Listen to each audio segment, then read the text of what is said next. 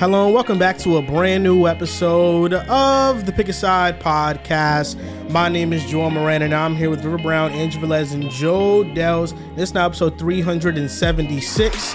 In this episode, we are going to debate if Darvin Ham should have gotten fired, if the Bucks championship window is closed, what the Heat's offseason plan will look like, second round predictions, and what's the best division in the NFL. Jam-packed show, basketball and football. How you guys doing? We also got some big current events that dropped. Kendrick responding back to Drake. They've been talking about this. We've been here for 45 minutes. They've been talking about it for 45 minutes. And WWE Backlash tomorrow.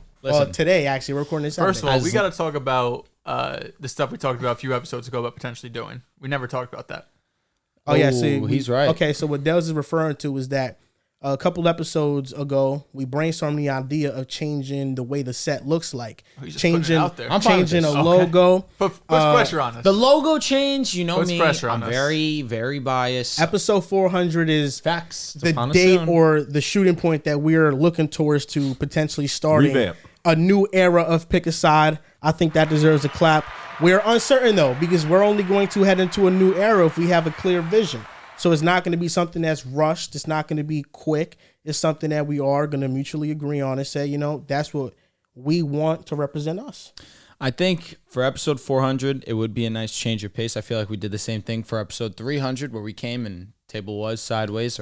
I feel like it was long for 300, but then for 301, we came and now it was at this angle. I've gotten pretty accustomed to this one. However, I'm not afraid of some change. I'm not.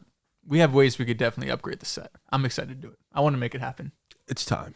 It's time. I done been here for 100 I'm tired episodes. of seeing the cords, tired of seeing our legs. If MVP wasn't retired, we could come out here and have them come in here and really. I remember I was in here for the red walls and stuff and the little mini table. I never was here for the red the red walls. I've seen it all, so I'm ready. The walls looked aggressive. Yeah. That's why the gray gives it a nice cooling effect. The red made sense though. Because you had the maroon logo, have the red walls, fair. But yeah, the blue is calm. And then obviously our show is very not calm. So you couldn't have two roaring things at the same time. I agree. I love that definition. The red walls initially I did because I used to have my studio down here for making music. Okay. You know, every studio is red walls. High key. And that's the vibe to it. So it was really for that. But then I stopped making music and I was like, fuck it. Are we going to have a new intro song for episode 400? Are you going to cook up some shit? You know how to play guitar? Very minimally. Lord. Like by ear, I have no notes. As in terms of making a beat, I've lost those skills years ago. I could like if I lock in for a week, I could probably cook something up. It's just not your era. Is that what we say? You're out your prime. I'm at my prime, bro. That's a shame. You're just rusty. This pick a side beat. I mean, it's fire. Yeah, Let's hear it one last time, just for the streets.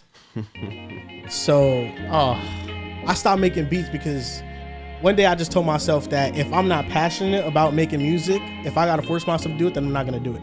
That's fair. So I was just one day just contemplating. I said, you know what? From this day forward, I'm not gonna force myself to have a set routine. If it comes to me, I will do it, but I'm not gonna force myself. You taught it yourself? Like you taught yourself how to do it? Yeah, on FL Studio, Fruity Loops. When you made this, you knew you cooked up something vicious, correct? Yeah. It's a fucking all-time classic. Isn't it out there somewhere? Didn't you post the whole beat? Yeah, on I the posted channel. it on YouTube. Because people, every once in a while, people do comment saying, "Where's that beat from?" It's on the channel. Yeah, if you guys ever want to It's a check Joel it out. Moran original. Yeah. Fucking guy went at the chef. You chef's crazy. Garland's back. Yeah, he's back. I'm happy to hear that for you. I'm excited. We were talking about the Kendrick diss before. Listen, I think round one, Kendrick versus Drake. I think Kendrick won round one. It's still a warning shot. I don't disagree with you there, Drew. It's still a warning shot. Thank you. But that's how it's supposed to be. It's round one. You don't got to show all your cards. But Kendrick, for everything Drake said in his disses, Kendrick either responded back or responded with something wittier. Mm-hmm. Bar for bar, I think Kendrick won round one. Listen, in my opinion, when it comes to creativity, I know you feel differently about it. Tailor-made, there's very few things that are as creative as what Tailor-made was. Can we ask the audience, though, what do y'all think about AI? Is AI corny? Because I think it's corny. Listen, I agree with you. I think it is corny to a degree. But for Drake, it was cool. No, in this instance. Glazing. No, because Kendrick used AI before. And I thought that it was pretty lit when he used it in the Hard Part 5. The same energy. For sure. I'm If one thing, I like to say I'm consistent. When he used the AI in the Hard Part 5, I thought it was lit. Is face different from voice though? A little bit, because he was rapping as if he were them. The Nipsey Hussle I agree. AI, you understand what I mean go there? for it, yeah. So I say that with the idea of you used Pac. It was very understanding that you're trying to be disrespectful on the West Coast, but you're also dissing yourself and saying, listen, Kendrick, this is as easy as it gets. You're supposed to be the West Coast guy. And then not only do you use Tupac, you also use Snoop, who is also the other West Coast guy. I just thought in terms of creativity, I would give it to Drake in that instance because it was the most new school, most modern way to diss an individual or just go about it that way. But I won't lie, Euphoria was a good song. With disses that we've heard, whether it's from Rick, whether it was from Pusha, but still he put his own spin on it. Euphoria was a great song. This new one, the 616, maybe I have to give it more listens. I've listened to it like 5-6 times. Damn, God bless you. Yeah, I understand. I'm treating. Respectful. I don't mean that as disrespectful, by the way. It's just a 6-minute song. By the way, for everybody out there, that's 40 minutes. He's treading. I'm airing them out. Oh, Dehls shit. and Riv, they have not listened to the diss tracks. Oh, that's fine. Riv, you know what I really want to talk about? You though. You know what I really want to be talking about? On his fucking. But Riv is not off the hook because on the porch when we was chilling before the show, I played the Drake diss. As soon I played the Kendrick diss. As soon as Riv heard that the song was 6 minutes long, he said, "I'm not listening to it no more." But when you put it on the all of the what did I say? I was like, that shit bangs. Classic beat's a classic beat. That all the I'll be light honest, beats a even if classic. Lil Durk drops, I'm not listening to Drew put it. If Dirk drop, I'm at least once I'm listening. You to get that. a listen. At least I get once. it. I can't. Drew 6 put minutes, I can't. Euphoria mashed up with All of the Lights from Kanye West. See, but And Riv's opinion changed completely. that it's a is fire an L. beat. It's a historic an- beat. I'm a I'll beats say- guy. I'll say this, and it kills me that you guys live up to what people say, this TikTok brain bullshit. You guys can't lock in on a 6-minute song.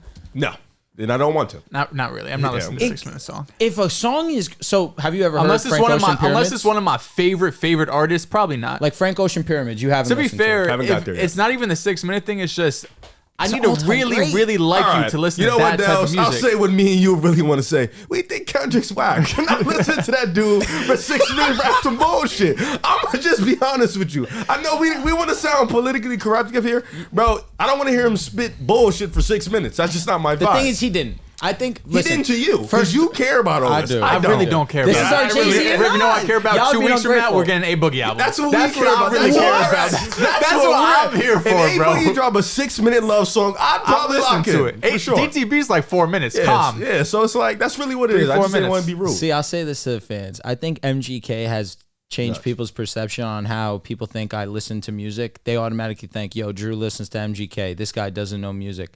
But after this conversation right now, after hearing him say, yeah, we don't give a fuck about Kendrick, like, please listen. It's just a Boogie about to drop. He just Chef said just that got he'd home. rather He's dropping a single. Sleepy said Chef he's is dropping a home. single. Oh my Like, God. This I don't is think- what I'm here for. Chef is home. I don't think that MGK thing helped you at all. No, I know. No, I'm no, saying, that's no, what he's I'm saying. saying the complete It didn't- opposite. Not even in I'm the- saying not it close at makes people think I don't know music. They might still think that based off MGK. That is what I'm saying. They think I don't know music because I like MGK. You could make that's a chink in my armor if that's what you think. 1000%. Fair enough. That's how I feel. Like, you could tell me how great Kendrick is. Appreciate it. I'm not gonna go listen to his album. That's how I If feel you about J. Cole, commented all too. you- I'm not about to go listen. See, here's the thing with J. Cole. Like, I feel like he has good tracks. I love 2014 Forest Hill Drive. I can't say anything after that I really love. It's just not my cup of tea. I'm more of a Drake guy. If I had sure. to pick out of If I those had to three pick guys, out Drake, You know, Kendrick, Cole, I've been that called order a easy, Drake in my fan now. opinion. I have heard that, and I know. I would say this. I like wouldn't, Drake. I wouldn't say you're a Drake hater. You're far from that. Yeah. I wouldn't call you a fan No. per se. You fuck with him. Yeah, I'm definitely like leaning towards liking him, but I'm not all the way. If on there's one side, anyone no that way. could say that for sure, it's me. You're not a Drake fan. Because I was there, I was You're not rooting for a hater. Meek Fact, when you were. when him and Drake were beefing. I was on Meek's side for sure. You rooted for the side that got Nah. nuked. All- OD. You got yeah. all of my friends on But that I was side. a Meek. were I was rooting for way Meek more now. of a Meek fan than a Drake fan. Did you at that feel time. bad the next day? Did it I was hurt sick. your heart? I was sick. Shout out to Jared. You got a Shout out feeling to in your G. stomach. Shout My out boy to Dirk was turning. he fucks with Drake. Who? Dirk. I'm more of a course. Future Oh, guy, they're though. cool. So Future getting in his beef is kind of pissing me People off. watching her and too. listening to this right now, they saying, "Oh, we just heard Joel made that beat, and he fuck with Kendrick, and he think he won. We might make this a music take fan podcast." favorite in the music. The way See, they just, That's the one the way thing they I try say. just built up my credibility. If you looked at my listens, you'd understand. I listen to Kendrick like a real music listener should. I love Kendrick Lamar. I'm impartial in this. I am a Drake fan, but I keep it 50-50 because this is our Jay-Z and Nas. That's really how I'm treating it. Euphoria is the type of diss that if I'm Drake, I got to respond now. Oh, I have to respond. Even though, in my opinion, I still think the two disses of Push-Ups and Tailor Made are better. With how witty and how good of a song Euphoria was, you have to respond. I just break it down like this. Kendrick Lamar versus Drake. When Drake put out his disses, I understand the major knock on Kendrick is he didn't reveal anything new. I don't think this is about revealing something new. I think this is about dissing each other and the clever ways you can find ways to do it. With Drake, he came for Kendrick's height. He talked about the 50-50 splits, so contractual splits with Kendrick, and talked about something personal with his wife. With Kendrick... What do you say? That she was his bodyguard? That his wife slept with Kendrick's bodyguard. Oh, yeah. Was that what it was? That's what it was, yeah. Ooh, that's an L. It is. With Kendrick... Damn. He essentially came after Drake's character. Him selling out his character. And I felt like for every bar Drake had, Kendrick matched it. Like the 20v1 and he flipped it to 1v20. Even if he got to smack all the Drake's ghostwriters with him. That was very clever. And I felt like he just attacked it better. That's why Drake needs to respond and he needs to keep that same type of malicious energy because Kendrick dissed him for 6 minutes. He has something to get off his chest. Listen, there's still heads that think Drake's still in the lead though. You know, so it's not the majority of population. Again, I think it would be like 70-30. It's a lot of what have you done for me recently and what have we heard recently, Kendrick. And it's not like he shit the bed. He far from shit the bed. So automatically people are going to be more interested. They want Drake to respond. He shit the bed, but he ain't dropped 50. Drake dropped the calm 30. Kendrick went for 50. See, I don't know about that. Again, like I said, and had 10 assists with 11 rebounds. We heard a lot of these disses in Euphoria from Rick Ross 2 weeks ago. We heard a lot of these disses. Oh my God, 4 or 5 years ago, 6 years ago, almost from Pusha T. The reason why Pusha T has arguably the greatest diss I've ever heard in my life is because he was the most disrespectful I've heard on a track other than Ether. He went and said, "Hey, you have a kid? Oh, your best friend that makes all your beats? How much time does he have left? That brother's cooked." Yeah, I mean, he was heartless on a track, and he gave us one of the most groundbreaking moments in rap where, this untouchable character that we think is Drake, yeah, he's not so untouchable. He's not so spotless as you think. I give Pusha T credit for it, even though I still think what he said about 40 was fucked up. That was wrong. The problem with Pusha T is he don't got enough that's what it has to take to popularity be Drake. To take down Drake. He did, though. He did. He didn't take him down. There's a chick in his armor, but he did not take him down. No. Whenever you talk Drake about Pusha T versus Drake, he's still at the top, but that's an L for Drake. He called it L, but the armor is not lost. Kendrick right now, what he's doing, he's trying to right now really put him down. Pusha T already did this, though. You fuck with Pusha T? No. I'm not listening to it. I don't really fuck with Pusha T either. Pusha T, I want to rephrase. I don't remember the diss at all. Pusha T, it did try to put Drake down. I don't remember it. Kendrick has the skill and the popularity to do it. You know about his baby mother? Yeah. Well, I knew the things that came out of the diss, but the song itself, I remember, I know he talked about his son. And you really can't get copyrighted off that song, correct? Because it's on Spotify. Excuse me, SoundCloud. No, you shouldn't. All right, do you want to hear it? What song is it? Story of Adidon. No, we don't got to hear the whole song. We don't. I'm good. We don't do that. I'm good. All right. I mean, I genuinely believe the bars are fire, but the beat puts you to sleep. Oh God, please don't. Oh my God, don't say that. The Story of Adidon. How long's the song? That's the story of OJ's beat off of 444. Yes, it was a slow paced beat. That beat is fire. No, it's a fire beat, but to listen to right now for 3 minutes. I've only listened to one diss in my life. No, 2 disses in my life. It's not that long. It's like 2 minutes. The song's really not long. We don't I'm just stating. We don't need. In my opinion, this is my guy. Drake's my guy. It's the best diss I ever heard. Have you listened to Hit 'Em Up? That's another banger. Hit 'Em Up, Ether, Takeover, and I'll put back to back in this conversation. No Vaseline? What are you doing? But of course, the Story of Adidon. No Vaseline? No Suburban? No Vaseline? Ice Cube? I got to get in tune. Are you one of those people that think that Vaseline? No, really? No. It's I can't play it because it's a lot of vulgar and disrespect. But Vaseline was the diss to NWA. Yeah, that's actually probably one of the greatest. Specifically, yeah, it's one of the greatest disses ever. All right, tough. I'm cannot excited, listen to that right now. Of course, I wouldn't put it on. Yeah, he told them a lot of stuff that shouldn't be repeated. No Vaseline. Yeah, no Vaseline, Ice Cube. Yeah. Ooh, is this what I think he means? Yeah. You gotta. Oh my God, he's You gotta listen to the song. It's really disrespectful. The bars aren't crazy. You never saw the I know. NWA movie? That's the thing. No, I've never seen it. Oh, okay. Yeah. It doesn't I've seen help the his movie. credibility. Definitely seen the movie. And Have you? MGK. Come on. Straight Outta Compton? Who did you think won though? Round one, Drake or Kendrick? You know who you thought won. To be While we're honest, asking no. I'll say this. I don't think that there's a clear winner right now because there have been no actual shots thrown. The only two legitimate shots that Whose have bars been have thrown. been better? I don't know. Tailor Made really is one of my favorite songs out of all of this. That's crazy. I love the song again because the idea is so original. I think, I don't know. AI is original? For going in, It's creative. it is. It's not It's original. creative. I guess in a literal sense because you're using someone else's voice. It was creative as fuck. But yes. especially in a diss. Yeah, because we've never seen that before. So Tailor Made, you would rank Tailor Made Euphoria push-ups number 3? Yes. Okay. And then 616 last. In my opinion, I did not love it for the idea. The only two legitimate things that were exposed were the 50-50 splits and Kendrick saying, hey, someone in your circle is a rat. From a neutral party, I've seen more on my timeline about people thinking that Kendrick has one up on Drake than the other way around. That's fair. I think what did not That do shit hurt you right there. No, He said, that's fair. it's true though. People love 616. Again, They were fucking with it heavy. Them double entendres. Just They were doing- showing it like was- this is 15 different reasons they why were- I named this it was 616. But here's insane. the thing. I know they that were- shit's like a they- joke They now, were but throating the title. they were. Yeah. But they weren't really going crazy for the song. Isn't it crazy understand. how Drake is the one that is known to be the ultimate guy that studies the internet, For sure, is the meme artist, but when Kendrick drops, he got the most popular and memeable moments. I hate the way that you walk, the way that you talk. Now, that shit was hard. That See, but became again, That shit was hard. That's from Battle Rap. such a big meme. Facts. That's from Battle Rap, but that's also from DMX on The Breakfast Club. And now, DMX is from Cali, right? When he says, I don't fuck with his stuff. did you ever see? I'm tweaked, yeah, I'm tweaked, you're right. I'm You're tweaked, right. I'm tweaked, You never heard what DMX said about Drake? No. He said, "I don't like him. I like the way he dressed. I like the way he talk." He went nuts. Now That's he like went real, crazy. he real though. DMX is real. Nah, man. he was. Drake did go at DMX on the track. Shout out to a though. legend. On You With Me, he says, I'll group DMIXs like I'm DMX or whatever the fuck. Yeah, DMX and him never really got along. So again, that's that's the reference that I got from it. He's essentially saying, yo, there's OGs in this game that do not fuck with you. Well, I'm glad that he did it because that was fire. It's definitely, that's the point of the song where I look at it and think, all right, now we're cooking.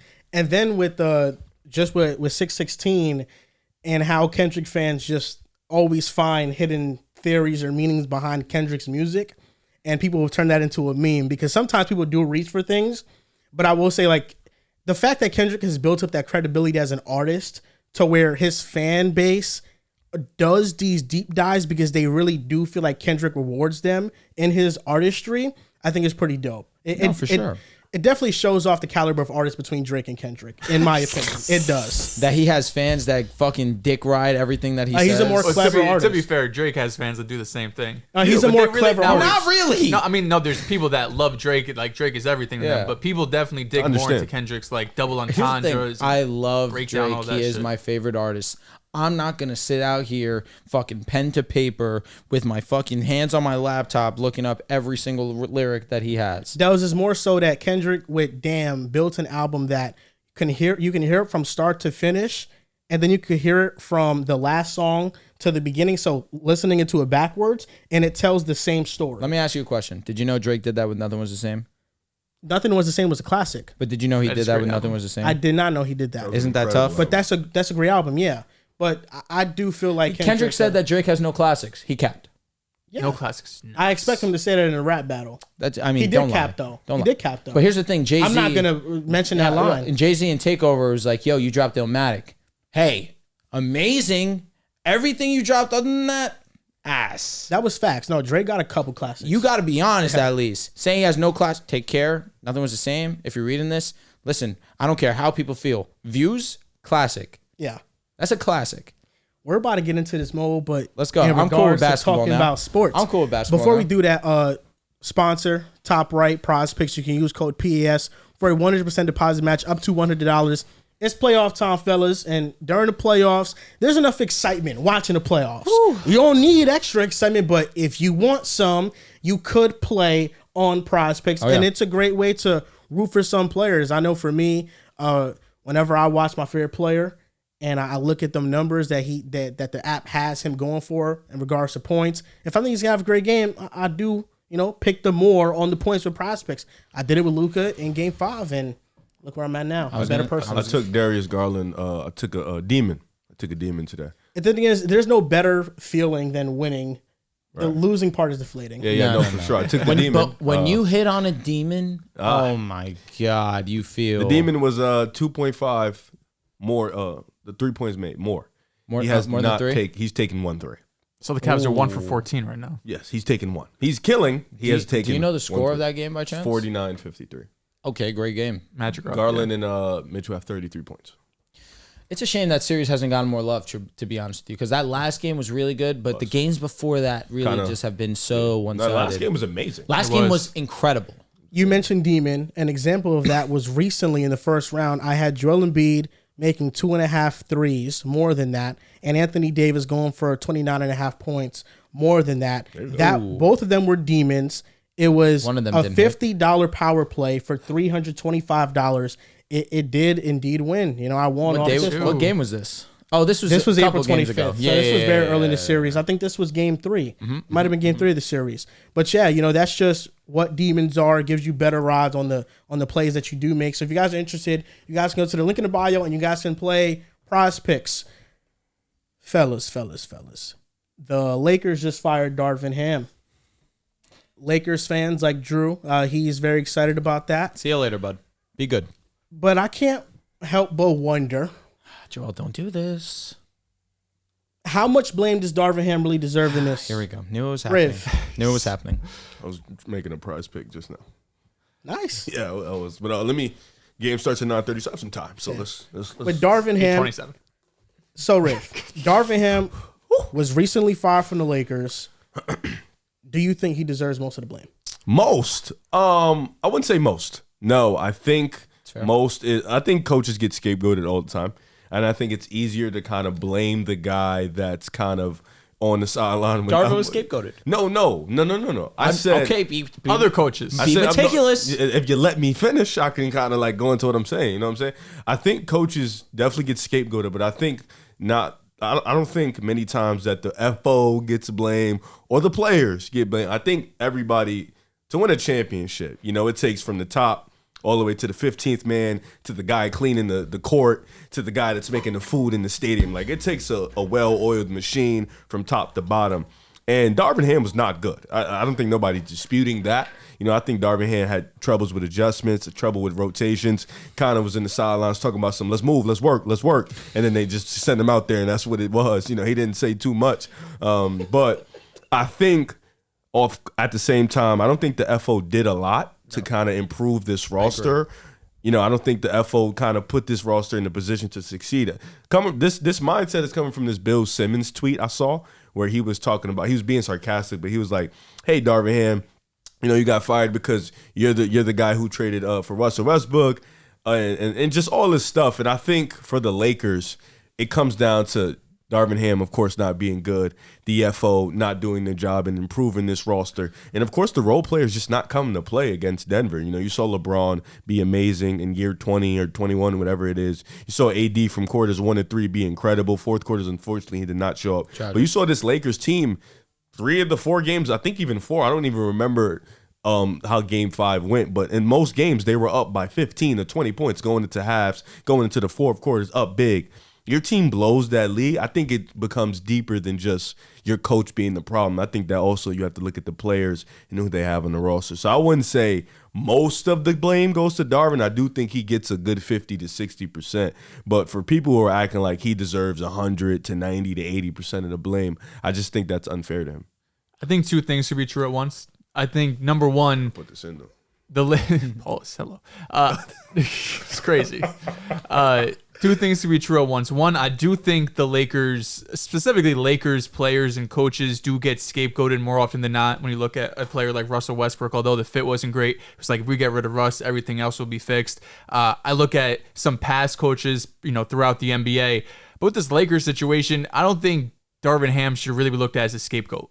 I think the bigger issue the Lakers ran into is they had the worst round one matchup. If the Lakers go and play probably any other team outside the Denver Nuggets, we're talking about them potentially winning that series, going on to round two. And then, if someone else is able to take out Denver on the other side, who knows what could happen. So I think, number one, it was just more of a matchup issue that they got matched up against the best team, arguably, in the NBA, a team that has had their number. Partially is that on the coach for losing 11 straight games. You should probably be able to figure something out there. But also, you're talking about Nikola Jokic, Jamal Murray. You're talking about one of the best starting fives and the best player in the league. And when you go back throughout Lakers history, or excuse me, just really the last 10 years when they've been constantly turning over coaches, I look at Byron Scott, you go 21-61 and then 17-65. I would probably fire you too. You have Luke Walton, 26 wins, 35 wins, 37 wins. I would probably fire you too. Darvin Ham, the way he had lost these last two when you had a team that, in my opinion, especially post All-Star break last year, a team that I think was probably good enough to reach a championship, and you kind of flame out twice, and we didn't really see the type of adjustments that we see from other head coaches. Yeah. And you have a very, very small window with LeBron James entering his year 40 season. I could see that potentially why you want to move on to. The only coach that I didn't agree was firing Frank Vogel. Agreed. You win an NBA Finals with him, and then the next 2 years you're injured. Yep. It's not Frank Vogel is out there getting out coached, getting out schemed. Your players aren't performing. You've been hurt. If your top two 100%. Guys are hurt, look at Spo this year. Jimmy Butler's out. He didn't have a chance against the Celtics. Yep. It's not fair to fire coach because of players' injuries. That's the only pushback I would have for the Lakers.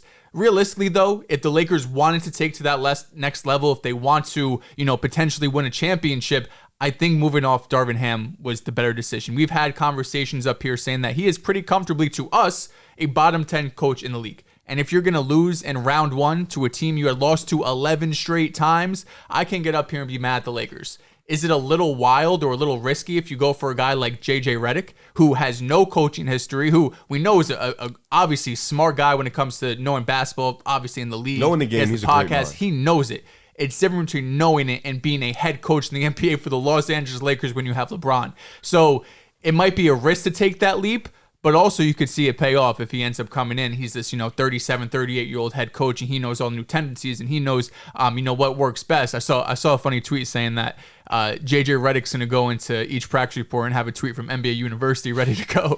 But I think it was the right move to move off Darvin Ham. I don't think you could lose the way you've lost these last 2 years to the same opponent and basically the same fashion and be like, next year is going to be different. Go ahead, Joel.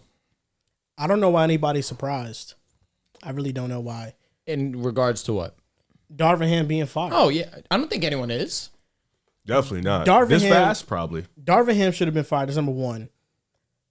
All them jokes that had some truth to them at the end of the regular season that the Lakers are ducking Denver, they were warranted. The only reason Darvin Ham got as hyped up as he got hyped up to be, and the Lakers in general, was because last year they missed the Nuggets in the first round of the playoffs. They got a Grizzlies team that was banged up and they had injuries and they had an advantage over.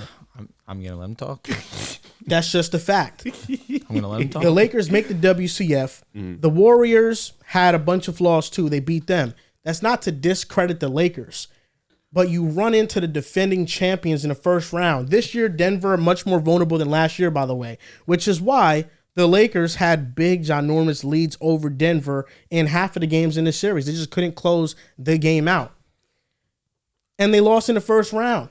I mean, is Darvin Ham getting fired if the Lakers somehow missed the Nuggets in the first round and they make the second round and lose, or the WCF again and lose? Because I think the Lakers were a great team worthy of making a deep playoff run. They just ran into the Nuggets in round one. That's just what it was. So if he makes the WCF, does he get fired? Depends on the way we go out, man. I think regardless. Did we get gentlemen swept again? If you guys just win, if you guys just lose the series, but you made it there, I think he's still on the team. Is the result the same thing that happened in the first round?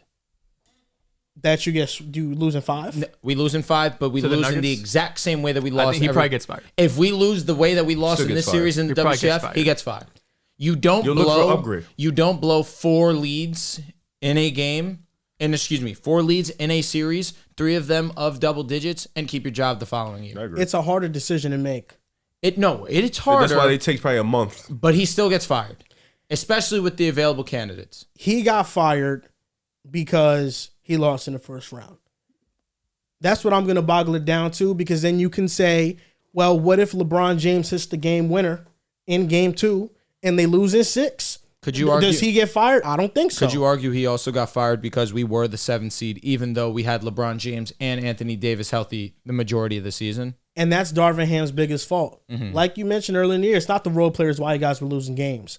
It was how Darvin Ham was using the role players. I agree. I don't even think the injuries contributed much, to be honest, because Yeah, the injury when excuse was Rui crazy. started again in towards the second half of the season, Lakers went 19-6. We were amazing. The Lakers were just 24-25 when Taurean Prince was the starter. They were 28-8 in 36 games where he played fewer than 25 minutes. That's a 60 win pace. It was about how he used the role players. That's why he should have been fired. I think the Lakers' obvious plan moving forward, you got to re-sign LeBron, number one. I think LeBron will stay. I agree. And then you get some more role players. I don't think they need to go star hunting and remove their depth, but they need to bring in a defender who can defend and who was playable in the playoffs. Need one. And D'Lo, I don't know if he's coming back. I don't know if he's going He to was a get player traded. option, so he has to figure that out. He's gonna opt How out. much is it for? Oh, 18. true. He Yeah. could resign. He's like gonna he's gonna opt out. But this team, it's not that far off. They just got to make a couple moves here and there. But and avoid Denver. Darvin Ham, of course. I mean, this was expected. They led for 76% of possessions in the first round against Denver. They should have made it at least a 7-game series. It was that close. This is happy times for Lake Show and Lake Show family. Absolutely. We now get to move off of Darvin Ham because, like you alluded to, and Riv, I also want to touch on something you said, but we'll get back to that. I'll focus on Darvin Ham because, yes, I do believe he deserved to get fired. You don't lose in the fashion that you did. I don't care what the matchup was. Denver has had our number, even going back to last season, where prior to the series we were 8-0. We ended up getting to that streak of 11 games in a row that we lost to the Denver Nuggets. You don't lose in the fashion that you did versus the Denver Nuggets and keep your job. You had 3 double-digit leads, and you let all 3 of them slip away, and you lose the series in 5 games. What you're saying, Riv, is not too far off, though. I do give the front office some blame in this for the idea that we've needed a backup big for years now. Our answer for that was Christian Wood.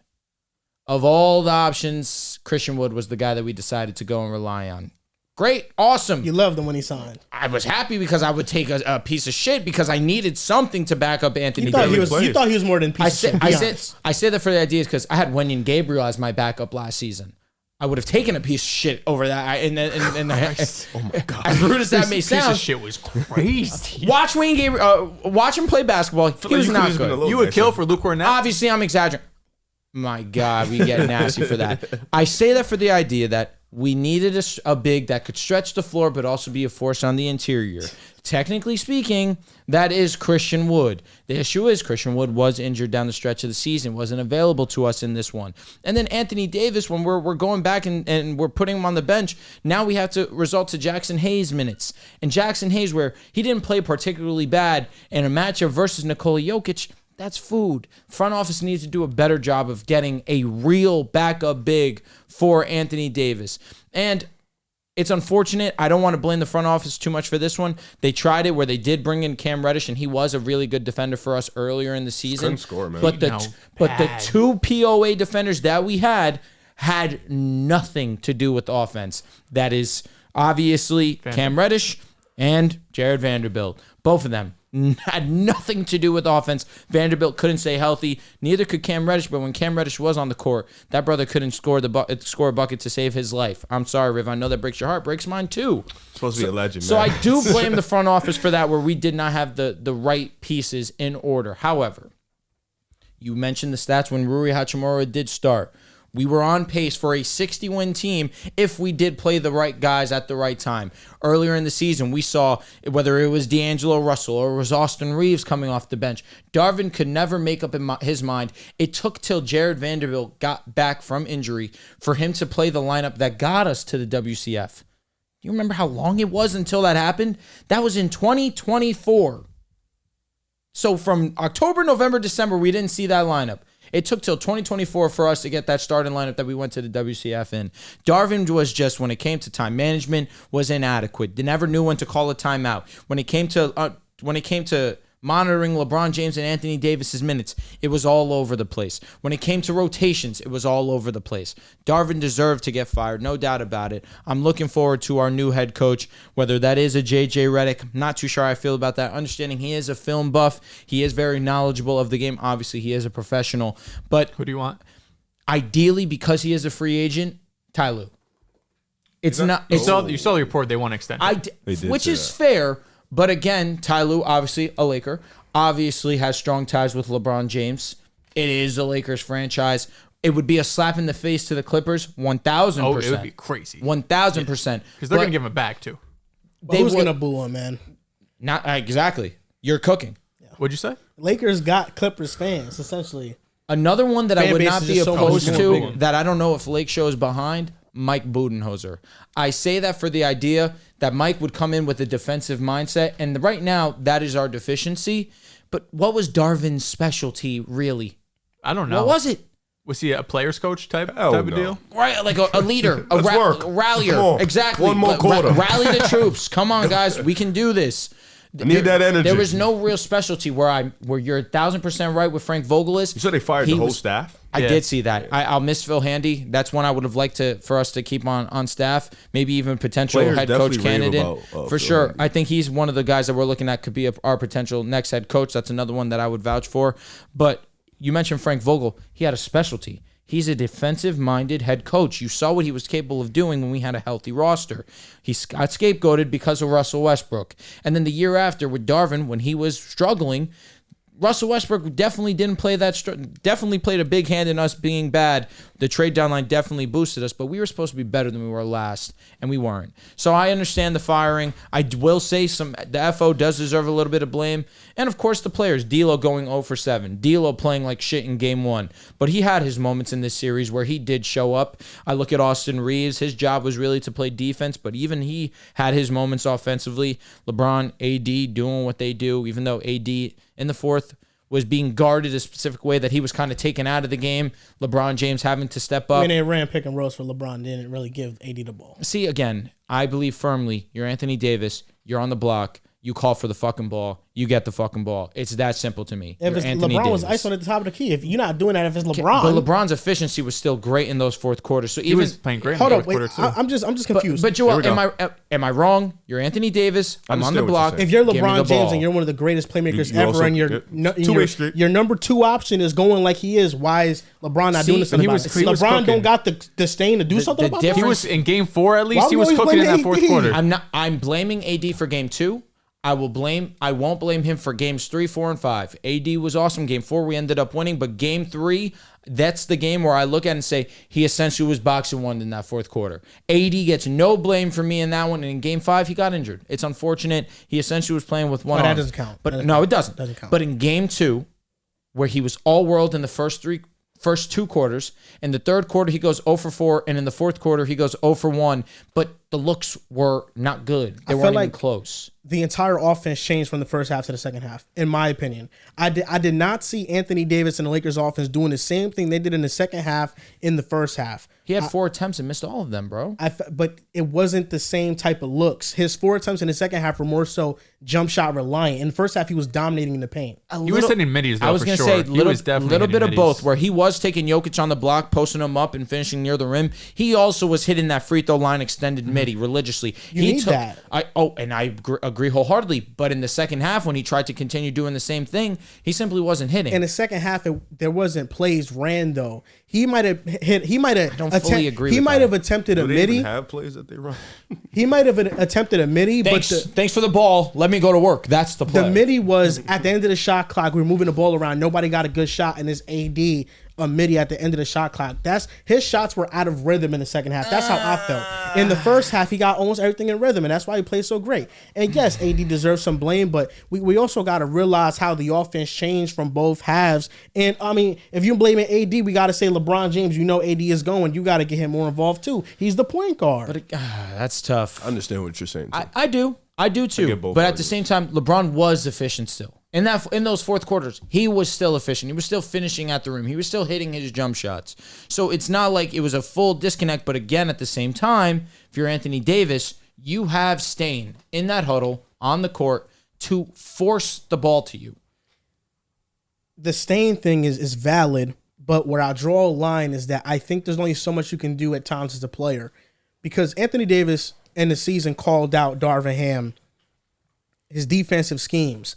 The defense was allowing below average shooters to always be wide open. Post All-Star, horrendous. And Anthony Davis spoke about that, and he said, whenever we leave a below average shooter open and he starts hitting his shots, we never adjust as a team in a defense to now start guarding that player. And that's why a lot of average players would have great nights against the Lakers, specifically shooters against the Lakers.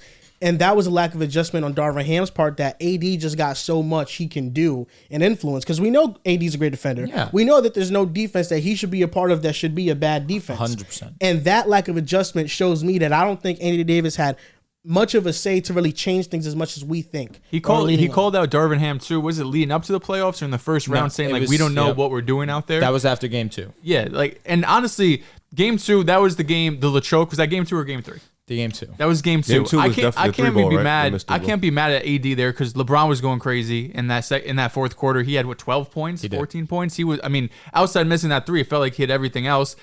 Game 4, you end up winning. Game 6, he's hurt. So I'm really looking at game 1 and game 3. But I don't know if. It's tough because if it was anyone else but LeBron, I'd be here with you. But LeBron has that type of power too, where if he feels like he has it going, he's going to be the one with the ball. He's going to be the one that's going to want to be taking those shots. They need to find some sort of happy balance.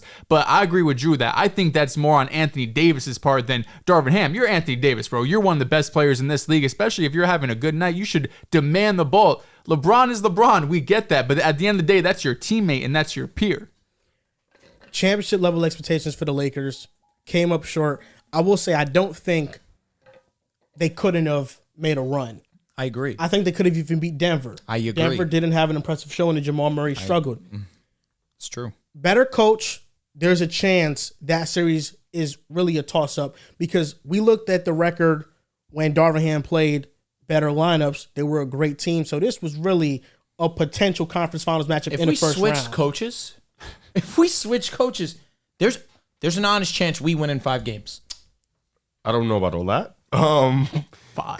We were double-digit winning in 3 games. I think Mike Malone is good to great. I said switch coaches. If the coaches switch and Denver shoots the way they did, I don't know. Because they did not shoot well. Here's the thing. I think Mike. If Ty Lue was our coach. Oh, okay. We're talking. I think Mike Malone's is good a good to great. coach. I think he's good. He's but a great coach. I think he's also getting the benefit of the doubt Playing because with he's Jokic. playing That's with. what He's every coaching. coach has. No, But every coach doesn't have. Tyronn Lue, who now gets endless praise, deservedly so, got a lot of slack because, hey, you're with LeBron James. You got carried But by then LeBron he James. made up for it with the Clippers. I feel Agreed. like he's been great with them. The wholeheartedly Joker's agree. probably one of the smartest minds in basketball. So it's like. And everything, especially down the fourth, is 2-man game with I Jamal. don't think it's much. I would say just go out there, run pick and I don't roll think every it's much time. Malone calling 48 like his 48 play. I don't minutes. know. So I don't think that changes much. I think if you had somebody like if you had Ty Lue, I think maybe yeah. But I'll still give Mike Malone his credit where you see what he's done with MPJ. Well, I'll also give credit to MPJ too. Where Eric Gordon too. I mean,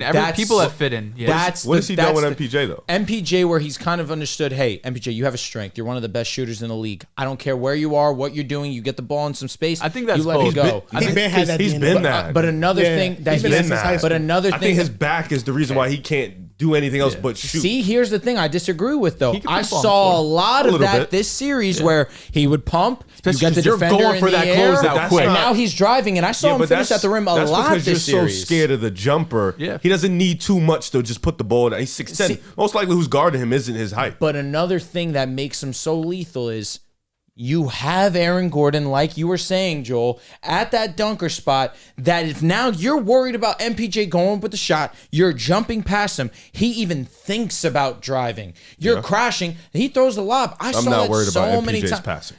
But again, this series to Aaron But Gordon. He was a good passer I'm this still not series. worried about MPJ's passing. But I just think that Aaron Gordon is that piece in the offense that makes them so unstoppable outside of Nikola Jokic. I think you the point understand here my is that point. Mike Malone's a great coach. He's a great he coach. is. And I think you're underselling him a little bit. Keeping Aaron both called Gordon him on good. this side, He's great. He's a great coach. He's a great coach. He's one of the better ones in the league right now. What does he do that makes him great? I just feel like how he manages the game.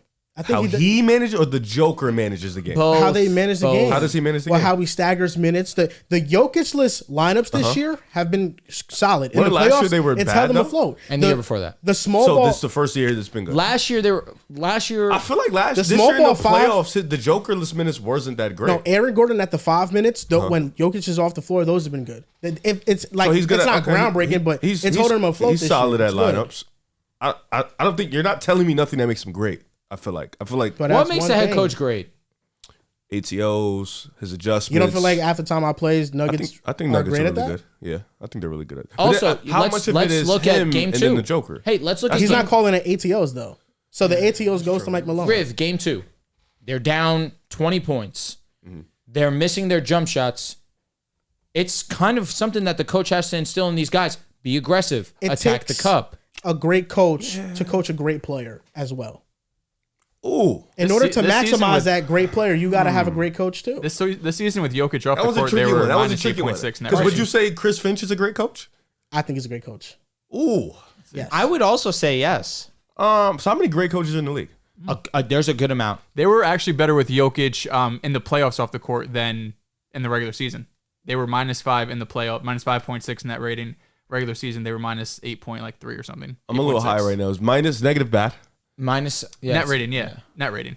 On-off splits with Nikola Jokic off the court in the regular season, Probably if I just look at it. -8.6. Okay. Nikola Jokic off in the playoffs, -5.6. Okay. It's not. I promise you, it's not you. It's 100% me. Those numbers, without Jokic on the court, they're still bad. Let me just make that clear. Yeah. It's just he found a way to, in the playoffs, have a lineup that is better Let's see than last year.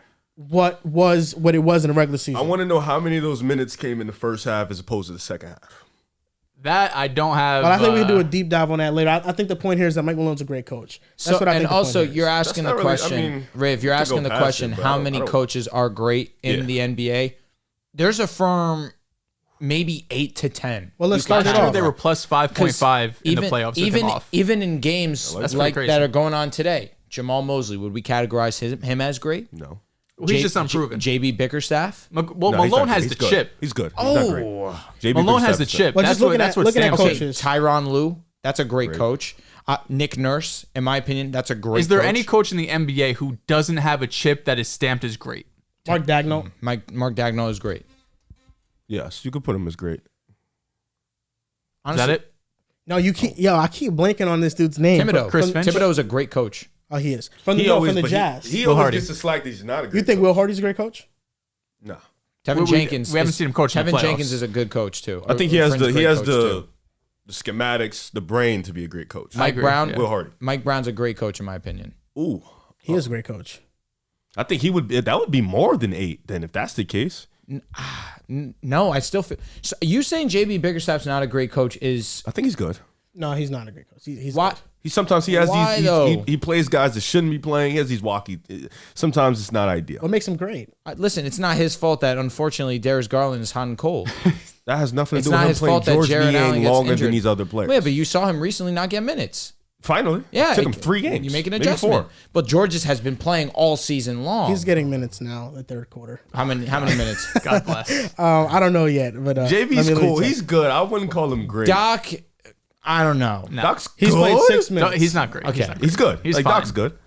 He's fine. Pop He's is a fine. great coach, obviously. Yeah, Quinn Snyder, would you say he's a great coach? he's good.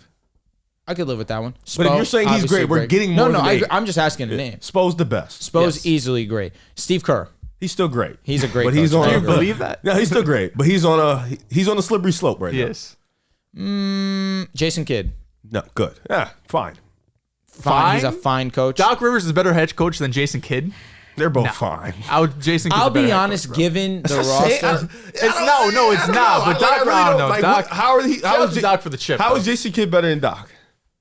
with what we can't even definitively know. When they went to the WCF, the defense that year was elite. And he didn't blow. He hasn't blown his 3-1 lead. He hasn't coached as long, but hasn't blown damn near every 3-1 lead. Last year, it's not his fault though. When they lost to the Boston, is Rick Carlisle a great coach? Yes. There are 14 coaches I think are great coaches. Okay. 14. No, yeah. I think 14. JB Bickerstaff isn't great. We need another adjective if there's 14 and great. Jamal We need like best Willie top Green. 5 great. Is Willie Green a great coach? In my opinion, yes. Are there 14 great wide receivers? Why? Yeah, but there's like a top 5 that Willie's were like better than those other coach. 9. But they're all still great. His defensive scheme, bro. some are I mean, better as than the great. players, they execute. I don't like his offensive scheme. Like Spo and Dagnall, I don't know, should both be in the same tier. He's the one that got the I ball. mean, here's the thing. Spo is best in the world. That's Here's what I'm the thing. saying. Here's Like, the thing, there's though. just tiers. I don't Willie Green not put disagree. the ball in Zion's hands to be Point Zion? Yeah. Automatically. I think he's good. That's I a don't great think everybody idea. has to be great. But that's I'm a pretty not obvious saying- idea. But you put it in place. Okay, to what Dehls said. Dehls said there's a tier gap between Spoelstra and then a great coach. Everyone else, yeah. Yes, I don't that's disagree a at all. fact. Yeah. But we're not arguing Mike Malone being that tier. We're just arguing him being great. Okay. And Spoelstra fits into the great compartment, He's even great if he's plus. elite, because he's better than that. So yeah, I think there's 14 coaches: Mark Dagnall, Mike Malone, Chris Finch, Tyronn Lue. I'm gonna go with Mike Brown. I think Steve Kerr's still a great coach. I don't care what nobody says. He has a track record. Ime Udoka, Yep. Greg Popovich, Taylor Jenkins, I agree. Joe Mazzulla, Tom Thibodeau, Rick Carlisle, Nick Nurse, Eric Spoelstra. Okay, a lot of the guys I said, except JB Bickerstaff. And then that's that's facts. probably where I would draw the line. I Just draw the line Darvin there. Ham just wasn't in that conversation, so that's why it's like you can take a few of these guys and put them on the Lakers. And that was the initial point, is that coaching played a big role into the sure. Lakers and the Nuggets the Joker series. in the first 2 games played 22 minutes in the second half of game 1, and then 21 minutes in the second half of game 2. He plays almost every minute. He has great stamina. I don't know. I think go for you it. guys think Mike's great. I think he's good. I don't him think for it's too that. much to carp on. One thing's for certain is that the Lakers fell short of championship expectations. The Bucks fell short of it. They did. They had a different circumstance. Giannis was injured, and it was reported that he wasn't even close to coming back. So he's dealing with a serious injury, and it makes sense why they wouldn't rush him back out there.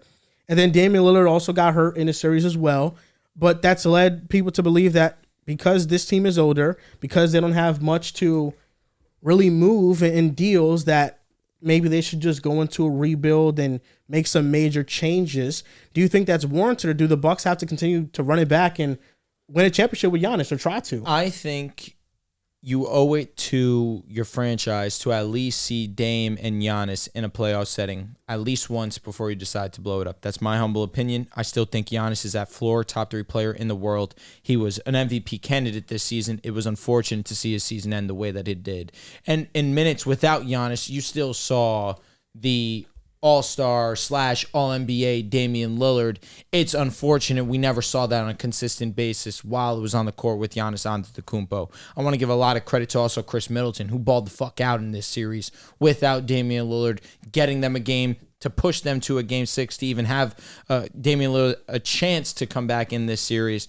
I want to give him a lot of credit because I feel like he's the odd man out left in a lot of these conversations, and I still think he's a hell of a basketball player.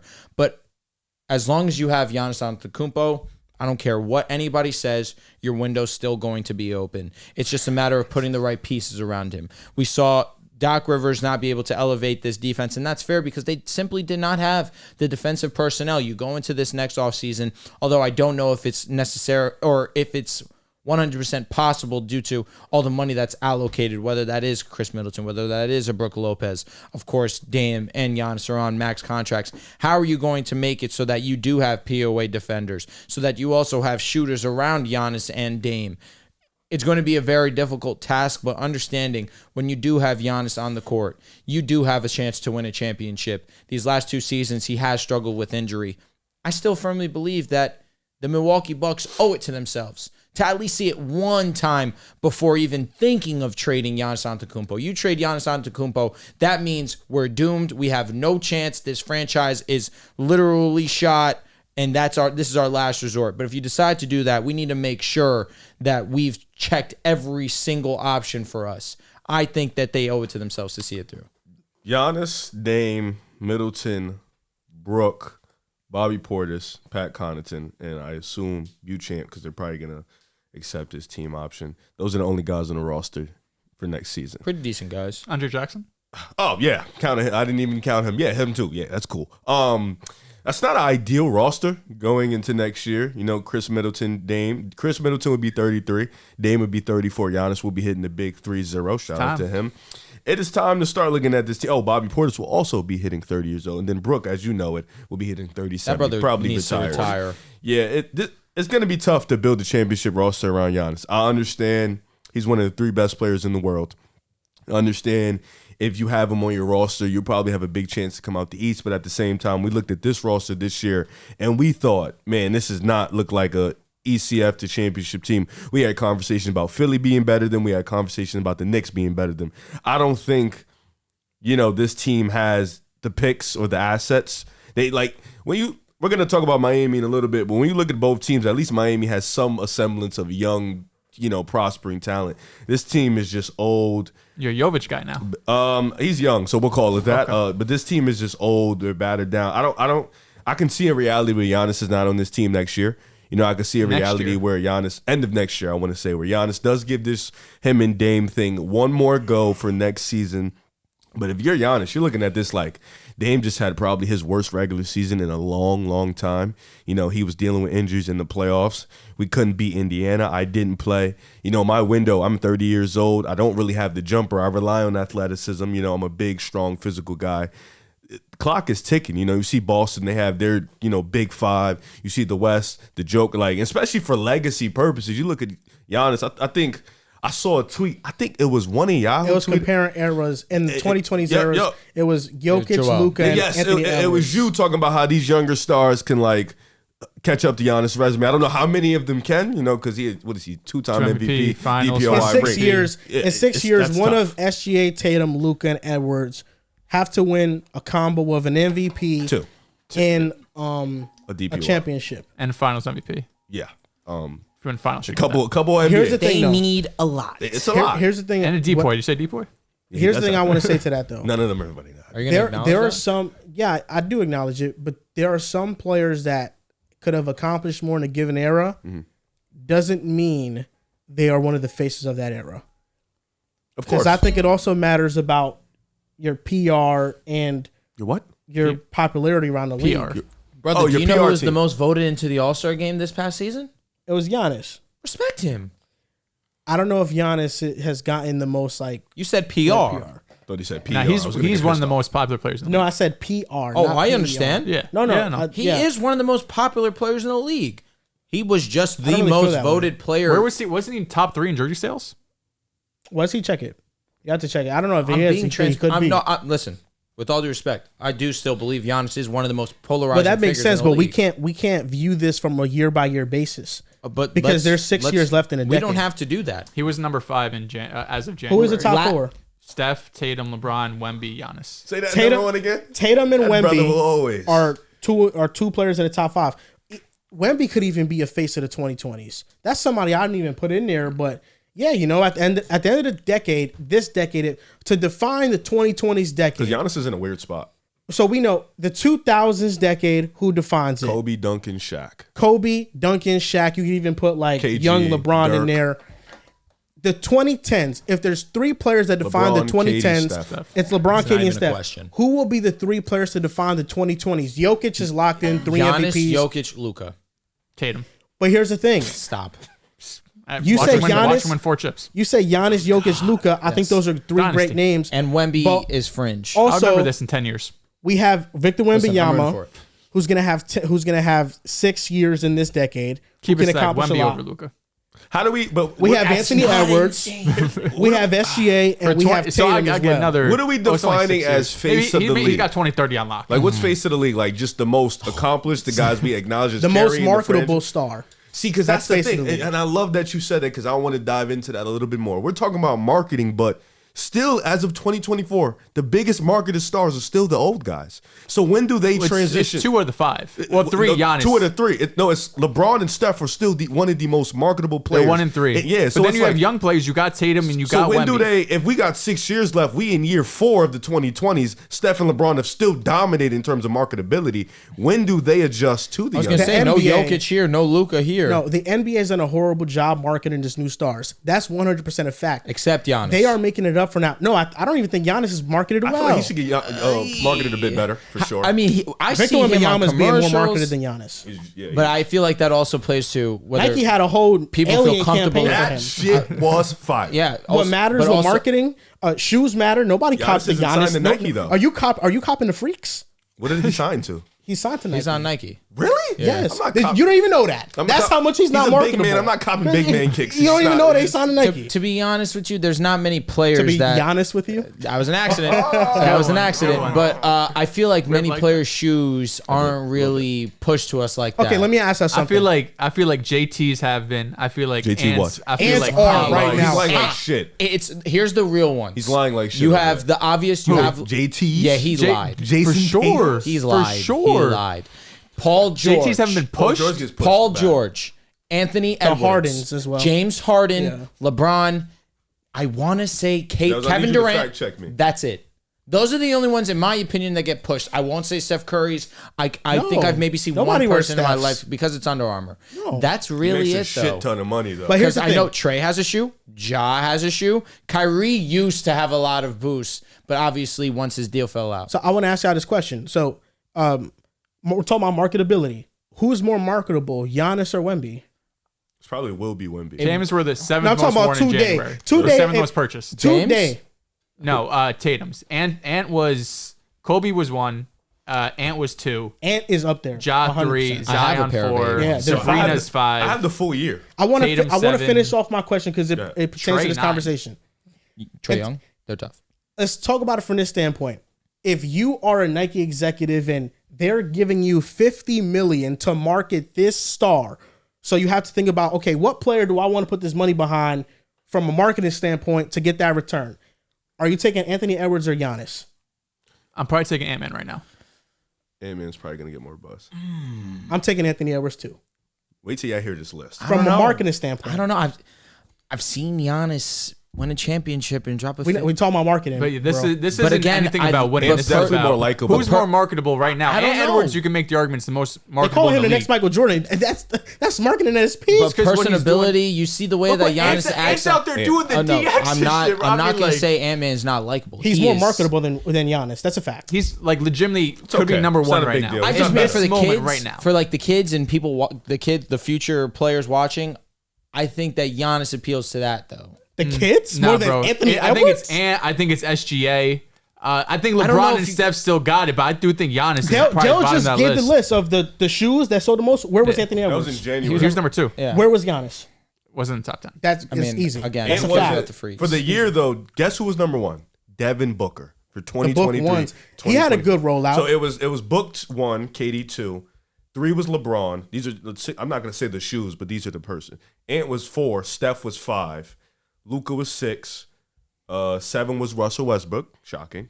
8 was Zion, 9 was LaMelo, and 10 were James Harden. So those were the 10 most marketable shoes in 2023-2024. Wemby or Giannis, marketing standpoint. Who are you putting your money behind the market? I probably would go. I'm probably with putting Wemby Wemby right now. Wemby.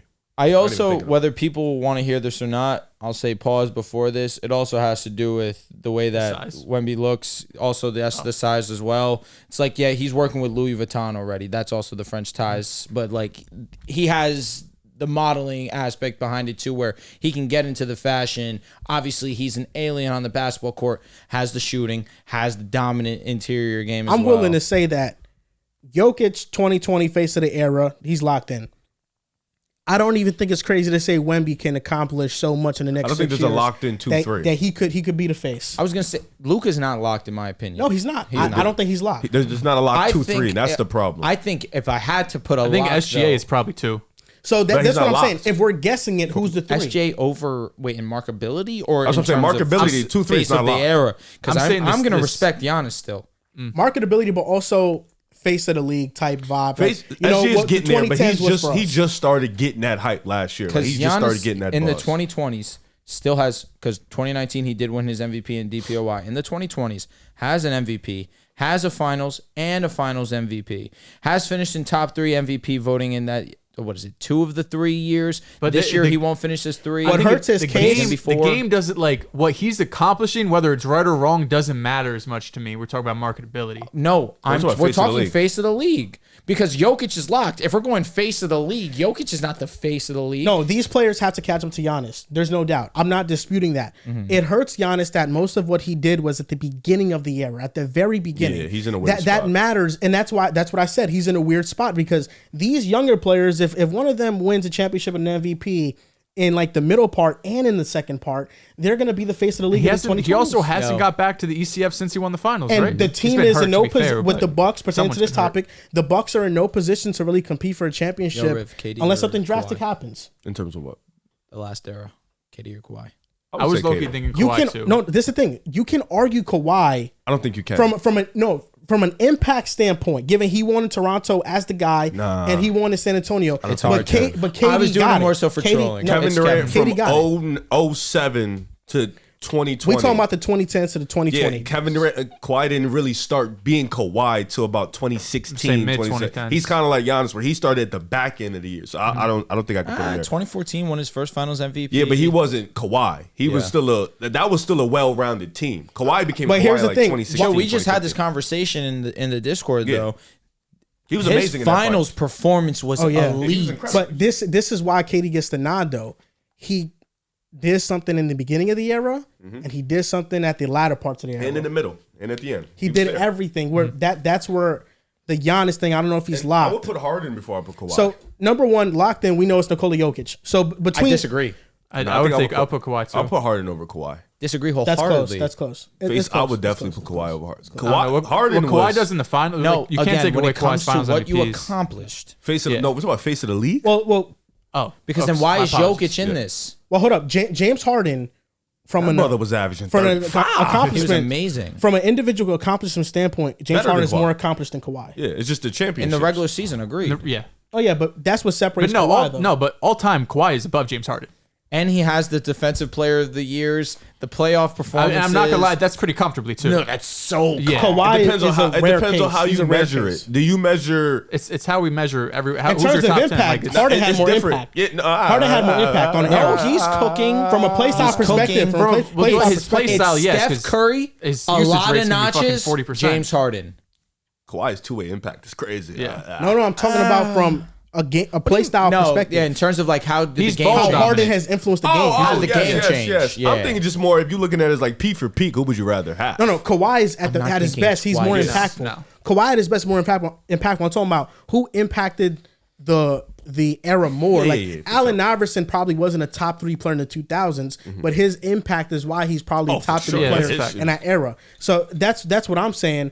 Of these pool of players, Luka Doncic, Victor Wembanyama, Anthony Edwards, SGA, Jason Tatum, and Giannis, who do you think will join Jokic in being the face of the 2020s era? I think they're marketing Edwards very well. Yes. He'll probably be up there. I don't know. Wemby's got the 2030s on lock, but is he going to, are the Spurs going to actually be winning enough games for the next 5 or 6 years to put him in the face of the league? I just don't think they'll ever market Tatum like that because he plays for Boston. Yeah. I think the NBA, not NBA, but people have Like just a SJ's vendetta gets against marketed Boston. more than Tatum. Yeah, and he's the been vendetta against Boston is. Well, I said this: if Tatum wins a championship, he could be in that territory. It's also what's the shiny new toy that is SGA. I look at 2022. I feel like the world kind of was with Jason Tatum. Let's go and let's beat the Golden State Warriors. They fell short. That kind of was the moment that he had to win over the world. I would go Giannis. Still have to respect him. I respect what Anthony Edwards is doing right now, but I'm not sure the team success that the Wolves are going to have for the remainder of the decade. And with that being said, I feel kind of in a hardship between saying Victor Wembanyama because obviously the Spurs are not good. They were just in second to last place in the Western Conference. But Wemby's skill set, understanding what he can be, I feel like he has the potential to do that. But just going safe, I'll go with Luka Doncic.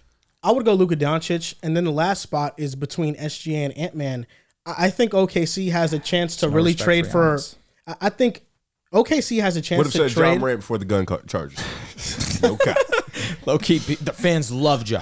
SGA has a chance to, if OKC trades for another star, they can be a dynasty of the end of this era. The back end of this era, they got that potential. They definitely can. So I'd probably go with. It's so hard, man, between all these guys.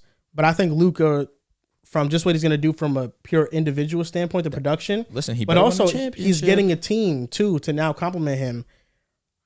What? I'm gonna go with Luka, and then I'm gonna go with SGA because of the winning. I felt OKC could do more winning. Because of the winning, you said? I'm surprised you don't have your boy Ant in there, bro. It's tough. It's Anthony Edwards, SGA. I believe Giannis will not be the face, one of the three faces that represents the 2020 era. That's my opinion. I don't believe he will be. He's one of the most disrespected superstars of all time. I'm here for it. He needs a hater. I'll gladly step up. I'm here already. I've been here. I love hating on him. In regards to the Bucks, you don't think they could compete for a championship? No, I don't think Giannis will be there in the next couple years. You don't think I so either? have 3 potential trades in the offseason. Khris Middleton has to go, right? He's involved in 2 out of these 3 trades. Broke out of town. So the first one I actually stole Carson from Nerd Sesh. Shout to Carson. He Legend. put this out on Twitter yesterday. The Bucks would get Marcus Smart, Vince Williams, and Luke Kennard. The Grizzlies would get Vince is tough, but okay, maybe we could take Vince out. So say Marcus Smart, Luke Kennard. Grizzlies would get Khris Middleton, Andre Jackson, pick 23. If I'm Memphis, I'm fine with that. Giving up Smart for Middleton and a young You need to throw player, in pick Vince 23. Williams in there. I would rather just keep my young core and just. I wouldn't want to give out. up Vince. Yeah, not for Khris Middleton. And not to say Khris is not a way better player at the moment. I just would rather ride out, see what this core looks like together. Vince is young. He's on the steal of a deal. I understand the Grizzlies trading for Middleton, though, because they do need another scorer. Especially on top a wing. Of But they need a Ja, on top defensive of wing. Bane. But Middleton's not a cone. Yeah, but you're They not could relying. use some more half-court offense. You're not relying on him to be your stopper night in and night I out. don't disagree with you, but a big reason why we haven't seen Memphis take that next level in their game is because they lack the offensive scoring. Yeah, I don't trust in Middleton's health. I have 2 other trades. Yeah, what are they? Do you guys think Lonzo Ball is a positive or negative asset? Negative. He's a 'cause he negative doesn't asset. play. Okay. So in this trade, the Bucks would get Alex Caruso and Lonzo Ball. Got to make contracts work. The Bulls would get Khris Middleton, Andre Jackson, pick 23, a future pick swap, and a 2nd-round pick. I close my eyes I'd probably and do make it. this deal if I'm Milwaukee. Well, you show no Milwaukee has to respect to send us Middleton. Alex Caruso, for what the Bucks need, is everything you Is could ask Lonzo for. playing? That's And if the thing. Lonzo Don't is know. healthy, That's why I'm asking: is Lonzo a positive or negative? Because Versus the Pacers, Khris Middleton he went crazy. had Oh, 23 you and don't 10, have to tell 42 me. and 10, I mean, 25 he and 10, should've. you don't 29 have to, and 10. Do you, all right, what did I start my statement with when I spoke about the Bro, Bucks? I'm not Somebody giving has up to go, as much bro. as I'm not does- giving Who do up. they need it's more, the Khris money. Middleton or Alex Caruso? I'm not giving up It's the Middleton money. and Andre Jackson and my first-round pick for Caruso. Are you crazy? Why the hell did you say and Andre Middleton's Jackson? a better player than Caruso He Who do is, they but need again, more? For Why did you say team and need. Andre Jackson? Andre Jackson's an intriguing because he's piece. a good young He's player an that could be intriguing a piece. great defender. Bro, you're getting arguably a top 5 defender in the world on the perimeter. You are.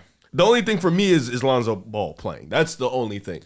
And if you happen to strike gold and Lonzo is If he healthy, ends up gets randomly healthy, then I think this is a good deal for you because you need that more than what And for the Middleton Bulls, brings you. if you get Middleton, you could probably flip him down And the You road. got you Both get those players are two cheaper. nasty on-ball defenders. Like literally, you get Lonzo and Caruso. I'm It's not just even thinking about Lonzo's health. Lonzo in this deal. No, I'm because not. that's the kicker. that's a name in the deal that I don't care about. sorry, man. Quite frankly, I'm thinking about I it don't. because That's I the saw kicker. He it. doesn't I saw play. it for 3 months, and that was the Special. best defense How long in ago basketball. was that? 2 years. Yeah, Decade, it I'm feels not like. worried about that. We talking about Michael Thomas. Don't get hype. disrespectful. Michael Don't get Thomas life is disrespectful. That's some but funny low shit. key a good comp. My No, last it's trade, not because Michael Thomas was. my last trade's a smaller one. No Middleton involved, but the Bucks would get DFS, get Dorian Finney-Smith, give up Pat Connaughton, Buchamp, That's a start. and a future trade. That's That's a a way start. better pick. That's what I'm going with. That's Yeah. the one right there. Why would I lose Middleton for Caruso when I could keep Middleton and get DFS? Brother, stop. Let me ask That's you- not the needle mover. That's not Khris the move. Middleton is better, bro. No, nobody. Okay, nobody's saying Middleton's not better than those players. What if you He's have to give Andre 1,000 Jackson Yo, this bro, deal? Middleton's better than What if you have Jaden to give up McDaniels, Pat right? Connaughton and Andre Jackson? Yes. You're doing that? Huh? You have to give up Andre Jackson instead of Buchamp. What the hell? I still do it. It's DFS. Nah, It's DFS. I get it. It's Nah, DFS. Andre Jackson is Chris intriguing. Middleton's better than Jaden McDaniels. Yeah, Jaden McDaniels is 6'11". Caruso's 6'5". It's not the same. My brother Jaden guards McDaniels one does not matter. Literal Jaden four. McDaniels is a better defender than Caruso. I hope you know But it's that. not I hope you know not that. by a lot. He It's would really not. never locked up D-Book the way that Jaden McDaniels did. I'll tell you that. Jaden McDaniels locked up D-Book so bad, you're crazy. God. Caruso would not do that. Jalen Brunson cooks fucking Caruso all the time. He puts them in a blender. He eats them for breakfast. Caruso has and lunch and dinner. Caruso has Sirloin with brother. broccoli and mashed potatoes on the side. All right. I know. Drew. Caruso has big man impact. I know. When he's off, I know. you know what? I don't gotta say too much. The real no. The real do know. This deal been is preaching this this for deal's how long? obviously Dorian better. Finney-Smith shot 35% from the three-point line. Bro, this deal is obviously better because you keep Middleton and add DFS. Bro, DFS is not that good. He's not that good. I think just need the him for issue. I defense. think the issue with That's all they need him Middleton, for. Joel. The Bro, issue they with still Middleton need a is you didn't see PLA. this until Giannis gets hurt, Dame gets hurt. As a third option, he's not. He giving was this type of unhealthy all impact. year long. Caruso. And he might be unhealthy next year. He's low-key That's been his hurt problem. forever. Yeah, it's That's like- like 3 so- years. So if you're the Bucks, you'd rather trade Khris Middleton for Caruso What than did I say? than What- keep Middleton and get DFS? What did I say No, during answer the my deal, question. Dehls? What Answer did my I say during the question. deals, Del? I don't remember. I said Lonzo Ball is the problem because he doesn't play. I don't care about Lonzo. But you get you have to you need care it for about the Lonzo. contract. You get That's Caruso. what I'm saying. Listen, bro. It's a simple question. If you're the Bucks, would you rather keep Middleton and add DFS or lose Middleton and add Caruso? It's not just adding Caruso.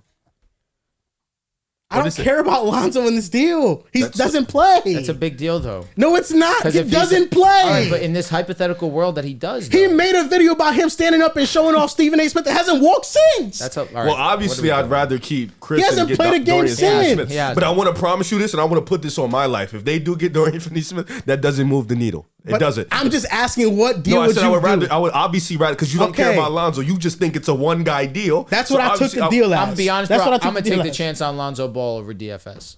All right, that's on you. Loki, the Bucks need that type of And move. then, They need that type in of 2 risk. seasons, you're gonna be rebuilding and trade Giannis. He's still young. You might do it with Dorian Finney-Smith. You might do it You either way. might do it both. Yes, You what will. are you talking about? Because that's the thing with the Bucks. I was never sold on them winning the championship this year. I was never sold on 2021? Dame elevating his game past the first round. Never sold on that, and I was never sold that 2021 was a real championship knew run this was either. coming. It was always a fluke, and you know that. No, I don't. Yes, they faced an unhealthy Nets team. The What Nets about would the have Suns, though? smoked them. What about the Suns? Because the team that you said it wouldn't even be close. You thought it would be a sweep. You thought that'd be easy work. The Suns got smacked. That's facts. Who cares? I was You wrong said- about all that. right, but then you That has said nothing it- to do with the Bucks versus the Nets. You think if the Nets were fully healthy, big three, James Harden, Kevin Durant, and Kyrie Irving all healthy, the Bucks win that Let me ask you a series and go to the question. finals and win? Did Kyrie Irving You play think in a so? loss? Did Kyrie Irving play in a loss versus Milwaukee? The answer is yes. When did he get hurt, Drew? Game 4. Okay, and then how many games did he were miss down after to that? one. He He missed the missed rest of the 3 series. games. You don't think that matters? They were up 2-1. They had a very. You go up 2-1. You still should have a firm. Who was grasp Kevin of the Durant's second series. leader scorer in Game 7? Name me that. Well, ideally, it should have been James Harden. It but wasn't. was Who bums. was it? Tell me. If Who I are his had next to 2 leader guess scorers? it wasn't Joe Harris. He was terrible. He was abysmal. Seth Curry on that team. Yo, did you fry? Is it Seth Curry? It's not. You know off the top of your head? I know. At the top Goran of my head. Dragic. No, it was not. He wasn't on the team. The Brooklyn. Clax? It wasn't. Oh damn. I don't know. I really don't care. I really don't either. I just know KD. You just tell us so we can. It was Jeff Green and it was Blake Griffin. Sounds like Andre Jackson to me. And KD had what, 49 in Game 7? And what was James Harden's You don't field think goal Kyrie Irving percentage? changes that series? Of You don't course think he so? does. I think we Come all on. know we think. We all know if the Nets were healthy, they'd be in the Bucks did that lose year. a We game, can't though. go back. Yeah, to I don't. Yeah, we've had this We can't. argument 13 Yeah, they times lost on the this game show. with Yeah, and the Kyrie. argument I'm making is that the Bucks 2021 one was a fluke. But the Suns could have beat them and didn't.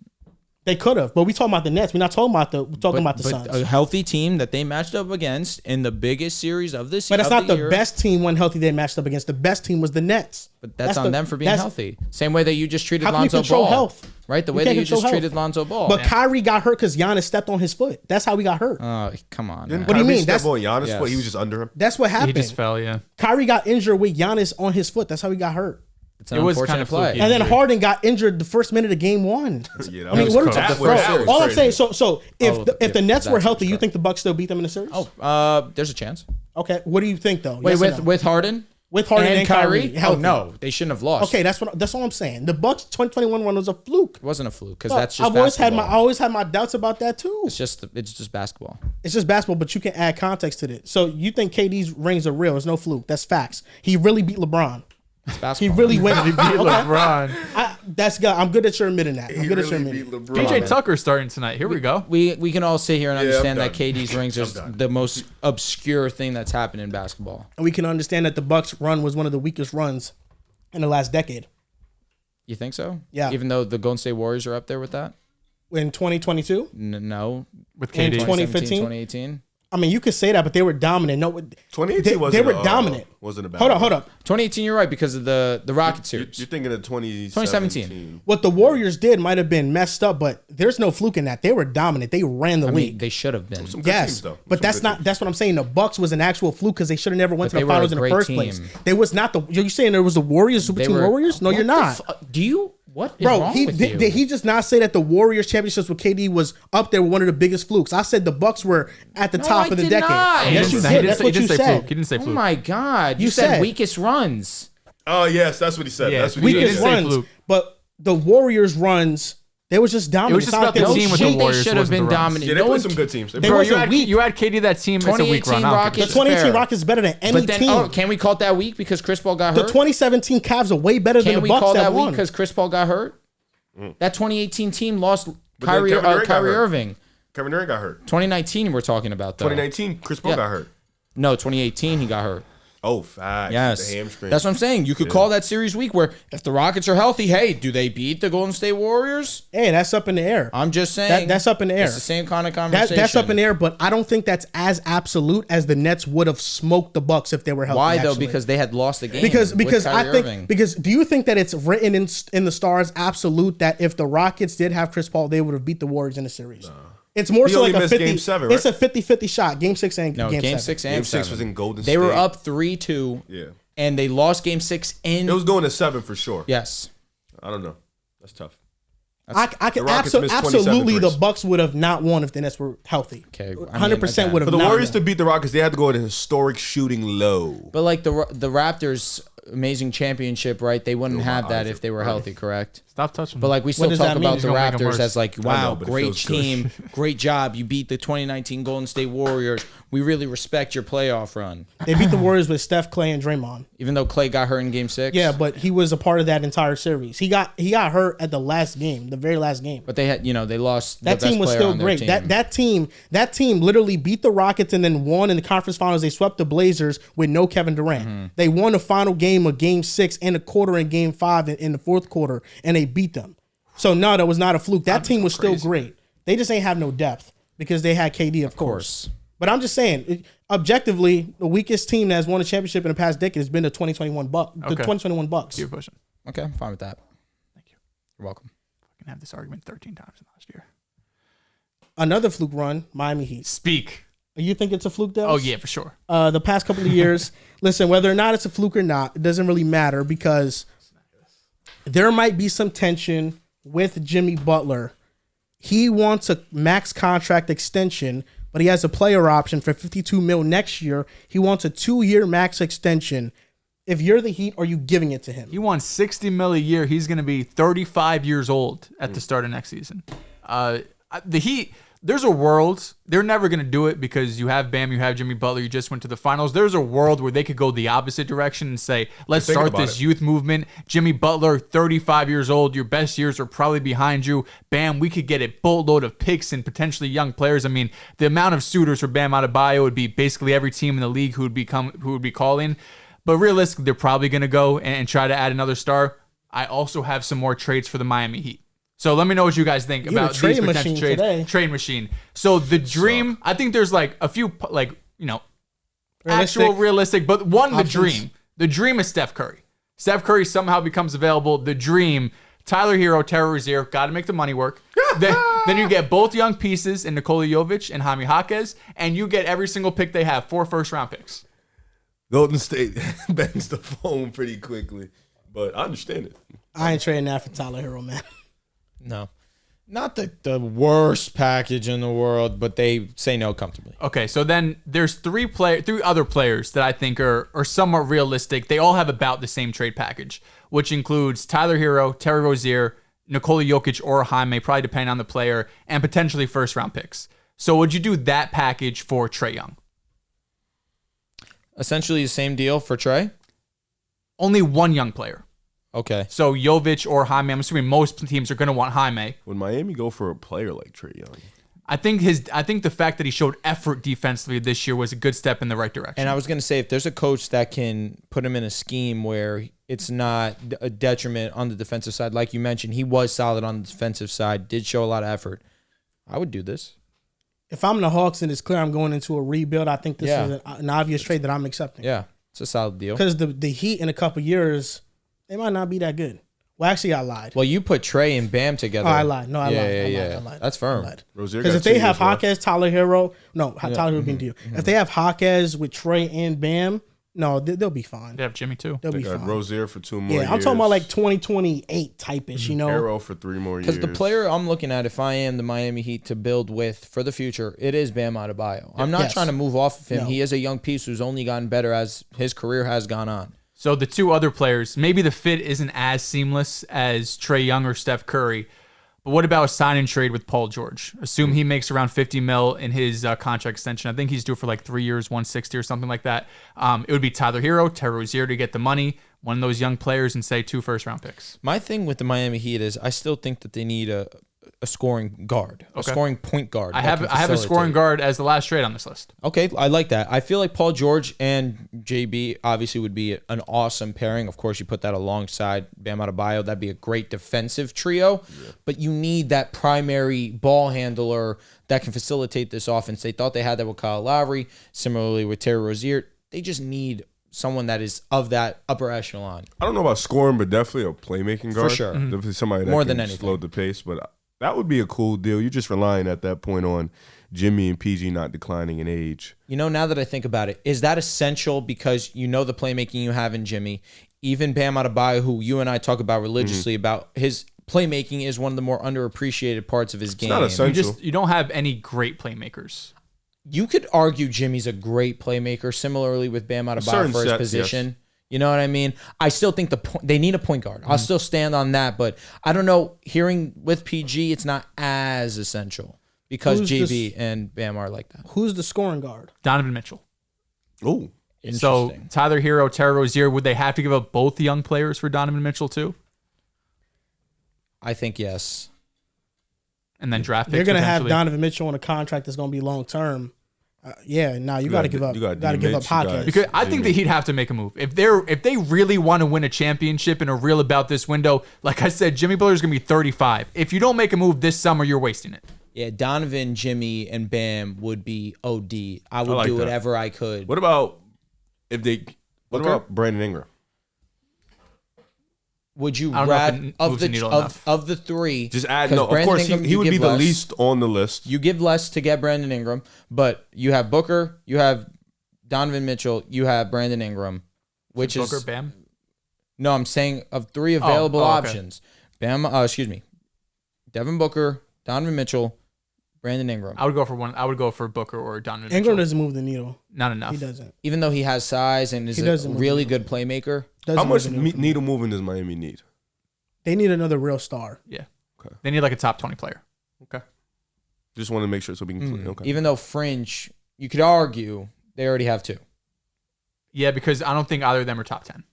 I agree with that.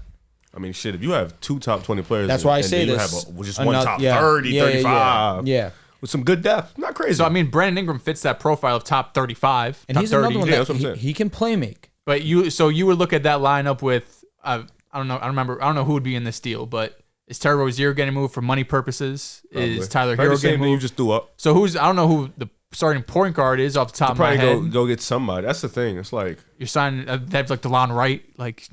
How I feel about Miami is I think Miami's not going to get another star. Yeah. They always, every offseason they think they're going to get a star, and either maybe the front office doesn't offer enough or the assets aren't just attractive enough.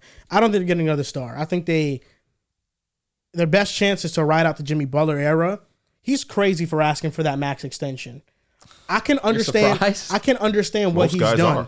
Yeah. What? They're going to ask for that max. Oh, These no older doubt. Guys, I think what he's done, we can acknowledge that and we can appreciate it. But you just missed, 30 games in the regular season? Lost in the first round. You weren't healthy for that. And this team has been the 8th seed in the last 2 seasons.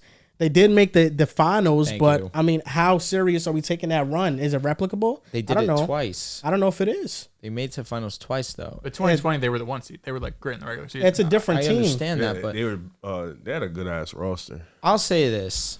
Because Jimmy wasn't doing These nothing last 2 years, crazy. they've that been regular low Kawhi, seed. season. if Kawhi goes for the Clippers and says, I need a max or I'm not signing back. with signed you," already. Right? You already gave him the max. Excuse me, 2022. They were the Are you 1 happy seed. with there's that? there's a difference with the Clippers and the Heat. The Clippers right now, they just opened up a new stadium. They need to get butts in And the Steve seats. Ballmer will pay whatever. Like, whatever. That's why Paul George probably is unrealistic, and it's probably the worst fit out of all the ones we mentioned too. I just think, maybe you pay him because in 2 years, what are you going to do that's better anyway? But they're not going to win anything serious. How many more games did Jimmy Butler play last season than this year, if you had to guess off the top of your head? If you had to guess. 4. Holy fuck.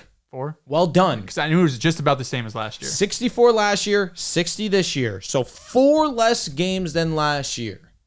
That's enough to say no way, no how. Well, he's 35. How old is he right now? He is He's turning 35 in September. 34, yes. Turns 35. And he wasn't in healthy for the September. playoffs. And it's one It's the thing. first time, though. A 2-year deal where his contract will be done at the age of 37. And he's not leading great regular season teams. That matters. But you show up in the playoffs. Unfortunately, this year he was injured, but They not beating Boston But anyway. you see what happens when you have these mediocre regular seasons. Now you're a playing team. You got to play an It's extra tough. game, and Oh, now you yeah. got to go up against the 1 seed. trust me, you're talking to I'm the not, Lakers guy. I'm not counting on a team that consistently is barely making the playoffs to continue to make playoff You runs. can also add to It's that not a though great that team. Tyler Hero also hasn't been healthy to that, and that's supposed to be DK, their third Yeah, he star. hasn't been But I think Tyler Hero is just a Multiple guy. runs. He's just a role player. I That's what couldn't he agree is. more though. And them not But that's dealing, 20 points. them not dealing him earlier is the problem in all this when he They have a had lot of his most hype. bad contract. Remember when they wouldn't put him in James Harden trade He's packages? untouchable.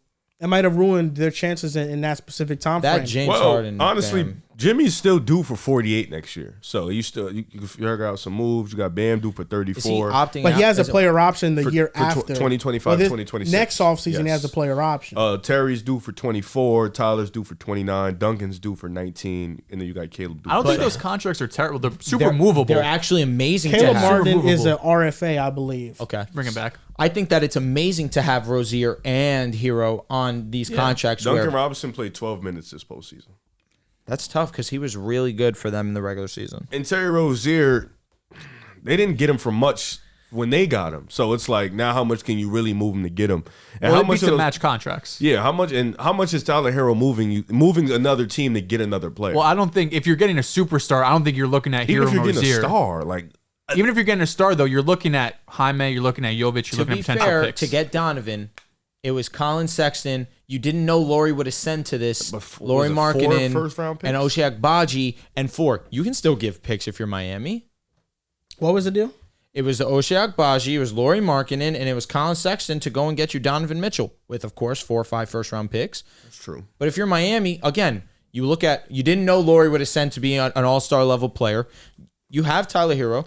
You have Terry Rozier. These are 2, let me say, high-level role players. I feel like that's fair to Sure. say. You have Jovic, who is a young ascending player, and or Jaime Jaquez, same characteristic I would use to define him, and first-round picks. That sounds like enough to go ahead and get a star player, in my opinion. Maybe. You know what I mean? Especially understanding I don't what think these other every team players can went look for. at it and be like, well, they got Donovan for this, so maybe we can get them this for They that. do have 6, like from 24 to 2030. They have 2024 Doesn't to the new rule 2030. kick in though this year? Something about first, right? You You can't trade first consecutive like 3-4 firsts. years down or some shit like that. I thought it was like 7 years. Could have been. I don't know. With See, all but that's due where respect- second round picks now become valuable. They don't. though. They only have 1 second. They have yours in Interesting. 26. Good to know. But With they all- could do swaps and stuff with these. With all due respect to Jimmy Butler, he is not a player you mortgage your future for. He's not. I think a think- 2-year deal would mortgage their future. I don't. No, think I'm talking so. about a trade Oh, okay. to get win now. another star, and now you have nothing left for the next decade. No, I don't think he's that. I think he's that Bam good. you still have for years to come. And if you trade for one of these young players, whether that is a D Book, whether that is a Trey Young or a Donovan Mitchell, these are still young players that are in their 24s to 26 range. Jimmy Butler's on his way out, man. He is. He's going to be 35. 35. The Heat have never been about one individual. You know, they let LeBron walk. Let Dwayne walk. Tyler Hero, Jaime Jaquez, Jovic, Bam Adebayo. that is a good young core for the future. If you can draft and develop a guy that that can become that, or if you have one losing season and you get one of the top picks, I think that core is good enough to where you can get a top prospect and you can build with that team. Because Bam Adebayo is 26, 27. At that point, would you rather move off Jimmy Butler if you don't think you could win a championship, but you like your young pieces? In my opinion, I think if they want to lose and get a top guy, that might be the way to go. If you're telling me as a Heat fan, I don't know if they'd lose enough. If you're telling me as a Heat fan that if I let Jimmy Butler walk and then I tank a year to get Cooper Flag and try to get Cooper Flag. Do they even have the 2025 pick? I don't think we'd have to check the draft, the future draft picks. They do not have the 25. So they wouldn't have it. Okay. But I'm just saying in general. They wouldn't lose enough to get the number one pick, I don't think. If you're They'll the Heat, tank. If you're the Heat, would you rather mortgage your picks and some young players to get another star to play with Jimmy, or are you just thinking more about the future? If it's just Jovic or Jaime, I'm not feeling like I love Jaime. I understand what you're saying, but we're talking like we're moving off J-Dub or like Wagner. Like, nah, this ain't like. But you're moving off the young players and the picks. Yeah, but it's like it's Tyler Hero. And Tyler Hero. I'm cool. Tyler Hero's a really good young player. He's okay. A role player, but he's good. He's a role player, like you just. I'm very cool off moving off. But Tyler Hero made runs in the playoffs without Tyler Hero. They're very calm with it. Tyler Hero, Hawkins, and picks. If it's Tyler Hero, picks, and Jovic, I'm okay. You need to throw in Terry. For money. And Terry, if it's Terry, Tyler, Jovic, and a good star, I'm okay. I'm very fine. Like, all right, I can do this. They have their pick in this year, this draft, in 2026, and 2028, 2029, and 2030. So the year they don't have it is 2027 and 2025. Those are the two first they don't have. A quick aside, Donovan Mitchell has 50 points tonight. The Magic are up by 5 points. Magic in 7. Here we go. With no way they lose. No way they 17 win, seconds no way. left in the game. Flip it. I will say respect to the Magic for forcing this shit to 7. That's tough. No word. No, this series is Celtics awesome. get some extra rest now. Got to play Tuesday instead of Sunday. Caro and Franz 27, 26 respectively. Jalen Suggs hit 6-3. Shout out to Suggs. Jonathan Isaac 0 for 5. They still win. The field or from 3? From the field. I haven't seen him score much. 5 threes be kind of crazy. No, his threes he's been hitting. Yeah, corner. Yeah. D-Mitch has 50. He's back. He's healthy. Riv cooked with the Grayson and Isaac trade idea. It is a need for both teams. The Grayson Allen and Jonathan Isaac trade. Oh. I thought you were saying Isaac Coro. I think both teams could low-key accept Garland that. had a great game today too. Yes, I know. He's back. Game 7. We got it. Don't worry. If we lose Game 7, bro, I'd be pretty sick. Is that your final team in the race? Or you still got the Clippers? Right? The Clippers, but it's not looking too good. Damn. Yeah. So you're just gonna have eliminated across the board?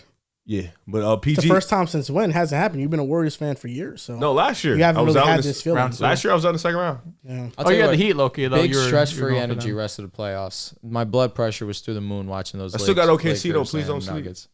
Okay. OKC. PG, I heard he called me last night. He might be packing his bag, so I'm getting that bag ready just in case I gotta going to Philly.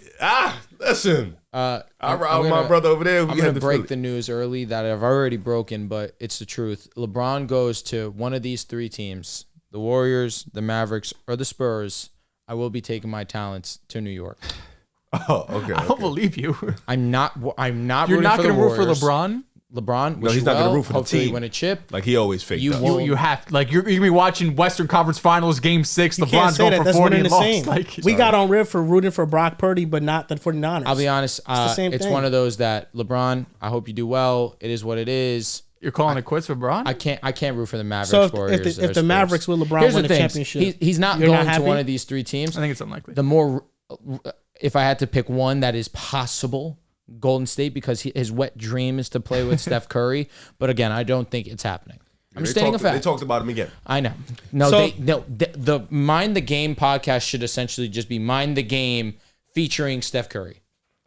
So if LeBron goes to the Warriors and in a playoff, I'll welcome you with open arms. He makes a run brother. and they win the championship. You're not going to be happy about that? I'll be happy for LeBron.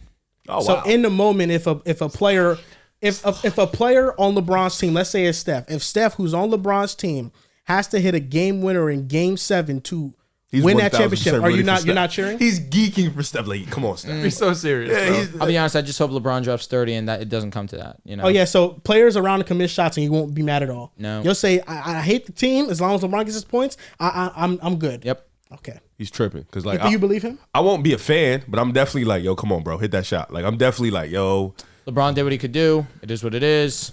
Either which way. He likes Steph. I don't know why he's doing that. I don't and if mind Steph misses Steph. open shot, you're like, It's the Neutral. Golden State Warriors. I don't have an issue with Steph. It's the Golden State Warriors. They cause me a lot of pain as a fan. I feel you. You know, it's some things that you just never let go. And I don't think LeBron would join them. the Magic did just tie the series 3-3. We're going to a game 7. Lit. So that's gonna be some awesome basketball. It was a great That game seven. today, too. Yeah. It was a really good game. Really great game. I'm glad they're doing that. They're getting back to that. Speaking about the second round of the playoffs, Timberwolves versus Nuggets, the first series that we knew was going to happen for sure. Man, I don't know if it's just me. I don't feel that same energy around the Nuggets being this unstoppable force that I felt leading into the playoffs. The Lakers will do that to you.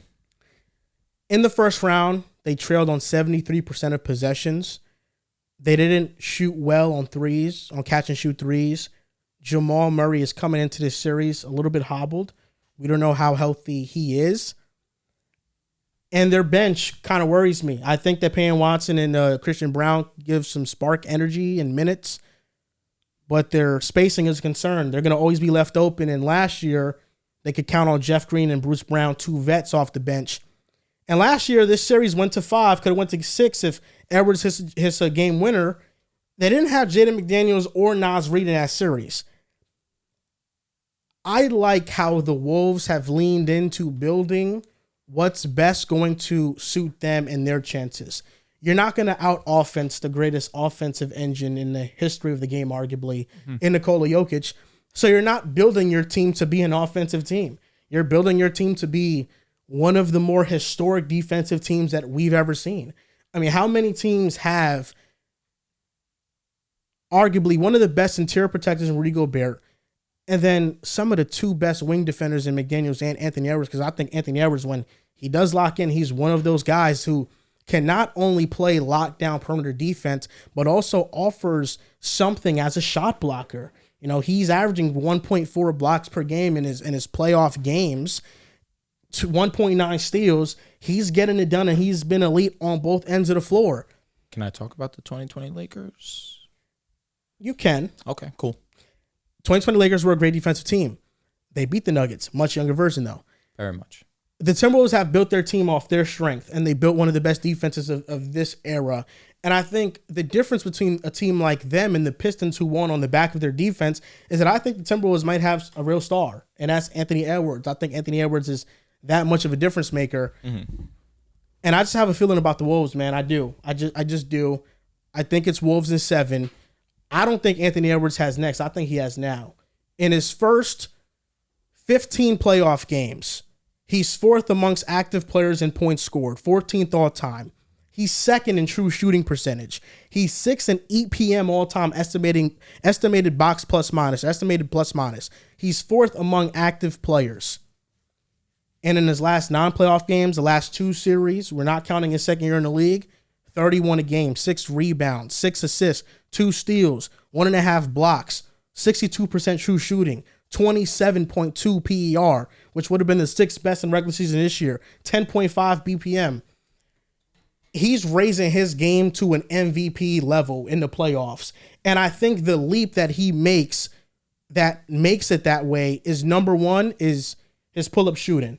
His pull-up shooting since his rookie season, 9.2% increase in his second year. In his third year, 9.6% increase. In these playoffs, 9.8% increase. He's shooting 46% on 12.5 attempts per game from the pull-up. His leap that he makes in the playoffs, which has been for every playoffs that he's been, has been his pull-up shooting. And that is what he lacks in the regular season to be in those MVP conversations. But also his playmaking, from a processing standpoint, a passing standpoint, has been much better. I think versus Phoenix, it was on full display. Him being this rare and level of a superstar in the postseason and how much I believe in him is a big reason why I'm picking the Wolves. I think there's X factors. Jaden McDaniels, how he guards Jamal. Nickeil Alexander-Walker off the bench. But this is a Karl Anthony Towns redemption right here. The first year that the Nuggets, the first year that the Timberwolves made the playoffs with Jimmy Butler, the final game of the season was the Wolves versus the Nuggets for the final 8th spot. Nikola Jokic was on that team. The Wolves knocked them out. Since then, it hasn't been close between those two players, but at one point, those two players were compared to each other. There's not a matchup for Cat in this series I don't like. If they get a smaller player on him like KCP on Jamal Murray in a switch where they're scrambling, MPJ, Aaron Gordon, I think Gordon has the strength, doesn't have the size. MPJ has the size, doesn't have the strength. I think he could score on Nikola Jokic. Cat has to be his most efficient self for them to win this series. And I think he's the biggest X factor in this series, 100%. I know what Anthony Edwards is going to bring to the table. He always brings it to the table. It's what Cat's going to bring. And in their defense, I trust it 100%. Mm-hmm. There have just been too much lows with the Nuggets in the first round that I don't feel great about. I really don't. The Lakers didn't shoot well, and you still were up on them. And I don't think a team like Minnesota is letting their foot off the gas if they get that much momentum. All right, gentlemen, go ahead. Donovan Mitchell, by the way, scored every point in the fourth quarter for the Cleveland Cavaliers. Yeah, he was on that was fucking crazy. fire. I said this on the last show. I do think that throughout the rest of these playoffs, however long Denver lasts, this is going to be the toughest matchup for them, at least offensively, because of the size, the physicality, the perimeter defense, the interior defense. It's going to be the toughest matchup for Denver. Arguably, yeah, I don't even think it's arguable. Probably harder than any team they played last season, even credit to the Lakers who made it close every single game. I am picking the Nuggets in 6. I do think that until they get dethroned, until I see them lose, I cannot pick against them. I think this Wolves team, again, has the best shot to do it. You have the superstar. You have everything else. I will say, since I think it's not obvious, but a lot of people are going to talk about the Nuggets are favored going into the series. I think there's 4 key things for the Timberwolves that I'd be looking for in this series, and damn near all of them are on offense. Mm-hmm. Number 1 is going to be transition for them. When we look at the Suns series, the Suns actually didn't have a ton of turnovers except for game 3 where they had 20 turnovers, but every other game it was between like 10 and 12 turnovers. For the most part, not a highly turnover series for the Suns. But the Wolves were the most efficient team in transition this past in round 1. They didn't do it a ton. They were 12th, I want to say, in terms of frequency. Only 12% of their plays were in transition, were like bottom 3rd in terms of all playoff teams, but they were most efficient in those transition opportunities. Number 2, they have to keep playing at a high level in the half court. I think that's pretty obvious. This past series against the Phoenix Suns, they were the most efficient half court offense, which is kind of insane to think about. But they were 12th in terms of, they were 12th in efficiency, but they just they didn't have as many plays in the half court as we've seen other teams. If I have the numbers here, sorry, I explained that pretty shitly. Lakers and Wolves had the same amount percentage-wise trans plays. Whatever. We'll move past that. Number 3, clutch time offense. The Wolves had 104 clutch rate in the regular season, 24th in the NBA. This is where I have the biggest problem or the biggest gripe between this 2 series because the Nuggets' clutch time offense and clutch time in general is just so ridiculous. The Lakers were actually pretty good in the clutch against them. They had 121 offensive rating, which if you look at everyone else in the regular season, that's towards the top of the league. Do you guys want to guess what the Nuggets' clutch offense was against the Lakers? No. It's higher than that? It's higher. Oh, my God. It was 160. 163. Damn. Their offensive rating in the clutch, it's absolutely insane. And a big reason for this goes to my fourth key is going to be rebounding. In the clutch, Denver rebounding 40% of their misses against the Lakers. So they were super efficient. Part of the reason why they were super efficient is because they damn near got a second chance every single time they missed. And a lot of times they were getting a third chance. Those Aaron Gordon rebounds come to mind right away where they were just constantly getting at it.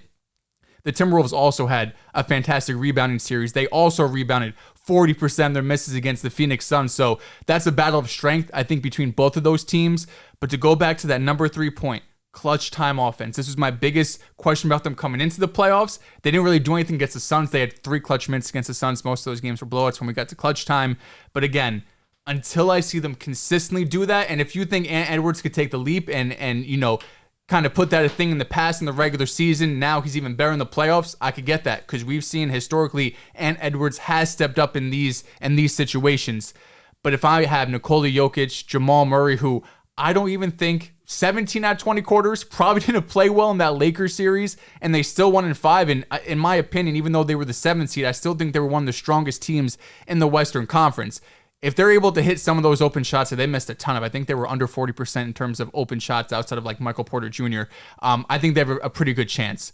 I also don't think Michael Porter Jr. is going to be at that same level of efficiency due to the defenders on him. I felt like a lot of times in that Lakers series, whether it was LeBron, whoever guarding him, they got lost at times. It was Rui, man. It was Rui, but there was times LeBron got lost on MPJ as well, whether it was a backdoor cut, whether it was coming off a screen. He was getting a lot of open looks. So I do think the Wolves have that to their advantage, where everyone's talking about how MPJ was the second best player for them. I don't know if he's going to keep up that level of efficiency. The Nuggets for me, though, are just too damn efficient when it matters for me to pick the Timberwolves. They have the best shot, but I still got to take the Nuggets in the series. Go ahead, Mr. Foreign. I was gonna let you go. Listen, my answer's simple. Because I've already said who I was. That's picking, true. so, That's true. That's true. I'm going to be going with the Nuggets here. And again, that's no slight to the Minnesota Timberwolves. I'm actually rooting for them. I think all of Laker Nation's rooting for the Wolves to win this series. But if I can put my bias aside, unlike I did for the last series, I'm going to go and trust Nikola Jokic in this situation. I say that where last podcast we spoke about it, you talked about how you want or you believe the Wolves will win this series. Where I have difficulty feeling that way, Riv, is how are they going to guard Nikola Jokic out on the perimeter? To me, that's what becomes when we say X factor, we kind of think, oh, we really don't know, but the series is very volatile depending on this guy's performance. To me, I'm going to use it in the sense where Nikola Jokic is the X factor because he's just such an impossibility to stop. Where now, if you bring Rudy Gobert out into the perimeter to defend him, you're playing into their hands because now you have Aaron Gordon cutting, you have MPJ cutting, or now you run in with the pick and rolls with Jamal Murray, and now he's cutting to the basket. Or, of course, now you open up the jump shooting. It just becomes so difficult to defend when you have Jokic at the top of the key. I say that with the idea also that I don't know what I'm going to get on a night-to-night basis with the Minnesota Timberwolves offense, although versus the Suns, they were amazing, were a better offense than the big three Phoenix Suns, who we were in, all the hype was this season and the offseason, of course, that Kevin Durant, Devin Booker, Bradley Beal weren't going to be stopped, but we saw Minnesota play high-level defense, and we saw them outscore one of the better supposed offenses in the league. So I give them their credit there. But again, it's hard to match up where we saw Jamal Murray get relatively stopped versus the Los Angeles Lakers. But in a game where you mentioned he was hobbled, it was his best performance by far, in my opinion. The most efficient he was. He did hit the game winner also to end the series. Hit two. He gutted it out. Oh, no, I can't forget it. He gutted out that performance, and you could see where in breaks he was kind of powering through. He was resilient and still played a hell of a game, so I'm really not too worried about his injury. What I am worried about, if I am rooting for the Nuggets, would be my supporting cast in terms of jump shooting. How's KCP going to look on a night-to-night basis? Can I trust Christian Brown? Can Peyton Watson start to knock down some shots? Is Aaron Gordon going to be able to knock down these threes like we saw in last postseason's run? I trust MPJ. I get where you're coming from, Dehls, no doubt about it. This Minnesota defense is the truth.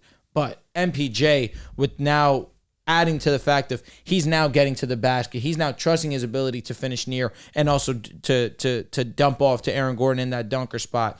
I think that we're starting to see his game start to become unleashed more and more as this playoff will go on. But until I see Jokic stopped, until I see how they're going to defend him, I can't see a way that the Nuggets offense gets derailed by this Minnesota defense. Although it is the best defense in the league, it is the best defense in this playoffs. I just find it so difficult to stop the best offensive engine in the league and the Nuggets not going on to win the series. I will be going with Nuggets in 6, but it's going to be a hell of a series.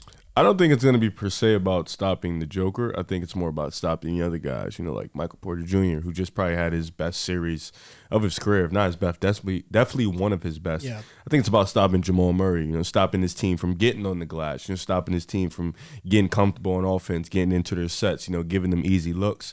Just not turning the ball over against the team, not creating too many mistakes to where it can bite them in the ass, And I think Minnesota, they showed a lot of discipline against the Sun. They showed a lot of defensive grit, and I think they can bring that into this series. Just not because of You know, because you have three players in Kevin Durant and Bradley Beal who are really, really good scorers, two of the best scorers in our game, but you have them kind of in a one-dimensional type of scoring when they're mostly isolation, not many plays run. With Jamal and the Joker, I think they provide a different challenge of both. You know, they can get you in the one-on-one situation, they can run a pick and roll, they can run a play, you know, they can do a little lob. Like, they're such great playmakers. It's a different environment, but I think, like you mentioned, if Ant's locked in, you got Jaden McDaniels, who's always locked in on defense 24/7. Nico Alexander-Walker, who's always locked in 24/7. Why you call him Nickel? I don't know. That's just how I say his name. I've seen someone comment that. I was like, he does call him Nickel. Yeah, and then and then you got Rudy, who's locked in 24/7. So I think defensively they have the guys, and then you mentioned it, Cat. This could be a big series for him to change the narrative. You got Naz Reid and Walker coming off the bench who are better than anybody Denver has. Those are probably going to be the keys, because what are those Joker minutes going to look like? Well, they're going to look like a five that's going up against Naz Reid and Walker, so that can really change the series. The thing for Denver is if Payne Watson and these guys can start hitting open J's, which I think they'll get, because a lot of the attention will go to Murray, a lot of the attention will go to the Joker, then this can become a game changer. But I think the Wolves, with the way they were hitting threes, you know, at a good clip, and the way offensively they were able to just feed off that defense, feed off the energy, get in the transition, get in motion on offense. For me, I got the Wolves in 7, I want to say. I think it does go. So you guys both think the Wolves could go into Denver and win in Game 7? That's pretty tough. I thought, No, Nuggets were 2. Wolves in 6. I think that's how it's going to go. One of the things I feel like I kind of took for granted last season, but won't do moving forward when it comes to Denver, is understanding that home court advantage is by far and away the best home court advantage in all of basketball. Playing in the elements, playing at that high of an altitude. We saw it take a toll on the Los Angeles Lakers. I wonder how it takes a toll on the young Minnesota Timberwolves. I think that they are a very prepared and very well-conditioned group of guys, but understanding Karl Anthony Towns is still coming back from that injury. How is he going to look in that environment? I know that when it comes to conditioning, there's no one better than the Denver Nuggets, especially Nikola Jokic, who might be the most well-conditioned basketball player in the league. Last thing I want to say here, you mentioned Karl Anthony Towns as your X factor. Understandably so. Every series that Minnesota plays, he will be their X factor, because depending on how he plays, it will ultimately result in whether Minnesota wins or does lose. Aaron Gordon in that matchup, I still feel confident there. We've seen Aaron Gordon go up against the best last season. We saw him play great defense this past series versus the Lakers. Aaron Gordon against Karl Anthony Towns. I'm rooting for Cat.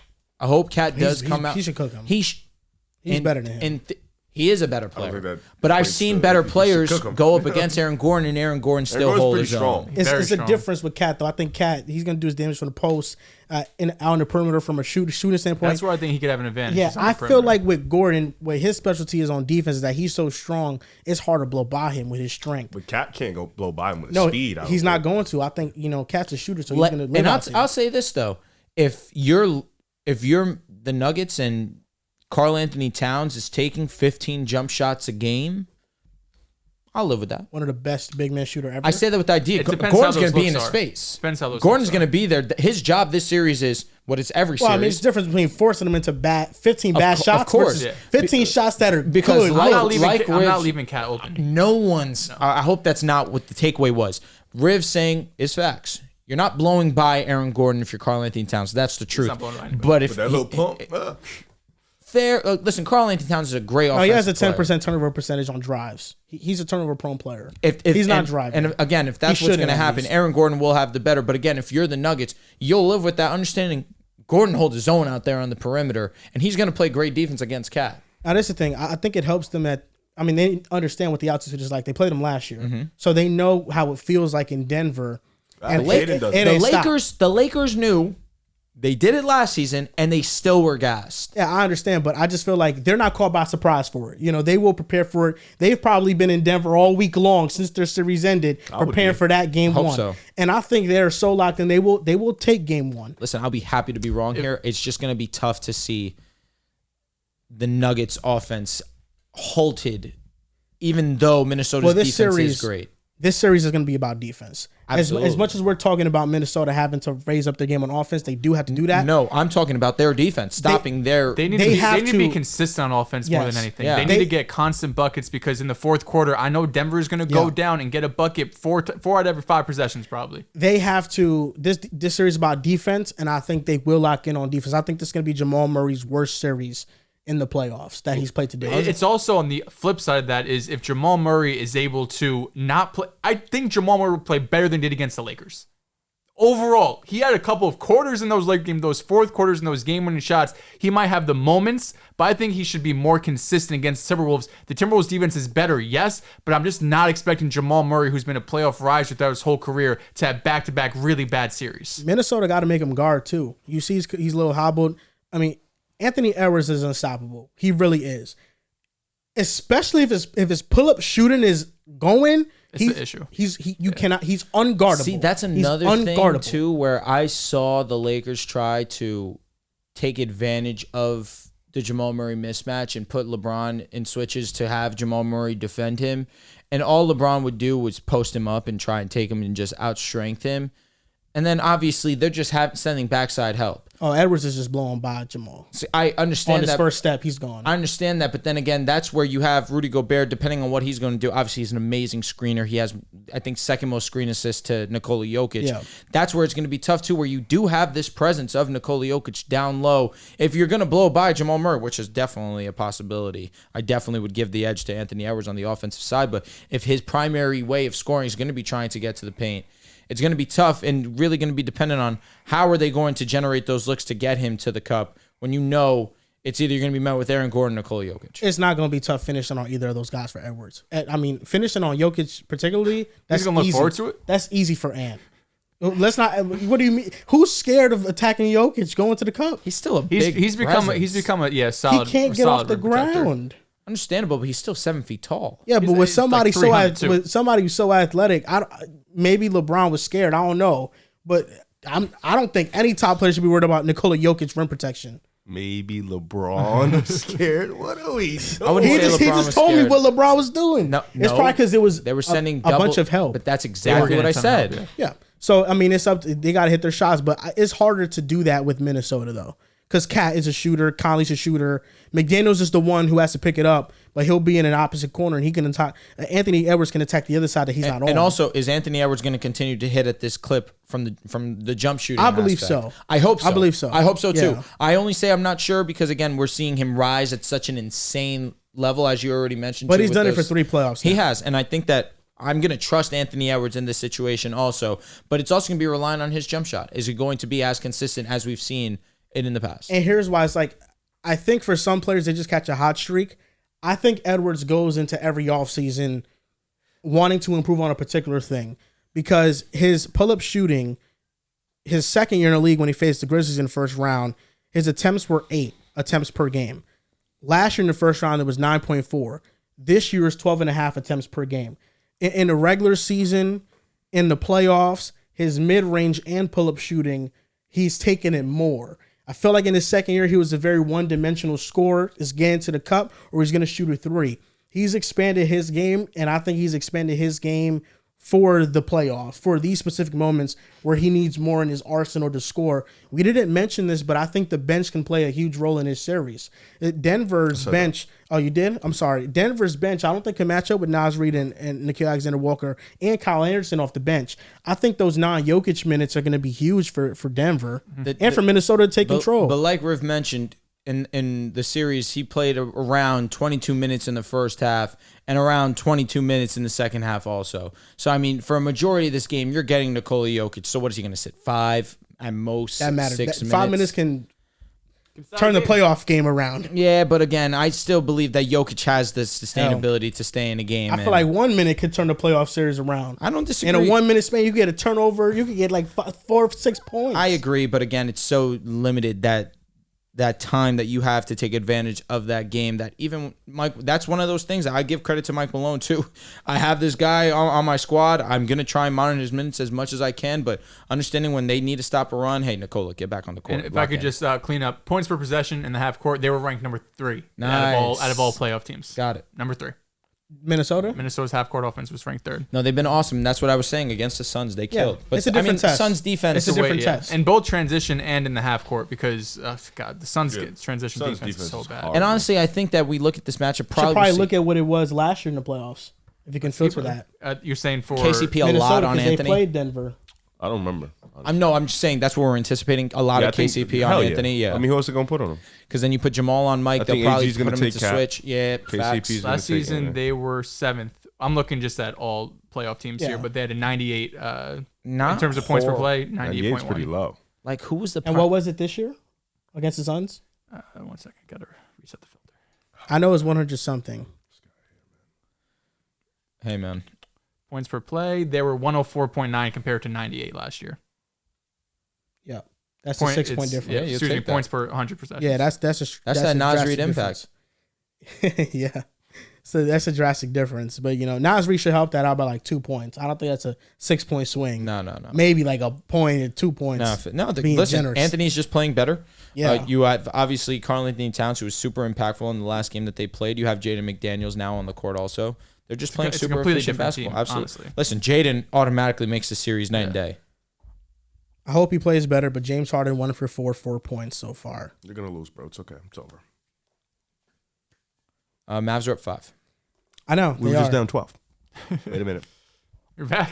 Oh, you gave up over. already? Hey man, listen. When Clip you lose that. Game 5, I think it's like an 88% chance whoever wins Game 5 they win the series. That was the worst loss in Clippers history. Worst playoff loss. Really? Well, it was only 20. They haven't had worse losses than that. Guess so. That's the stat. So It's just 4 shots. We'll see. Harden, he could Oh, I bounce think back. it was 30. I think it was 30. Thank you for saying that. 123-93, yeah. Yeah, it's just 4 shots. 4 shots. How many? nothing. It could be.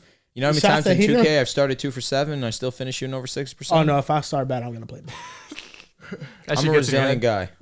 guy. I just usually it's not even I get in my head. It's just if I can't shoot with a player's jump shot, I'm not gonna learn it I throughout thought the you were course talking of the about my game. player or prom, whatever you do. Yeah. No, I play just regular teams. Ah. I don't know if that's just me. I can't learn somebody's jump shot, especially if it's a terrible jump shot throughout the course of a game. If I can't shoot, I'm not gonna be able to shoot for the game. Very clearly, I could not learn Brandon Ingram's jump shot. So Yeah. Awful in 2K. And it's the worst I've ever seen. It doesn't matter how much times you practice. His jump shot is just awful. It's just hard to use because you don't always get one and the same shots in 2K. Sometimes they make you fade away and do some bullshit. Like And you they could have different be, animations Yeah. for all the different. Yeah, It's so much different type of shot types. I love that game.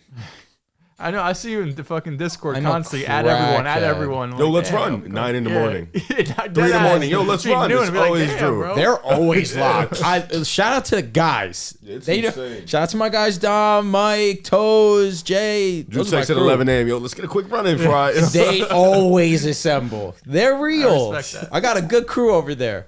Why you stop twitching, man? Facts. NBA playoff basketball. Yeah. It's There's no time. So tough. When I said it Because was then no time, Stop it. At least I You did it. You didn't do Riv Academy since January. It's tough because then we'll have the playbacks, and then I have to obviously watch all these games because then we have the show. That's a lot to do. It Let me is. explain something to you, Dehls. I work with kids. I know. I For get it, bro. 9, no. I get 10, 11 hours out the day. I'm tired. That's why. Listen, I understand why you don't do it. I'm exhausted. Sometimes I don't even make our sleep. I'm sleep. I'm tired, bro. Like, I'm tired You're right a working now. man. It's hard, bro. So you hear that, Santos? Ease off a Riv, all right? We played kickball today. Santos Exhausted, bro. Santos eases off no one. he does. Santos evenly dishes it out to all 4 of us, whether we like it or not. He's fair. Riv got a full-time job. He does the podcast. Yep. If he doesn't do Riv Academy, I'm not mad. I'm not either. I'm tired. We just need a segment on the show, and it could be its own individual video, Riv. Yeah, I get you. Come on. We did that once. It was tough. It was tough. awesome. You did that basically off the dome too. Yes. Yeah. That's you can do I'm it. exhausted, But bro. we'll get you to your mode eventually. You OD, know? if anything, Once we just put it in the draft topic. time comes yeah. around and shit. Yeah. you're there. And that's your time. It type shit. You know what I'm It's saying? your time to really do something I be tired, man. Like, you know, when it comes to that, because you do things all the time. yesterday we played football. That was rough. You know? Low key, listen, we have an extra camera too. It could be like literally its own moment of the show. And now Riv Academy, listen, we literally have this camera Is set that up for guys? that one reason only. Draft time. I'm back. Listen, I I just just talk cooked about up a your meal. best Misi. You know what? To talk about Tyler Kolek. I'm a Stephon Basically Castle like a guy. month from now. Oh, Really? we're good. I got time. Of course, Stephon Castle, Isaac Okoro. I've been trying. Castle, Isaac Okoro. Man. Love these athletic Yo, guys. Collier fell off. No, I like Collier. Okay. They said he arguably might be the most talented guard in the Understandable. class. Over Rob. Yeah. Over Topic. Did you guys see my dog. the NBA draft people? They did like a poll and they ranked those I was going to say guys. the 80, was it 70 something? 80 something? Yeah, I saw that. The second round of the NBA playoffs are going to start pretty soon. We know 2 of the 4 series that will be happening. The other series, the Pacers, Knicks, we spoke about it a little bit on the live reaction last night. Still feel a little bit of the same. I will say, to the Pacers' credit, I just want to say this. I think if there's something that's going to swing the series, it's bench points. I think they're one of the best benches in the league. I think they're first in bench points. You guys just don't per play game. anyone on the bench. No, we really don't. We play our starters Everyone's the entire getting game. 45 minutes. Yeah, really, that's what it is. But if that's something I think can swing the series, it's probably that. I think their bench is really talented, and that's about it. But I think it will be a very good series. I said Knicks in 5. That's disrespectful. I think it's Knicks in 6. I got Knicks in 6. I'm still going to feel pretty confident in Knicks in 5. We saw them handle Philadelphia in 6 games, and honestly, if not for a Game 5 choke job, we could have saw that series end in 5 games, and I still firmly believe Philadelphia is a better team. You were very close, Riv. Solid prediction. I still believe that Philadelphia is a better team than the Indiana Pacers. Better player, though, because when the Embiid list minutes, I No, think minus 50. No, they were terrible. Minus 50 on and off. There's not somebody on the Pacers that's going to It was swing. 11-point difference swing in the the game. series, Yes. Yeah. No, 1 point. right? Or 1, excuse me, 1 point, yes. So I still do believe that regardless of that fact. That is a fact. Yeah. Joel Embiid's by far and away the best player of the 2 teams. I still just look at Philadelphia and still think that that's a better team because of having the best player of the 2 teams. However, the way that the New York Knicks have been playing some unbelievable basketball, and the idea that you have Brunson playing at this all-world, all-NBA level. He's been a top 3 player in the playoffs, in my opinion. On top of it, you have Josh Hart now hitting threes. On top of being just the Energizer Bunny, getting offensive rebounds. Of course, Isaiah Hartenstein and Mitchell Robinson, one of the best front court duos that you do have. Of course, they go on and off with one another, but where some teams struggle to have one great defensive bigs, you have 2 of them with Mitchell Robinson and Isaiah Hartenstein. Dante DiVincenzo kind of found himself last night in that game, hitting 5 threes himself. You have Deuce McBride being that guy off the bench for the Knicks. Losing Bojan Bogdanovic does hurt with the foot injury. That definitely does sting, as he was definitely figuring it out. Had a bad February or March off the top of my head, one of the 2, where he just forgot how to shoot the basketball. But other than that, every other month of the season, he was shooting his normal 39-40% from 3-point land. So that's definitely a huge loss. But if you're going to have OG play the way that he did on the defensive side and now be aggressive and assertive on the offensive side, I mean, I really love my chances if I'm the New York Knicks, playing high-level basketball, some of the best basketball that they've played all season. And this Brunson-OG combination, I understand that this is a star-driven league, but the truth of the matter is you have a star, a fringe superstar in Jalen Brunson. You have an all-star level player, an all-defensive player by far in OG Anunoby. I'd say low-end all-star, understanding that Knicks can have success. He can make his way into a all-star game like we've seen in the past. Who does OG guard?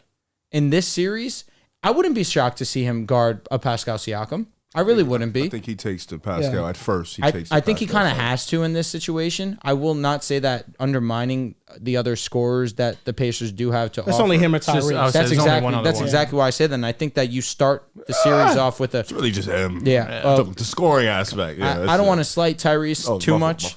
I don't want to. You're surprised at that? We spoke about this. 17 points. Wasn't moved. We spoke about this. 2 for 10 from the 3-point line. He hit the 2 in the first. You know that he actually has taken the most wide open threes in the playoffs? 27%. Yeah. He's struggled. Halliburton's is the worst, 27%. Nesmith, X Factor, yikes. 25 open 3-point attempts. He's shooting 24%. We're gonna keep blaming it on that hamstring. And Obi Toppin is shooting 29%. That shit from December, man. On So you got the Knicks. Knicks in 5. Knicks in 5. We're gonna lock in the 5. I got Knicks in 5. I mean, shout out to the Pacers. What respect do the Pacers get? Shout out to the Pacers. Siakam's been going crazy, but I don't think he's gonna have that They type of went success. they went have to say that. 6. I'm sorry to interrupt you, Joel. They went 6 against the most injured team in basketball. You have right to say now that in it's the a Mickey playoffs. Mouse first round. This is your. It is. No, it is a Mickey Not Mouse gonna lie, first Knicks round. should wipe the floor with them. I'd say 4. Really, I don't have. You know, Like I'm gonna give them 1 because anything can happen. If they sweep, they should wipe the can floor. see it. the talk versus Boston's going to be disgusting. Shouldn't be, but they should definitely handle Indiana. It should be nothing. They shouldn't play with their food. No, I think the Knicks should win this pretty easily. If it goes to 6, then the Knicks got some trouble. Want to know why it's going to be disgusting? Because I don't know what's going to happen with Porzingis. I And think they say he's going to be back. in ECF. They say he's going to be back for the ECF. We got a chance even. But let's say Boston handle their What was business. the eye roll, Dehls? You're saying the Knicks don't have a chance against the Celtics in the playoffs? If Porzingis plays, yes, we do. If he plays, I don't know. We don't have a chance. A puncher's chance. You get a puncher's chance. No, we're better than a puncher's puncher's Celtics chance. in 6. It's like a Yes. Celtics That's in what I 6. would say. You're talking about like Celtics Ryan in hard 5. Garcia versus Tank Hard Davis. 5. It's not a fact. I could see it. Yeah. We don't have a puncher's chance. We got a legit chance. It's a real So you're saying heavyweight Garcia battle. versus Haney. Heavyweight That's the battle? real matchup. No, I'm saying I think if you had a real secondary option on offense, I'd be with you. This is I don't like want to use that John because Garcia Jones was off versus the. most of the They dudes. make an That was allegation on his bullshit. name. That was bullshit though. But that's really that's the analogy I would use. Yeah, that's facts. that and you we have could be Haney, Ryan Garcia. that's You the got more heart. Celtics. You're Haney. You like you said, Drew. You got the upper hand. You got the We don't got momentum heart. behind you.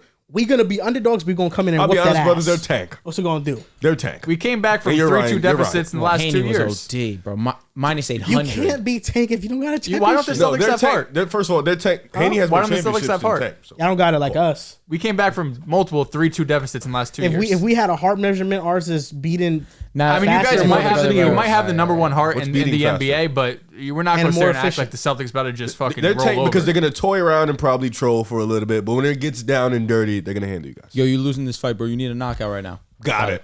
Heard you. It's game 6 in Boston. They're like, or in New York, they'll lock in. God, I'm gonna Alright. be on. I'm gonna be. No, and that's praying what to- we say that you I just lock want to in. fast forward to that series. man. OG locks in, and he's like, I'm locking up everybody on this court right now. He can't guard everybody, He unfortunately. could have guarded the most important players. That's what matters. He can, but he can't guard Yeah. everybody. Well, Isaiah unfortunately. Hartenstein, he's gonna out physical Porzingis or Mitchell Robinson. That's Come possible. on, How man. about We're not worried But about unless nobody. he, hey, but Porzingis. Yeah, Porzingis Come out. on, I was man. gonna say, but Porzingis also being able to stretch the floor. I don't love that. Takes Isaiah out the paint. I don't love it. Okay, so Knicks in 5. Knicks Knicks in in 5. five. Knicks in 5. Knicks in 5. Yeah, I said got, six. I got the Six. Knicks in 6. I'm gonna respect Indiana a little bit. Okay. Now I am. I think they're a good team. I think. What's I the don't other think they're a series? bad We team. did Minnesota. There's Well, only that- 2 we know. Well, the two we don't know is who's gonna face OKC. Can we assume it's the Mavericks? It's or the they? Mavs I or think the the Mavs are Clippers. gonna win. That's and then the other one, it's we don't know 34-26. we don't know who's facing Boston. We know who's facing if it's Cleveland or it's Orlando. I'll be That's honest, one of the I two. I don't think care. it's 5 either way. I've said I don't care who OKC plays. I think they're gonna win in 5 or 6 games. So second round predictions: OKC versus Dallas or the Clippers. I'll say Who we OKC got? in 6. I also got OKC in 6. I'm gonna take OKC in 5. Yeah, OKC in 5. I got Dallas in 7. And OKC, game 7. Yeah, I got Dallas in 7. Luka Doncic is looking much more healthier now. He's moving very well. Something I thought about. It's a back and forth series. You told I think us. it's you know what? Mavs in 7. Never mind. What did I tell you, Riv? You don't forget that What did I tell conversation you? we had maybe not even a month ago. What did I say? And you were saying we asked you OKC or Dallas. You told us OKC. I said that's a 7-game Nah, series. you flip flopped on OKC. And I said Dallas. that's a all 7-game season long. series. I say all season long. Where you started with Dallas, then you went back to OKC. Now we're back on Dallas. because I just made my decision. No, I'm fine with it. It's a I 7-game agree. series. Can You're allowed to SGA do go that. ban for I ban with got- Luka? Yeah, I Okay. think they could go both. Yeah, Yeah. yeah. Yeah. You flipped. How did I flip? No, I didn't say. Yeah, you- that's what you've I done. didn't say you never said it go 7. Yes. You did say that. Yes. But when we asked I you picked this, OKC first, yes. right? And yeah, nothing for sure. should have changed for you to No, say what changed is what that changed? Dallas's defense locked in much more. They were a better defense. They finished the season off as one of the best Does defenses in the this league. series against Clippers make you more or less confident in Dallas? Mickey Mouse. It's not Mickey Mouse. What do you It mean? They has to have be. great defenders. It has to be Mickey Is Mouse. Derrick Jones Jr. not a great defender? He's a really. Is PG really Jackson good? No, he's a defender, great man. defender. You could say he's a great I don't want to defender. get into semantics, That's what he is. man. He's That a great man's good defender. on defense. Did you not see him Dallas- lock up James Harden? Yo, he's mad good on defense. What are you talking about? I'm not trying to get I'm into not who gonna locked lie, up James Harden? Dallas should Derrick be Jones more Jr. convincing over this Clippers In team. game 5. Now, Derrick Oh, Jones game- was in he game was 5, he yeah. was OD. What about games 1 through 4? In game 4, they funneled him to help. Whose fault is that? That's the What if coaching's fault. funnel That's the shit? that's the Yeah, coach's what are they fault. Nah, bro, That's that coach's I don't want to hear no funnel shit, bro. That's the coach's fault. And Jason Kidd is the coach for the team. James Harden was he was just walking by them. There's no way they went there and stop him. Force him. Let him walk to the basket. Let him go to the paint. This whole thing. Show some front. That's what Jason Kidd said post game. That's what he said. He said he let him walk to the paint. No, he said the goal was they were playing Harden from behind, so he couldn't go to a step back jump shot. I know you watched. So they there was let him go to the no paint. effort. Like he's just letting him walk. Because they were guarding the jumper. That's what they were doing. But PJ was like, at least make it difficult. Put some pressure. We saw when the game plan changed, they definitely were doing that. Though. So I feel like that's why it's Jason fair. Kidd was extremely inconsistent in the series. Yes. Okay. I'm not talking about Jason. I'm talking about even Luka. I'm talking about Mark Derrick Jackson Jones. about to coach circles around I'm that talking idiot. about Derrick Jones Jr. and PJ Washington's ability to defend. I'm not talking about the PJ coaching. Washington, get that out of here. He can defend. He's all right. He's about to lock up J-Dub? I give you Derrick Jones. No, he can't lock him up. I give you Derrick J-Dub Jones is Jr. special. Derrick Jones Jr. Nah, OD. PJ Washington, throw that shit out the window. He's tough. Listen, I think I this said I'm for not one, getting semantics. this It's series tough. to me always it was always 7. I was flip flopping between how I felt since that moment. Just yesterday, just a couple podcasts ago, our last full length podcast we did in the studio, I said I might go OKC in 7. I literally said it in that podcast. You I might go OKC in 7. You said before that. trust me. OKC can go to the WCF. Listen, I You respect had the them beat playoff Dallas. decision, the final playoff decision. Yeah, but they're facing Dallas in the second round. You had them beating Dallas. But that doesn't change nothing. I think the premise of the argument was always OKC's ability to do what their ability was at their best. I think their ability at their best is still to go to WCF. No. They're a conference finals team to me, caliber team to me. Just because go to the finals? Just because they could go to the finals. Just because I picked Dallas to win doesn't mean I think any less of OKC. Just want to make that clear. It would mean you think they're not better than Dallas. I think Dallas is a conference finals team too. Well, by default, they're going to be because you think I always had OKC. that series going 7, and I think Luka Doncic is moving much better now, and Kyrie Irving has showed us that he could step up his play again in the playoffs. I just don't think nothing has changed to where you think I don't think you can say anything Is the has Dortcher changed chamber your mind. about to be on Luka or Kyrie? He would have to be on Luka. Like the way they played the 6 J-Dub could be on games, Luka throughout the series too. Nothing. The way they played the 6 games, there's no way. There's you more should think this negatives is the than team that can positives. Nah, beat they OKC. have a lot of defensive matchups that they could throw at Dallas, as vice versa. I don't know if it's how great I think Luka is though. Of course, I get that. We're waiting on that. Yeah. I mean, He was Luka, we kind of got a five. taste of it at game Luka 5. beat a 65-win team when he was under. Enough of that. What do you mean? That was a great team. No, but I'm saying we don't care about that anymore. I really, But it the shows Suns me were- what Luka could do at the highest moments. That's what it Suns shows were a me. little sunny. SGA in the first round, Aren't they Herb frauds? Jones played great defense on him, and that's one of the best teams personnel-wise to match up with SGA. SGA did not have an MVP level performance in the first round. C+. So I think he'll put get up back like to Game 27, 2, he had his 31, his normal 30. His 31. efficiency The thing was about average efficiency OKC is in the I don't first think round. I think after game was 1 it, they pretty much 47% were destroying the Pelicans. It wasn't much. There was a lot of blowouts in that series. Yeah, but SGA as a whole, he didn't play his best series. I was expecting cool. more. I think Neither did Luka. No, he didn't. But we've seen series in the past that we know what Luka's capable of. That's what I'm Aren't the saying. Suns fluky though? They were a great team that year, and they were easily better than Dallas that year. Like from a roster perspective, they were. I feel like they were the same team they were when they played every injured team the year before that. I trust this Thunder that team was more still a than great that Suns team. team. That was a great team. This I'm Thunder not, team looks I'm not more- saying they're a more finals team, but complete I'm to saying me. that's still a great team, and it's a I great think my team to beat. idea of I thought Mikal so. Bridges is just 48% from the field. Just wasn't great shooting the 3 ball at all. 29%. Yeah, he was. His efficiency for his regular season standard was average. It wasn't up to par. I think he'll have a better series for sure, but I think should. Luka Doncic will be the best player in the series, and I think he would just take over. I just think that's I how don't think they Luka's need. going I to do. don't think they need SGA to be the best player in the Also, series. I think that if you measure OKC's team right now to that 65-win Phoenix team, it's. I mean, I'm taking this OKC I'm taking team. the Suns team. I don't I think never you do believed it in that with Phoenix blind team. faith. I Yes, never thank believed in that Phoenix team. You think that team is much better? I don't know if it's much better. This You're team giving me is very all SGA around. MVP level. Yes. You're giving me J-Dub, one of the best number 2s in the And you're game. giving me Devin Chris Booker, Paul, one of the Devin best Booker. two guards, Now I'm Mikal, getting Paul. Chet, who's been one of the best, second best rookies in the league. You're giving me role players like Cason Wallace, like Lou Dort. This feels like a more Isaiah complete Joe. team. Yep, that's another one. They put Chris Paul in hell. I'll be honest. The Suns 6 were a feet, great team. unfortunately. The Suns were a great team. I just though. think you have a lot of guys to throw at Luka and Kyrie too. I mean, you don't win they 65 fell games off. They fell without off being a because great Chris team. Paul fell off once he turned Exactly. 36, I believe. yeah. I just feel like they had 2 runs and one of them was fluky. If we calling the Bucks fluky 25 minutes ago, we have to keep the same energy with the Suns. They had a fluky run. They had probably the flukiest run of our era. Easily. Of our lifetime. Easily. And then the next year, they lose in the second round after being up. I don't disagree with you. I'm not saying that. So I don't like they I'm were a not, great I'm not team saying in they the were a regular finals season. team. They're a great team though. In the regular season, all I'm yeah. saying is they're a great team. I In the never regular said season. like the Bucks. It was a fluke run. They were a great team. They were a great team. It was just a fluke run. That's what it were. The Bucks were a great team. It You was didn't a say, fluke. it didn't sound like It was a fluke run. I mean, they went up against the Nets, the big three Nets. They should have won the championship that year. They were a great team in the regular season. Yeah, I think the Bucks were a great team, but it was still a fluke run to the finals. It was because they should have never made it past the second round. Dallas's up. Yeah, I got Dallas at 7. Okay. That's what I got. We're stamping that. This is Wait, final. do we have any other matchups? Was that all 4? We did Minnesota facts. Yeah, I got Dallas. I got Dallas at Is 7. it going to change tomorrow? No, but I just want it to be known that doesn't make me feel any less about OKC though. OKC is legit. That's Can not never what be we're wrong. saying. Can never be wrong, What do you Joel mean Moran. can never be wrong? So in order for me to pick Dallas, I got to shit on OKC. No, we That's didn't what say you're telling that. me. I'm just saying. So what are you picking talking a about? side. Being wrong on what? You're picking a side. That's Yeah, all. I picked Dallas to win. That's my Got it, side. man. Exactly. That doesn't mean I'm saying But I don't OKC want. is I trash. picked Sounds Dallas, different. but OKC, I still rock with y'all, man. I hate when OKC, you- I I literally still hate love when you y'all, do that. man. Literally What have I happened done? with Minnesota. Yeah, yeah, Minnesota fans, I don't want that, bro. I'm so sorry. One When of the have I biggest done mistakes that? I ever I always You believed. dropped the whole but I video didn't believe on you it. picked the Suns, though. But I did believe you can get Come on, somewhere. bro. Come When have I on. done that though? No, I didn't. I saw your video. He started his new video.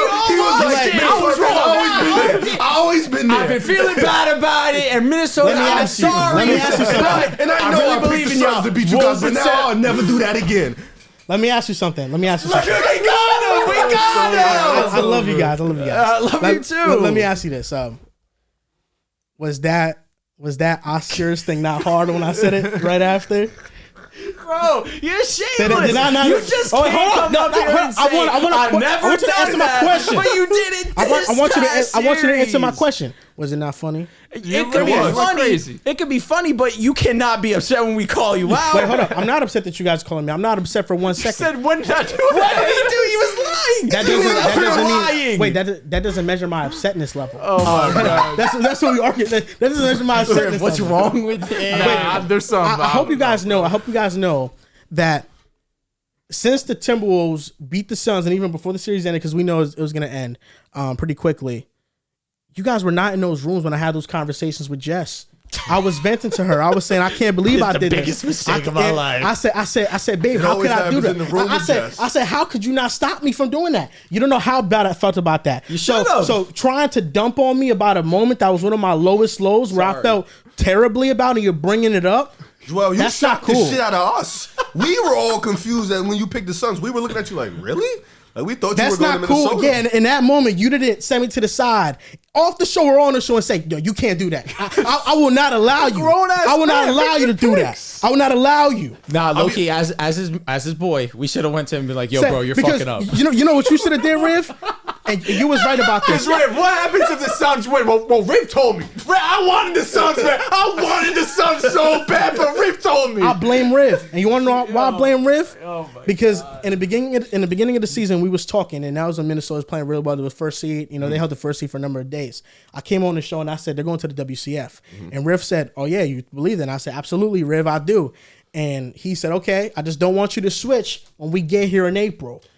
Because it's always the And theme. you didn't stop me Why would I stop you? because you're my friend. You're the most unbiased guy here. I know. Wow. And that was a moment that you Threw could it back in his that, face. that was Yo, that's an ether. that was the moment that I felt like you should have been. You got to be more biased here. But Joel, You got to just really go for the Wolves. I always want you to be you fucked no up. matter what. fucked up. And that's just you. You say Not gonna something then, and then you change it up. But I hope you guys know that the love is not lost. The Minnesota embrace. rocks, You don't though. know how warm I feel right They're now. shameless. Nah, They still Minnesota, rock with you. Minnesota fans, listen, let me relax because I I could fuck be in with a the Wolves, room. but God, they'll just come on, man. Come root for the Wolves. You know what I think happened? You want to know why? Because they know what I've meant to them. Even though you turned your back on them like you've done. breezy. Drew, you know what I think I didn't happened? turn my back to them. I might have been like this. I didn't go full throttle. No, you turned your I didn't- whole it wasn't a back. Your whole 180. backside It wasn't a was showing, 180. brother. Hell no. You chose Hell Jess no. over the fan base. Hell no. That's my wife. I understand. And I respect it. But this is the thing. I get Wolves fans, I could be I'd never choose my I wife could over be in Steph. I could be in an environment. Never. I could be in an environment with I'll tell you negative what. degree weather. I could be in Before her, Antarctica. There was Steph Curry.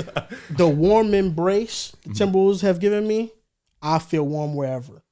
That's how warm they've been to me. What? They always Shed- gonna keep you warm. Always gonna keep me warm. Oh, nuts. They support it. There's Every inch of you? and there's been some Wolves fans that have told me no, But then I Shout out responded to you for fucking having spine. dignity. But then I responded back and I said, "You don't fucking speak for them, baby." Because the gatekeepers is letting me get this entry. God, The gatekeepers are saying, "Yo, Yeah, you're mentally ill. You know what I think I don't happened? see it," I'm gonna tell you what happened. and it's gonna stay that way. I'm gonna tell you what happened. OKC, he picked OKC at that moment, right?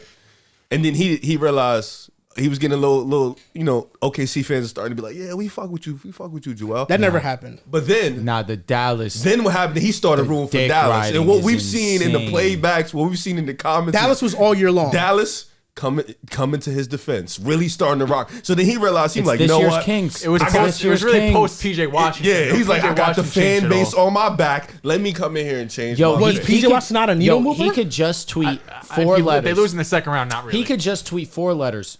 Mavs. It will get 500 likes. Mm-hmm. It will get 500. That's Every cap. tweet you've had of the Mavericks bangs. They do bang. I respect you staying on the bandwagon. I respect the fuck out of it. It ends this series most. But let's not get it mistaken. I'm not picking them because I don't think they're gonna win. I think they're gonna win. They're gonna win. Yes. What did they do better objectively than OKC? From a number standpoint, offense rating, defense rating, net rating? Nothing. No, but it's not a gap. It's close. But then what? And they've played them really well, too. but I we still saw in the regular season. The regular season does not matter. Suns smoked the Timberwolves 3 out of 4 Oh, yeah. times. No, you're absolutely right about that. I just think that Luka Doncic, I know what he is in the playoffs. I really do know what he is. And I think him having a co-star like Kyrie, because Brunson wasn't Brunson when he was in Dallas. He was ascending to it. They should have kept him, but, now it's the Knicks' treasure. I think Kyrie ascending in the playoffs has really helped him a lot. And this year, more so than other years, I think they're just better defensively. The year they made it to the WCF, they're better defensively this time around. They have better rim protection this time around. I think Luka, let me tell you guys a stat. I said I don't have it in front of my face, but he's one of the best isolation defenders in the playoffs right now, from a defensive field goal percentage standpoint. And Kyrie Irving, he plays some good defense. He's not the strongest, but he's going to show effort. I just think there's a sort of feeling about Dallas. That's not to take anything away from OKC. Like I said, I think OKC is great. My problem this entire time was I feel like you guys undersold OKC. That's what I felt like you All guys we said did. was they could beat any team Except except Denver. Denver. So you think if they face Denver, they don't have a chance No. at all? Okay. Yeah, Well, that's how you I feel. think Denver wins in 6. That's how you feel, but I think OKC has a chance. My only thing was you guys didn't give them no chance. I think they still have a chance. Listen, I feel very confident versus They have a Dallas. puncher's chance. Yeah, that's They have a fair. puncher's chance. I mean, I don't know. I still feel like you thinking OKC is going to beat Dallas in 5 is dumb. I'll be honest. Denver Okay, a punch it on They're Dallas. not beating them game. in 5. Denver a games, punch it on whatever. Dallas. You They picked. You won't said punch 5. Yeah, Denver 5. beat Dallas No, in they- 5 games. No, they won't. 5 really No, funny Have you It's been at least Have you been 6. impressed by these Mavs games against Clippers? Game 5, maybe. The defense has been really impressive. The defense has been really impressive. At times, Riv, yes. game At one, times. game one, not a chance in hell we're talking It's about so that inconsistent. defense. Time. It is. Game The four, we're Mavs not in talking general about are that defense. inconsistent. They're They so go quarter by inconsistent. quarter. It can be completely The different team. offense, of course not, but the Defense offense too. Their defense has been good this series. I've Inconsistent. been It's impressed been by them this inconsistent. series. You've been impressed by spurts. It hasn't been a consistent. No, I've been four-quarter impressed by stretch. full length games. Game Yeah, they're five, crazy. Game 5 is Game 5 Game full 5, length yeah. game wasn't it impressive? No, game 5 What about was the game only 2? game. Game 2. Ooh. But also, they should be doing this with that when you don't have Kawhi and you got Paul George and Harden out there. Bro, all throwing the up games stinkers. they've won have been on the back of their defense. It has been. Yes. It has Game been. 5, you'd say that too? They held Yes. to under 100, didn't they? They had their first offensive spark, but nobody outside of Maxi say Kleber was that. really Game 5, yeah. playing well. Kyrie had 14. Yeah, I mean Harden and Paul George both were. pretty Their good. offense, terrible. It was 123 to 93. Yeah. their offense has been disappointing, but that's because You know their losses have come on the back of their defense also.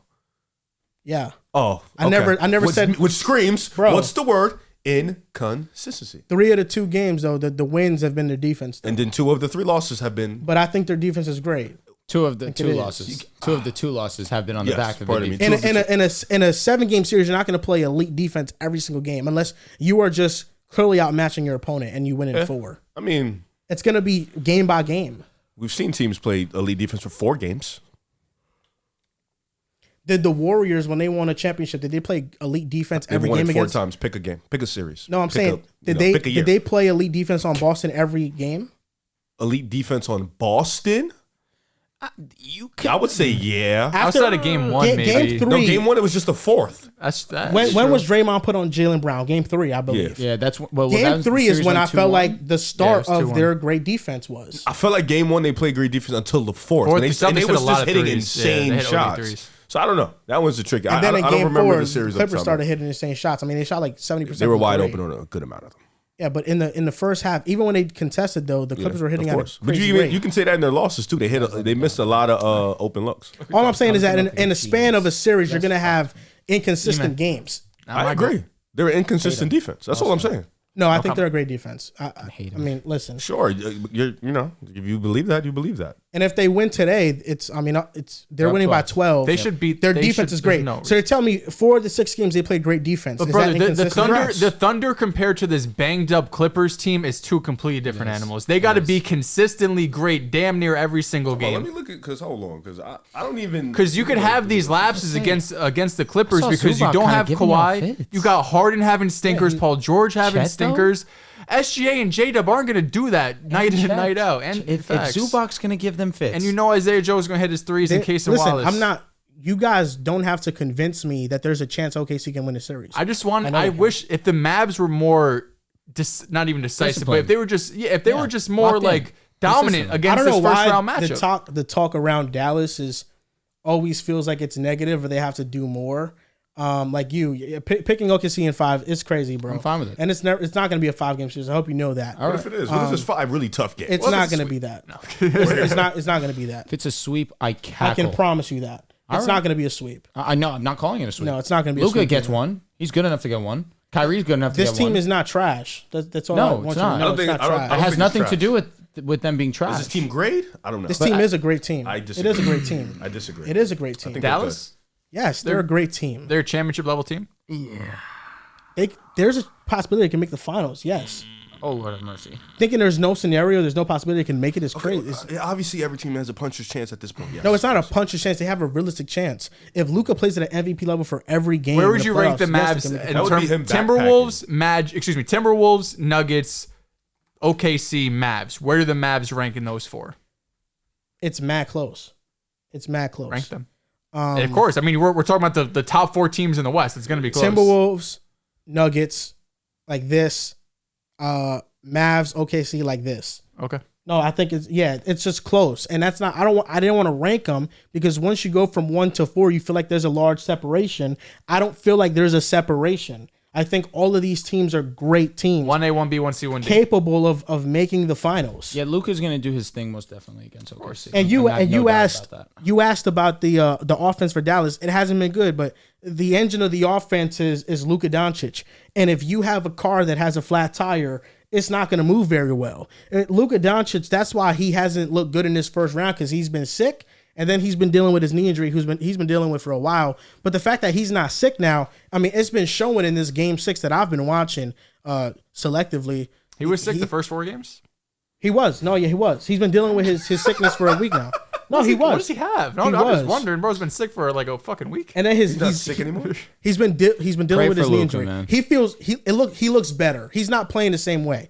Like if you watch Luka objectively from game 5 and game 6 to the first 4 games, something was clearly wrong. I don't know, talk was about it- nothing else but Luka. Was it that game 1 where he was You locked have in the not fourth talked about quarter? how good this Dallas team is, what they can do. They Game defend 1, great. game 2. That's me talking about Where it. he was great defensively in that. And then fourth. they have Kyrie, who's a great co-star. Game That's facts. Game one. 2. Game two? Defense Game on 1, us. he was all right. He had his moments. Game 2 in that fourth quarter when he was locked in on defense, he was sick. They don't have a great defense, but your boy Paul George has been getting locked up. He's not a number 1. Yes, congrats. He's still an all-star though. Yeah, but he's not a number He's 1. getting locked by a bad defense. What does that say? All they're about him? doing is throwing zones and throwing doubles and No, they've been playing him, man. It's No, not just in they're zones. doing all types of stuff then. But once again, he's not a number 1, so I expect him Still to shouldn't play play that. like that. Oh, well, you Yeah. guys are it's 3-2. Maybe he's not a great player. You're not gonna Think he's a great player? You're not gonna get me with that one. You think Paul George is a great player? I think everybody here He's a great thinks player. he's a great player. But he's inconsistent. We all know okay. he's inconsistent. So you just said the Mavericks are not a great Harden's- defense because they're Harden's a great player. inconsistent. Yeah, we're talking But about right Paul now. George is a great player because he's inconsistent. Right now, he hasn't been consistent. He's an inconsistent player right now. but he's still a It's great fact. player. Yeah, So you in can be a totality, great yes. defense and not and you not In consistent. totality, they're not a great So defense. you can be a great defense and be You're inconsistent. comparing a team to a player. Apples and oranges, man. No, it's not. It's the same concept. It's the same logic. A player and a team, that's just You dumb. can be a great defense and still have inconsistencies. Not every defense Bro. is perfect. No, they're not even close to great. They finished the season as a top 5 defense in the league. Did you at saw end of the year. back end of the what? No, they did not. Did they finish top 5? No, they did not. Who? They talk about Dallas. No. Not throughout the whole season, That's but what it sounded post like. All-Star Post break. Look All-Star at the break. defensive Yes, of ranking. course. Yeah. I think they were All-Star break, it was 11. top No, 5. they were 11. That's what I meant. I'm pretty sure also. Shall I pull up the schedule again? Shall I do this once They beat again? Denver, you know that, right? Congrats, they beat the Spurs twice. They held Denver Then under they 100 beat points. Utah twice. You know they held Denver to under 100 So points, do right? the Lakers, and the Lakers' defense is mid. Bad. I know. I ain't worried about that, bro. No, but that doesn't matter. Come on, man. Okay, the Lakers are great then. Shit, I guess I'll say it. Fuck it. I mean, you did Who say cares? you did call All I them know a is that WCF for team. a stretch, we seen the Mavericks play great defense. I think they've been a great defensive team post All-Star break when they made their trades and made their moves. Yes, they've been a great defense. That's a fact. It's objective. It's in the numbers. You're a big numbers guy. Are they going to be a great defense respect for that. 7 games against OKC? Not 7, but they just got to be it for 4. That's all they got to do. All right, post All-Star break. 13th ranked defense. Post That's All-Star not great. break. That's good. You lied. You said top 5. And when they went on that 16-2 stretch, maybe it was like post March. When No, he's he going to said pull up. post He did. All-Star He did. break. And He did. listen, Now he's to gonna be- change it. to be- He will change it. He will change his wording now. Post trade deadline. Yep. That's what he's going to do. He's going to change it to post trade After he deadline. said they were top 5, we called him capping. Now he's going to reword, get back to us, and then he might be right here. There's a chance. Because they went, So yeah, post went All-Star break, 16-2. what was their defense? 13th. 13th. Points allowed or what Would you like to know who they were underneath? Who was above them, I should say. The Spurs. Oof. What big? The Sacramento Kings. Oof. Some bonus. Keep going, brother. Denver Nuggets. Joker. All right. No one's scared of him. Oklahoma City. Ooh, Shat. Yeah, they're a great defense. Oh, no, we know. They're great in know. offense and defense. And I know. all year, too, not They've just been post all All-Star year. I know they are. From October to yesterday, they've been a great offense and a great defense. Keep going. Miami. Oh, Bam It's a great Adebayo. defense. The Pelicans, great defense. Pelicans are here. There we go. The Took them Golden apart. State Warriors are even Draymond here. motherfucking Green. They have a great defense when They Draymond do. plays. That makes Absolutely. sense. Oh, yeah, Got yeah. the Knicks. Of That's a great course, defense. OG and them boys. Orlando. No one's Yes, of surprised there. course. And the Boston Celtics. Duh. That's a great defense. So And wait, last one. 76ers. still not a bad. It's not a bad That's defense. I was Embiid shocked. wasn't I know. playing. No, not for a good majority of amount of that. it. So of all the teams, you named me a lot of great defenses. Nuggets. That's a great defense. The Spurs? With Wemby, they were a great defense. Didn't you have a win in DPOY? I didn't say that. I didn't say So, anything. They're I not a didn't great say defense in anything. totality. Wait, Drew, I didn't say anything, Joel. Who- Don't talk to me. who I won- didn't say anything about it. Who won Defense Player of the Year? Who finished top 3 Defense Rudy. Player of the Year? Oh. Oh, Wemby's yeah, gonna be Wemby. 2 or 3. Go. Okay. You don't think Wemby impacts his team defense? Bro, no, you're not gonna get it. No, the Spurs aren't a great defense, a team defense. They have a great defensive player. Yes, they're not. They're not. Come on, let's not do So that. I agree with you. The, Okay, the only good. teams that aren't great defenses are the Kings, the Denver, Spurs. we call them great in the playoffs. I wouldn't say in the regular season. they're Well, in the great. regular season, they showed for an entire season that they play great defense Okay, for the most part. that's fair. So, I mean, all of those teams are great defenses. So you think Dallas is the outlier that's not? I think Dallas is a good defense. That's Semantics. I just think they're overhyped. I've said that all along, though. I mean, you don't think PJ Washington's a needle mover. So I don't. Yes. You would say I that. also Yes. don't. Is that think- okay? Needle mover, you My got to God, make he- WCF He's at quite a literally minimum. been a needle mover. He's moved. Derek needles. Jones been more of a needle mover, man. He's To had be a games needle where mover, he's bro, been they better, got to yeah. get to the WCF. If they lose in the second round, he was not a needle mover. Well, why? PBP is coming out. Didn't you I'm have them sick missing the of this playoffs? I don't remember. sick of Maybe. this I shit. definitely had them as like 8 seed. You or some had them. shit. You didn't. Didn't you have Playing them as a 10 team. seed? Had them as a playing So team. the moves but I they made also- in the season moved the needle Yeah, enough to good for be them. a team that was locked Agreed. in. Okay, so it was a needle of the a needle was being Jesus moved. Christ. That's what I'm saying. Reaching foul, Joel Moran. That's not a reaching foul. Here we That's go. Facts. PJ Washington. Call on the playoffs. floor. Don't get I'm attacked. sick of this shit. Box score watching is crazy. He's the main one that tries to knock everybody else for box score watching. He's not box score watching. He This would is have main one advanced. doing This is it. advanced box This is score. on Advanced off box numbers. score watch. Talking shit. It's the same shit. So, you are correct. He is indeed a needle mover. See? Now it's in your favor. Now what are you going to say? Well, what were the numbers? I'm still box score. Now that. Fuck, bro. Like, I was just box score watching. Now that I'm helping him out. Because I'm just giving you shit because that's what you say What about are the it. numbers? What's the numbers? I'm curious. Oh, okay. Offensive rating when he's on, 120. Defensive rating, 108. When he's off, 104. Offensive rating. Defense, 111. This is the playoffs. He's been a needle Well, mover. you did say that Been Daniel more on Gafford offense was than more of a needle defense. mover than PJ. You said that at one point. I did, Well, because that's they not true. needed interior presence. Objectively, that's not true though. PJ Washington has been more valuable than Danny Green. Oh no, get him out of here. Yeah, I know. I understand. Gafford's this. been getting dogged. He's been out getting. all year. gracefully Zubac's been for doing you. his thing. At the same time, was that not incorrect? They were giving up the second most interior points. That wasn't correct because PJ since the trade deadline, he's been more impactful than Danny No. Gafford. That's not the statement I made Yes, he right was. now. You said he's more of a needle mover. I said the statement He was wasn't. at the time Dallas was giving up the second most points in the paint. That's a fact. So you were wrong about PJ being a needle mover because he clearly is. He's not I'm not going to classify this guy as a needle mover. You guys laughed at me by the way when I said that on the BR show. We don't know if you're right laughed yet. at me. We are right because they play better when he's there. So he's moving a needle. He's moving a needle. Inconsistent. He's moving a needle, They bro. get better when If they Jones off the win, floor. if they win one playoff series, Wait. if they win a one playoff PvP series is with an back. injured Kawhi, bro, that does not move me. Bro, PvP is they was back, gonna Dehls. lose even when Kawhi was healthy. You don't know that. They Yes, get I do. Healthy Yes, I Kawhi? do. That's a healthy, fact. 100% That's a fact. Kawhi, no way. Now hypotheticals They not being are a fact. Luka? 100%, Get outta here. 100% healthy 6-point game. Kyrie. Please. Kyrie, Kawhi. PvP states that they become better when Derrick Jones Jr. gets off the court. Wrong. On offense Yeah, or defense? offense. That defense makes are the sense. same. That does make no, sense. defense are the same. On, off. He does not change anything. But I'm just advanced box. Pull up the score. Gafford, please. That's a player you gotta watch type of stat. Yes, that's the regular season. Derrick Hold on, Jones let me check Jr. his play- You gotta his watch him. playoffs. But yeah, PJ's been better than Derrick Jones Jr. They're I in never a said he wasn't. dogfight right now against this Clippers team. It's a 4-point game. A dogfight. Are they supposed to blow them out by 30? What's Yes, supposed to this happen? team is not good. It shouldn't have been the Clippers blowing them out by 30 in the first half. 2 games in a like 2 games. It shouldn't have happened, bro. Like, stop it. They Like, should this win game this could- game by double digits. Bro, They're in Dallas. Okay, whatever. Maybe they do and we look stupid. Joel, If they listen, lose you have this to admit, game, Joel, I'm asking you one question. You have to admit, when you saw Kawhi was banged up, and then when you saw he wasn't playing, you were thinking, "Oh, we're gonna run this shit to the ground, right?" Yeah. You thought that, right? Okay, that's all I needed to hear. You didn't think it was a chance when even with Kawhi. So game. them not having Tie Kawhi, game. you thought this shit is in the mud, correct? Well, I think they would won either way. That's what I just said. You didn't think they had a chance with Kawhi. No, they have a chance, but they're gonna lose. In your mind, no chance. Yeah. Your mind. Mavs in 6. And then without Kawhi, all day, and that's what it's gonna be. without Kawhi, they They're are 0-2. literally sweating tears, right? Because With like Kawhi, they they're can't, 0-2. brother, he Kawhi wasn't is Kawhi. They've won their brother. games You watched with the- Kawhi. You know what? Without Kawhi. You watch the games. What are You the watch games that they've won? What do you Without Kawhi, right? What does he tell us with James Harden when he played that game 7 with the Nets? He was injured, right? injured. He didn't look the same, right? Well, Kawhi was injured last year, and he dropped 30. Kawhi in didn't game look 1. like last year. This year, it was clear as day. Brother, The you playoffs, he can't looked be different. trying to get away with this. I'm sorry. There's no way. The Bro, brother I was just- he dunked and held onto the for rope 10 seconds. so he couldn't hurt his knee, bro. I think that you guys are being overly critical about the Mavericks at every Playoffs, we're going to be direction. overcritical at anybody. They're a great team, and they have a great defense. That's all I'm gonna say on the matter. All right, next topic. You know? All right, yeah. And if That's you, what you if- believe, that's what you and believe. listen, man, whatever. We'll see what happens.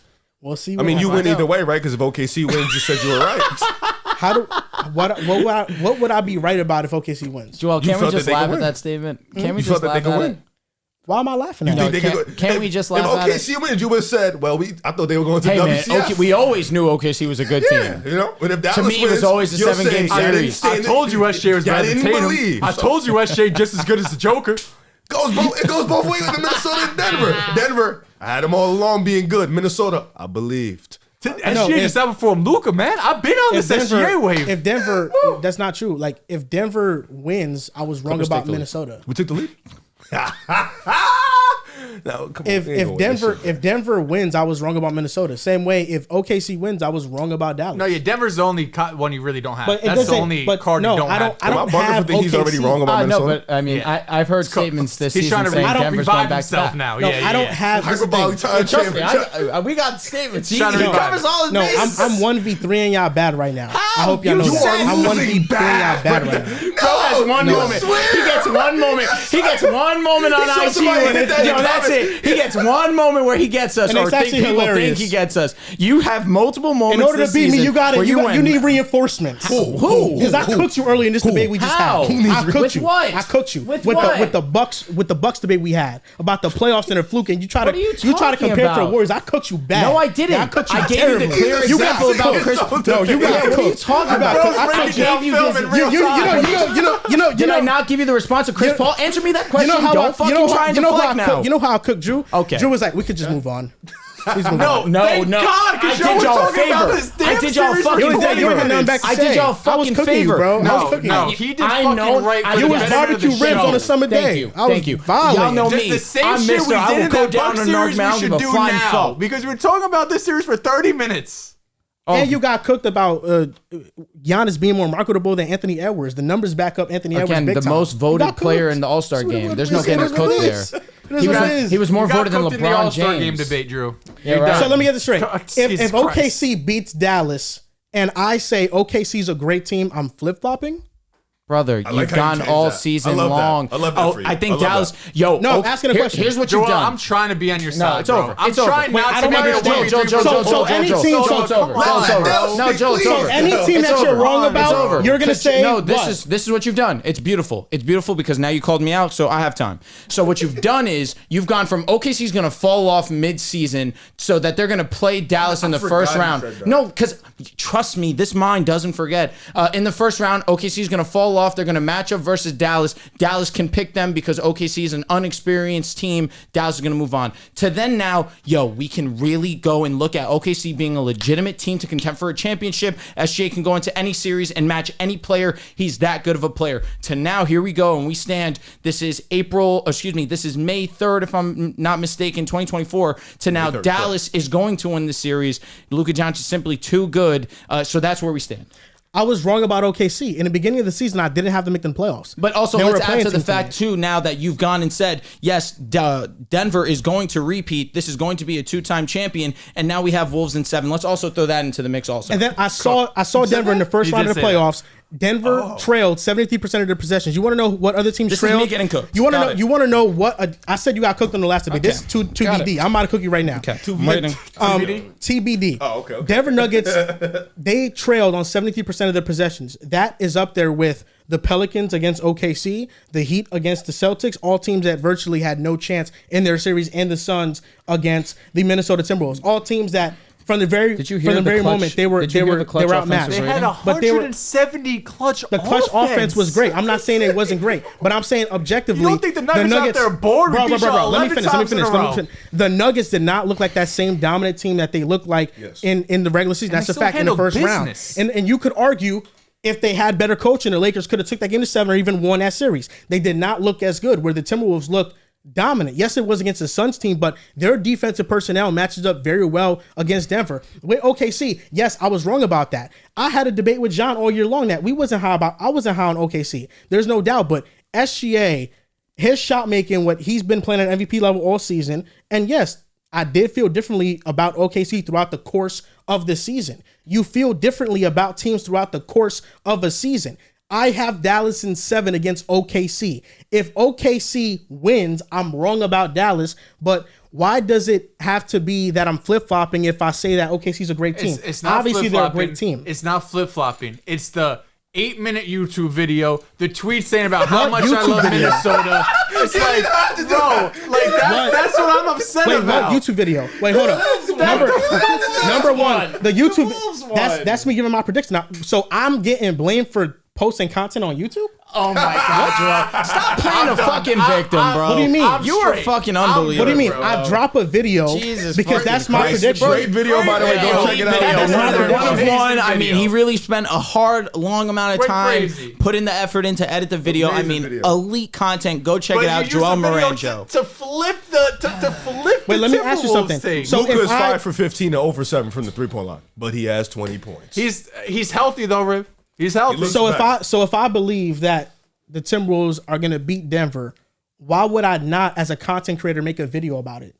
No, I think you should make a video about So it. Brother, you're why should I not make nothing wrong with that. Exactly. Nothing. You're And just the tweet, an elite and the tweet chancla. and the tweet wasn't I'm happy for us. I said I'm just happy for y'all. I didn't even group myself into the tweet. You want to know why? kind of you. You want to know why? Because it's not my success. I'm just happy for Wolves fans because that's their first playoff series win since 2004. I wasn't saying, yo, I've been saying this about y'all. Yeah, right. No, I said, listen, I admit I was wrong. I thought y'all were going to lose. That's 100% a fact. But I'm happy that y'all won your first playoff series since 2004. I mean, is that not a milestone? Should that not be celebrated? Shout out to You just Minnesota, mad that you can't do the same thing, and that's why you're mad. But ultimately, I'm doing it, What am I mad about? bro.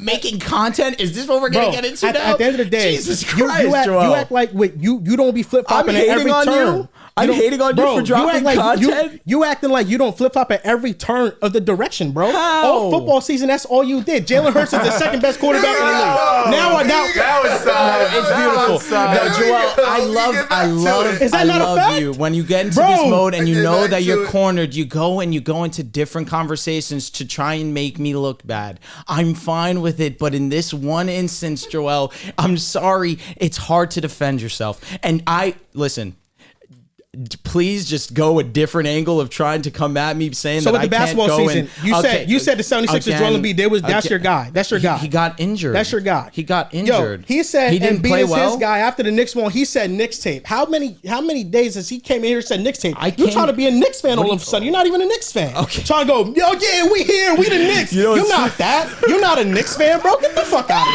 here. You're not a Knicks fan. You know what's You're not a hilarious? Knicks fan, bro. The comments will You go have and say you I'm have the any Knicks Knicks guy. gear at home? Yeah, you got Knicks I gear? do. Get the I fuck do. out What's of here, I have a bro. crazy, Melo before the jersey. show, Joel was like, yeah, you can come over to the Knicks Nation too. Nah, Joel, I'll say this. Because we all know he's just a fan of LeBron. He's not a fan of any one team. He goes to any team That's LeBron fine jumps. with He's that. not a fan of any team in the NBA. I never claim That's a anything fact. else. That's you don't know what fine. it's like watching Kevin Knox minutes in the starting line. That's okay. You just hear when we up. That's You fine. just hear when we got Jalen Brunson. That's all I was in right. the mud. I was watching. I'm I was happy for watching you. fucking. I was watching I was watching Kadeem Allen start at point guard. Was you? Hell no, motherfucker. You was not. This You guy's was not talking to me. watching Kadeem Allen This play guy's point talking guard. to me while he was caught on camera in 4K in a Nets jersey. Because that's a James Harden jersey. I'm a We're fan going- of we're James going- Harden. That's not even a I'm a fan fan of anymore. James Harden. This is not That's even a right. fan anymore. I'm a fan of James Harden. That's why. You don't even fuck with him anymore. Because I seen hella moments in the plus where it's jokes. What do you mean? I don't fuck with him because I'm critical. He demanded a trade from Philadelphia 76ers. Bro, He's I don't moved. He's care. requested a trade 4 don't times. care. That doesn't matter. I What do you don't mean? care. That Podcast of course version. matters.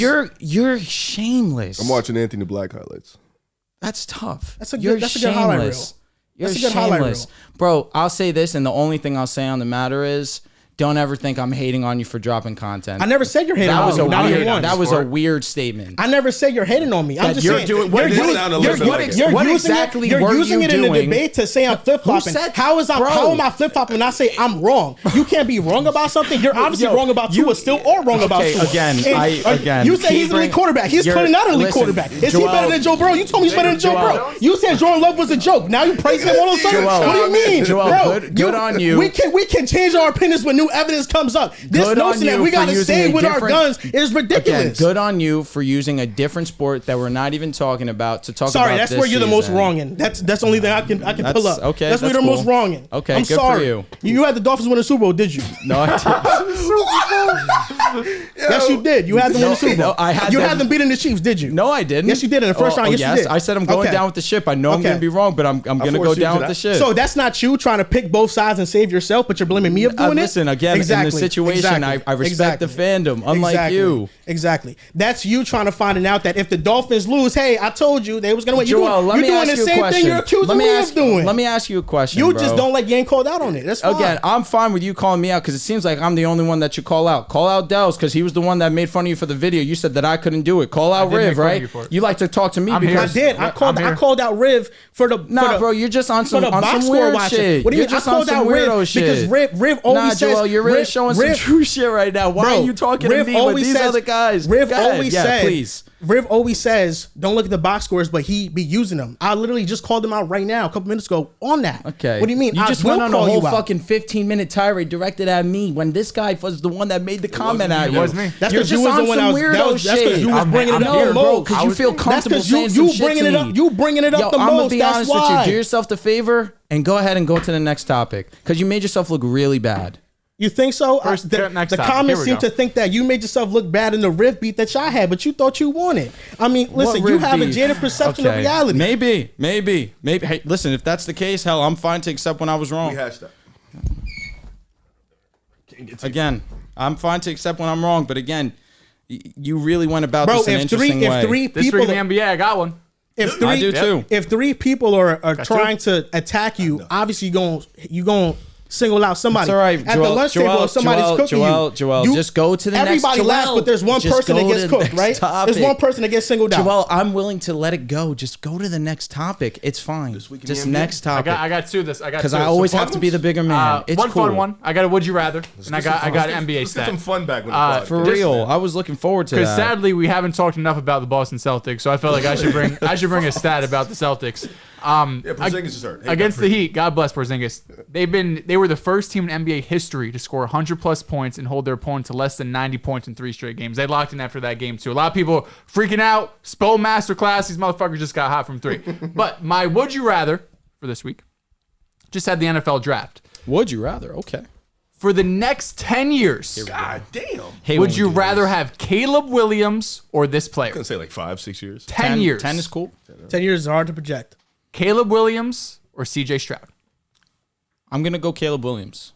Whew. My brother in Christ, CJ Stroud. I'm going with CJ Stroud. I'm going Caleb Williams. Jordan Love. I'm going to go with Caleb Williams. Give me Jordan Love. I'm going with Jordan Love. I'm going Caleb Williams. Jalen Hurts. I'm going with Caleb Williams here. I'm going to go Caleb Williams also. I love Jalen like a brother, but I'm going with Caleb. I'm going to go Jalen Hurts. Justin Herbert. I'm going to go Justin Herbert. He will be 35 in 10 years? Yeah, I mean, Caleb will be like 32, 31. Thought he was like 21. Yeah, You're talking about 31, Herbert 32. with the hardball era. I'm going with Justin Herbert. Give me Caleb. You say you're sorry. I said Herbert. Lamar Jackson. Who'd you say? Justin Herbert. Sorry, okay. I didn't say. Lamar Jackson. Give me I'm a respected 2-time MVP. Caleb. Ooh, Caleb. I'm going Lamar. I'm going with Lamar Jackson too. Trevor Lawrence. Caleb. I'm right now. I got to go with Caleb Williams. As tough as that is, truthfully. Didn't think twice about it. Trevor Lawrence, I feel like, has been put in a terrible situation. I think he's a lot really good. better He's than really what nice. the situation says. Give me Caleb. I'm going to lock in I'm here. going Caleb. I'm going to go Caleb Williams. Anthony Richardson. Caleb. I'm going Caleb too. Caleb Williams. I'm going Caleb too. Last 2 names. Excuse me, I have 3 names. So Kyler Murray. Caleb. Unfortunately, Caleb. This is tough for me. I really think that Kyler has a great skill set. You took him over CJ Stroud and Jordan Love. Well, That means who's to stand? Kyler's tough, bro. He is Kyler's tough. great. CJ's better. I'm taking Caleb over Kyler. I'll go CJ's I'll go better than Caleb. What's he doing? It's tough though. CJ's amazing. Not one that was easy for me to make either. Last I'm gonna go name? with Sorry. Caleb though. Last name Tua. Easily Caleb. I'll go with Caleb Williams. Oh, that's easily Caleb. Going It's not Caleb. even a conversation. We don't even got to discuss it. Ricky Rubio, I think, tends to get underappreciated in the landscape of the Rubio? NBA. Okay, I see where He you're going retired, with this. right? He's gonna talk about the guards that he's helped. I respect that. Good tweet. Heralded point guard out of Spain, never quite lived up to the expectations, but I think his impact on a lot of great young guards in the league should be noted. With the Utah Jazz, Donovan Mitchell, his growth with Rubio. You look at what the Phoenix Suns were with Ricky Rubio. They ascended, and in the bubble, they went undefeated. Darius Garland, Anthony Edwards, all of these players benefited greatly from having Ricky Rubio on a squad. And I think that this is just a player that he's going to get underappreciated because he's not a multiple-time All-Star, but his impact on the teams that he's been on has been astronomical. Shout out to Ricky Rubio. Legend. Why do you guys think he didn't pan out? He wasn't a scorer. Not a scorer. Pure point I wouldn't guard. say Wrong era, I fast guess. enough. Yeah, Also, probably wrong era. lack of athleticism. But I think in terms of mentoring and being a great teacher, being a great leader, Great dude. that's stuff that you really can't measure. You know. That's a good point. Earlier in the show, I mentioned Anthony Edwards' playoff stats in the first 15 games. Anthony Edwards, we know, is off to a special start in his career. In his first 15 playoff games, he is 4th amongst active players in points in his first 15 games. Can you guys name the other 9 players in that top 10? Donovan Mitchell. I'm sorry. Can you say that one more time? Can you name the other top 10 players with the most points in the playoffs in the first 15 games? Michael Luka? Jordan. Luka is number 1. Jordan. Jordan's not here as active players. Oh, sorry. Donovan sorry. Mitchell. KD. Donovan Mitchell's not here. Okay. Devin Booker. Devin Booker is number 7. Is it points per game or points total? Points total. KD. Oh, okay. KD is 5. LeBron. So players just in the playoffs. Yeah. Kawhi. LeBron is 3rd. Kawhi. Kawhi is not here. Okay. First 15 games in the playoffs. Oh, You said Harden already? I did not. I don't Tatum. Harden, Tatum, not here. Jalen Brunson. Jalen Brunson not here. Be a good call. Trae Young. Trae Young is number 4. Okay, so how many do we have so far? So, sorry, I meant to say Anthony Edwards is number 5. So, John Morant. number 1, 2, 3, and number 1, 2, 3, and 4, you guys name. Luka's number 1. Number 3 is LeBron. Number 4 is Trae. Anthony Edwards is 5. KD is 6. John Morant. John Morant is 7. And Booker is 8. Mm-hmm. So we need 3 more players. The 9th, 10th, and then the second spot. We said Steph already? No. His first 15. Steph isn't here. Yeah. Kyrie. Kyrie is not here. Dame. Dame is not here. I didn't think so either. Jamal Murray is not here. Paul George. No. Take that off. Anthony Davis. Anthony Davis is number 2. Yep. How many we have left? We have 2 more, 9 and 10. Is it like wild names? No, they're great. Russell Westbrook. Russell Westbrook is 10. Nice. Nikola Jokic is number 9. So to round out the top 10, Don't know why I didn't say We did well on this. Luka, AD, LeBron, Trae, Ant, KD, Ja, Booker, Jokic, Russ, all in the top 10. First 15 playoff games, the most points scored in the playoffs. You have it this week in the NBA, Riv? Nope. They're saying Drake's dropping tonight. I did see that. I seen somewhere where they said he was going to drop last night. He dropped it. It's 7 minutes and 37 seconds long.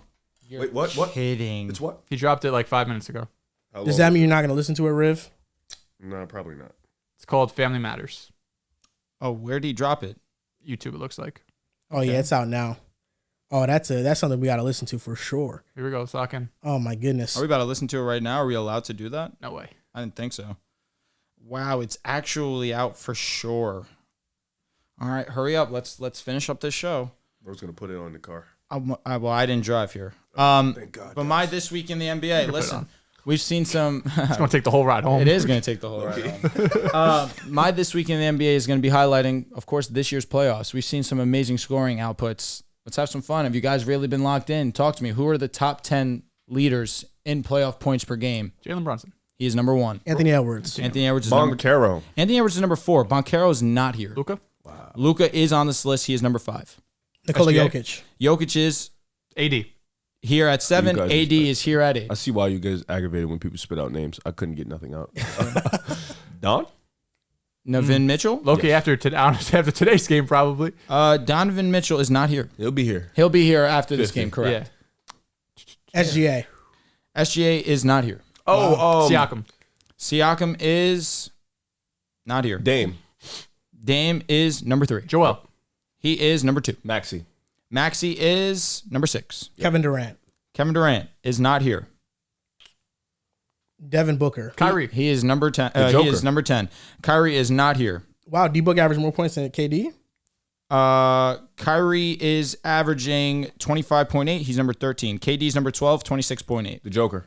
Joker, we already said he's number 7 at Oh, okay. 28.2. So what are we missing? We are missing number 8. Tied with number 8. Derek White. Derek White is not here. Efficiency, he would have been number 1. Derek White is number 20 with 22.4. Khris Middleton. Khris Middleton is not here. He is number 15 at Good call, 24.7. Who the hell are we missing? And the leading scorer for the Boston Celtics was D White, right? Jalen Brown. It was, okay. Is he? He's not on the list, I'm assuming He's he's not. not. No, he's like Who 23, are I we think. missing? J-Dub? Say It's Jamal? not J-Dub. It's not Jamal either. Jamal's number Struggled. 16 at 23.6. And J-Dub James Harden. is tough. No, he's not here also. Tyrese Maxey. We already said him. He is number 6. LeBron? Dame. Number 8 is Crazy how LeBron we James. I did. can't believe we Fuck, named didn't say LeBron so LeBron. late in this entire process. LeBron should be like the first name on every list. LeBron and I AD said AD and averaged not the LeBron. exact same amount of points, 27.8. Because when you guys say names, I'm thinking you guys are going to say LeBron. So then I don't say you were gonna LeBron. say LeBron. That's what I I'm thought saying. you were going to say LeBron. That's what I'm saying. So after round 1, the only subject to change, because obviously we were recording before the game went officially final, is going to be Donovan Mitchell. He just dropped 50 points. He will be in this top 10. But as round 1 stands right now, we have Jalen Brunson, number 1, 35.5. Joel Embiid, number 2, 33. Damian Lillard, 31.3. Anthony Edwards, 31. Luka Doncic, number 5, 30.2. Tyrese Maxey, number 6, 29.8. Number 7, Nikola Jokic, 28.2. LeBron James and AD tied for 8th, 27.8. And last, Devin Booker, 27.5. The toughest division in the NFL is always changing, but I feel like it's always between 2 to 3 divisions that always are at the top of the league. Yep. I have the AFC North. I'm not sure if any of you guys have another answer. I have the NFC North as one that's going to be comparable. I'm with you. You have the Detroit Lions, who are in contention for best team in the NFC. You have the Green Bay Packers, who some believe can win that division. Fair statements are made there. I look at the Chicago Bears, a team that legitimately can make the playoffs. I do firmly believe that. And then you look at Minnesota, the way that they looked before Kirk Cousins went down to injury. We saw that defense trending in the right way. I don't believe that they will be one of those teams contending for that last spot in the playoffs. However, of course, with having such a great head coach, having such a young rookie quarterback, I think I looked for JJ to have a solid season, but I can't anticipate anything great. But they will be a solid, respectable team. I think the AFC North is probably the correct answer, but I feel like it's the easiest answer. You got the Browns. You got the Baltimore Ravens. You got the Steelers, who Steelers are always giving a fight. Then you have the Bengals. And I think what we've seen from last year with the Browns, the Ravens, if the Bengals were healthy. Even when Joe Burrow came back and he had that little stretch where he was beating the Niners, and I forgot who else they beat, but they looked like a legitimate team. The Bills. Yeah. Shit. I didn't want you to remind me. But yeah, when they beat the Bills, this division looks tough. But for me, I'm with Drew here. I think you got 4 teams that can legitimately make the playoffs in the NFC. 4 young teams that can make that can make something work. I think the Bears, the Lions, the Packers all have a chance to win the division. The Vikings is just going to depend on J.J. McCarthy or Sam Darnold, how are they going to look.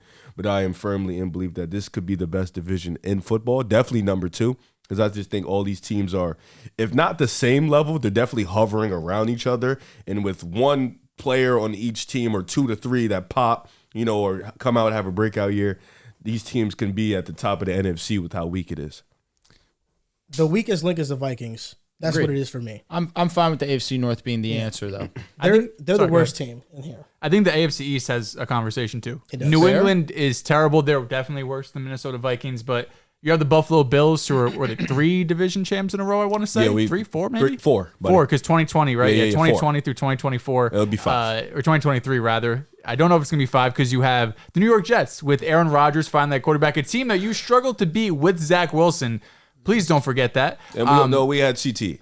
We beat ourselves. You know this. That You defense talking is about elite. the Texans right now? No, I'm talking about the Bills. Bills. Okay. The first game, we beat ourselves. The Texans, we also smoked the Texans, but you didn't have any receiver, so I'll give you that. Yeah, please. And the Miami Dolphins, who, listen, once December comes around, once cold weather comes around, not the best team in the league, but you got September, October, and a good part of November where they're going to be in competition for that 1 seed. So those are 3 teams that realistically all have kind of like contender status. I just think Miami probably has the asterisk because they can't play in the cold. So unless you're going to get that 1 seed, you have home field advantage, you're going to have to go with the Chiefs. You're going to have to go with the Bills. You're going to have to go to these cold weather areas where we've seen so far throughout Tua's career he hasn't been able to accomplish. I mean, who would fucking be great in cold weather? I would hate to play in cold weather. It's fucking terrible. Yeah, That's real football, bro. I respect it. That's just not me. Those boom. So I'm not a football player. The AFC West fell off so hard. 2 years ago, we we thought were it'd like, be one this of is them the ones. best division we've ever seen. Now it's easily, in my opinion, the worst division in the AFC. Shout out to the Chiefs. That's because with the AFC West, Devontae Adams went to the Raiders after they made the playoffs. Then you look at You got Chandler Jones the Chargers with Herbert. You thought they were going to take a leap. They had a great free agency. Wilson, right? Exactly. Yeah. But, all those moves just didn't pan out. The AFC East, I want to buy into them, but I still got to see something from the Jets. Not a real fan. Aaron Rodgers, he hasn't played football in like 2 years. Playing 2 football his seasons? whole life. It's been a year. 2 seasons. Well, he was out the entire Yeah. year. Then, yeah, exactly. He was out an entire year of football. Yes. So I want to see how he comes back because there was some question marks around whether or not he's going to be good after the year he just had. God. But I think it got to be the AFC North just because I feel like they're all building an identity. The Ravens are still going to be a contender. The Bengals, when healthy, should be up there if their defense improves. The Browns, Deshaun Watson's an X factor. And I feel like with the Steelers, they're building this identity by just being a run-first football team. Mm-hmm. They know that they have limited quarterbacks, but if they can build the best run game in football, they could do something. They get Justin Fields on those kick returns, Riv. Who knows what's going to happen? Well, how'd you feel about that? Did you see that? I thought it was disrespect. I think he's the best quarterback in the building. I don't know why Jalen Warren would come out and say that. That's kind of an insane thing to do. It's mad disrespectful to a quarterback. I'll be honest. It was fucking hilarious. It was. I'm not going to lie. Won't even they lie. should do it. He might be dumb nice. They he should could do be nice it. at running back. It's disrespectful because he's a quarterback, but They also declined Najee's fifth-year option. Would it be crazy if Justin Fields hypothetically played running back Listen, at shout out to our brother in Christ, Would Joey you be shocked? Stasi. He firmly believes that there's going to be sets where we see Justin Fields and Russell Wilson on the field at the same time. What the fuck? I'll be honest. No, he was that crazy. sounds like He's crazy. fucking throw up. Arthur Smith, creative mind, right? Bro, what are you doing? It's shit like that. How do people? I can get a job. I'll do that shit. Like if he can do it, I could probably do it. That's embarrassing. Respect my The brother. AFC South is pretty good too. You got the Texans, of course. I think should be the lead dogs in this race. Yo, The Colts dog. are just as good. Facts. The Jaguars going into last season. Listen, I think we've kind of all fell off on the Jaguars. I think rightfully so. I think they have some real the holes Titans on that win it. team. And they You had a also have bad the Titans. They had a bad draft. Outside but- of the BTJ pick. But going into last season, this was a team that we were all pretty damn high on. I know me specifically, I was like, this is a team that if things click right, if Trevor takes another step, could legitimately be a 1 seed. I think now that Trevor Lawrence, maybe the hype has kind of died down, especially because you have CJ Stroud in your own division who looks like a better quarterback than him right now. We're kind of falling off. But that's a division that could realistically have 3 playoff teams. And the Titans are probably going to come in 4th place, but they could be arguably the best 4th place team in the NFL. I like the moves they made this year. Are the Texans going to get the same height Jacksonville got last summer? Yeah, more. More. You More. think so, right? Yeah. My Because you got God. Stephon Diggs and you got CJ Stroud who played Daniel better Hunter than Lawrence. went there over there Yeah. too. Yeah. We did our preseason rankings. To me, this is a top 5 team. Facts. We're Yeah. here. Welcome to the club, Billy. Shout out to the Texans. Let me not add them because, You got a lot. shit get active. You do have a lot of NFL teams. So I'll just, stick to my guys. 6 quarterbacks got drafted in the first round. 6 rookie quarterbacks start or sit this upcoming season. Caleb Williams, Start. He starts Starting. immediately. Week 1. Jaden Daniels, He will start. Start. He will start too. Their backup's Mariota.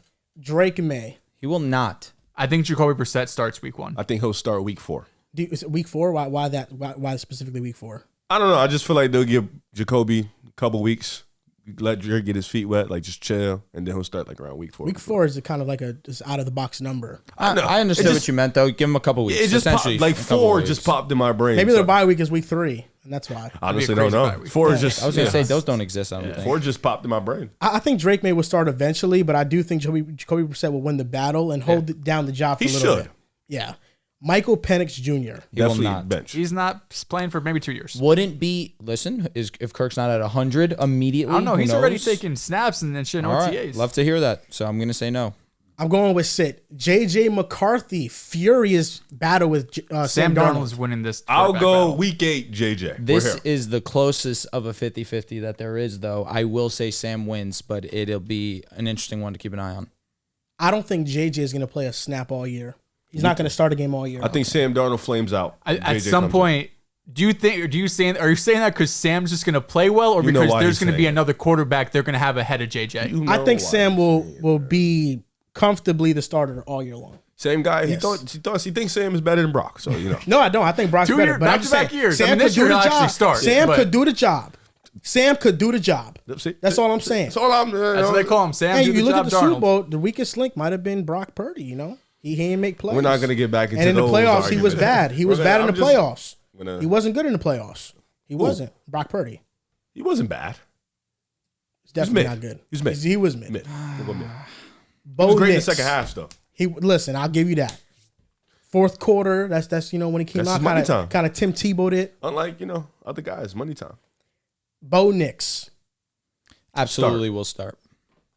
He should start. Your backup is should Stidham. start. Stidham. Stidham and McGee. none other step back 3, Zach Wilson. Bo Nix starts right away.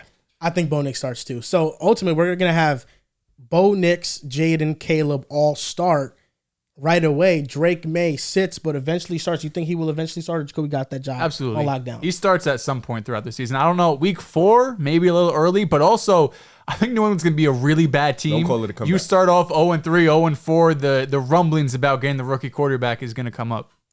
Top 5 rookie wide receivers in the best position for a great fantasy football season next year.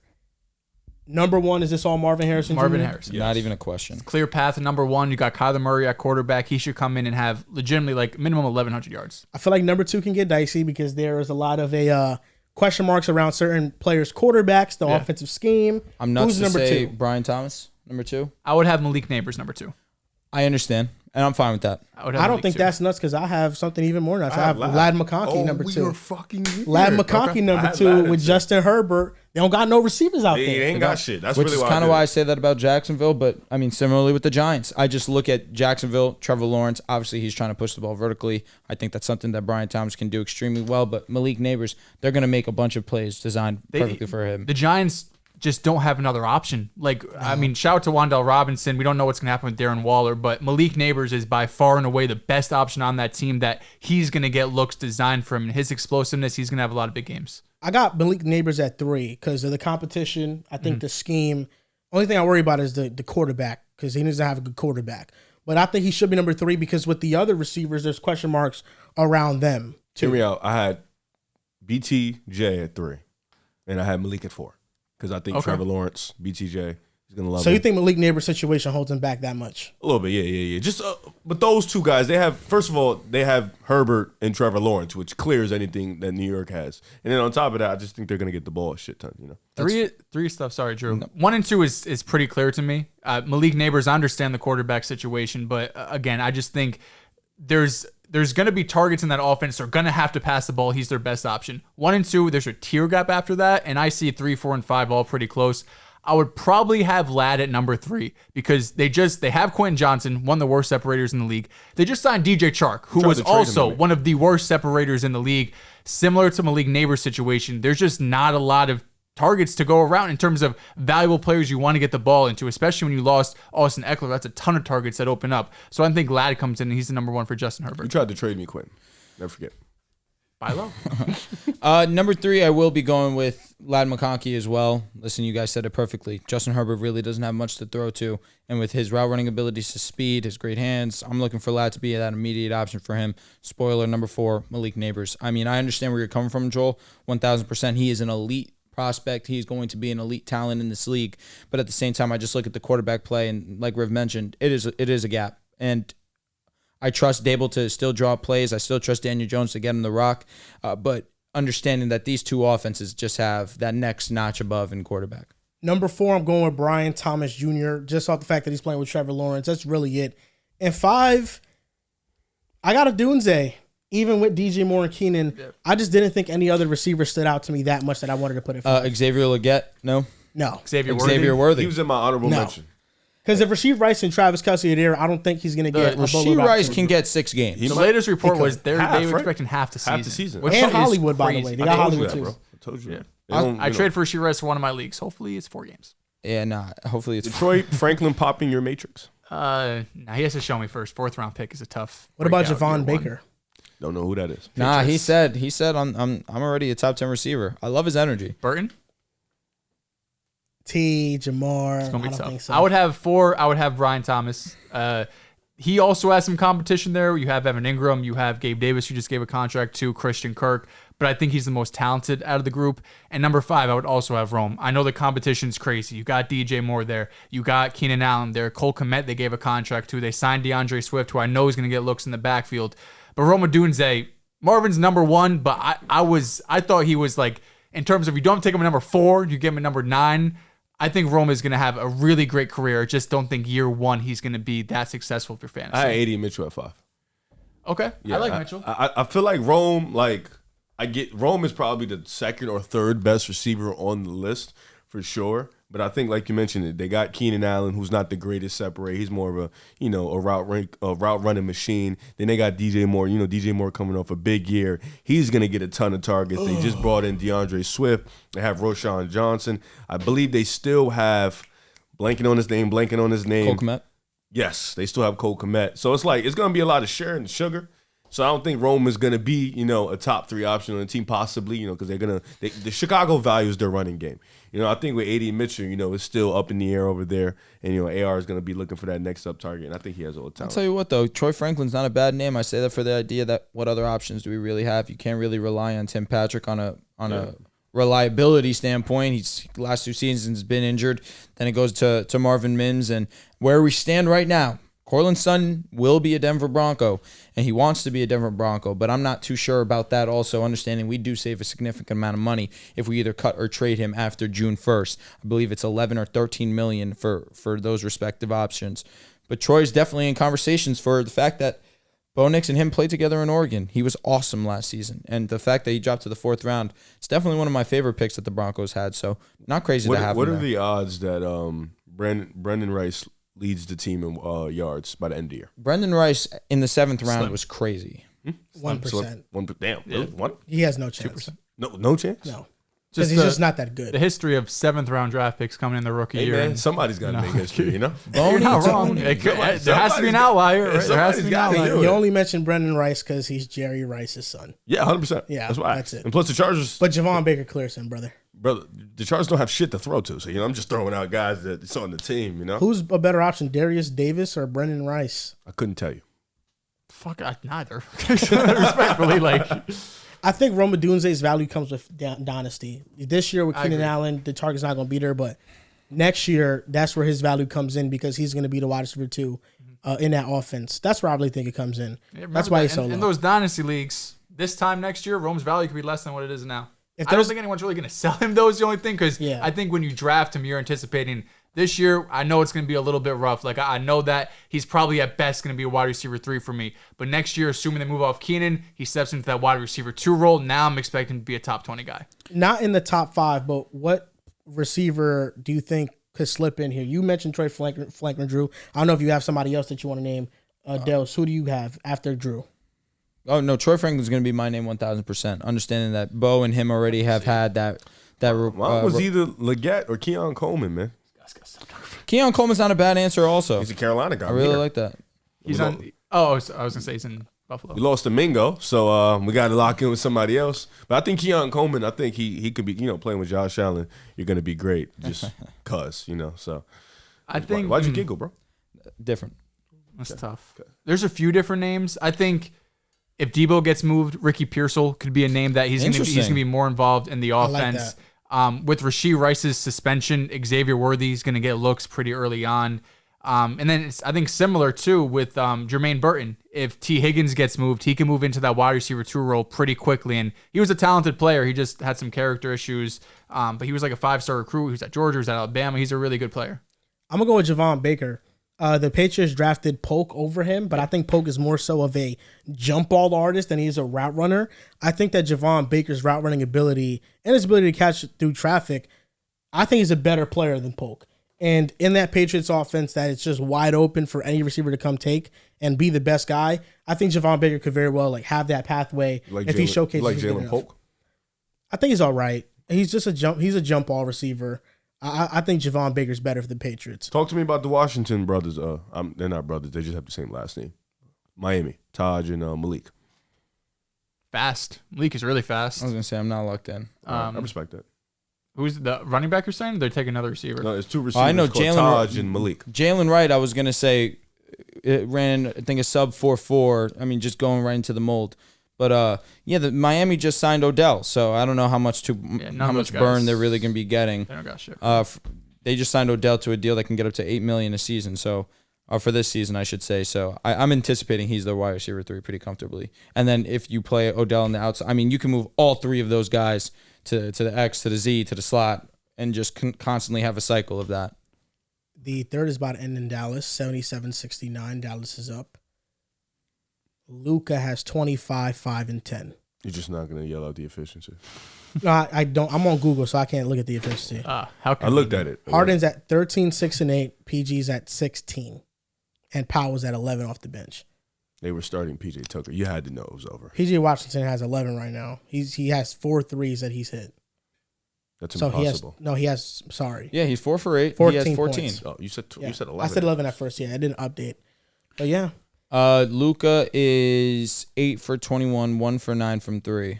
Not good. Missing all the 3. It's the 3s. No, yeah, this isn't the guy I said is better than Jason Tatum. No way in hell. Come on, man. Yeah, I wish you stood on that. You didn't all year long. Tatum clears. That's going to do it for this episode of the Pick a Side Podcast. You guys can follow us on TikTok at Pick a Side Podcast and on Instagram, on Twitter at Pick a Side Pod. Thank you guys for watching, and we'll see you guys next time.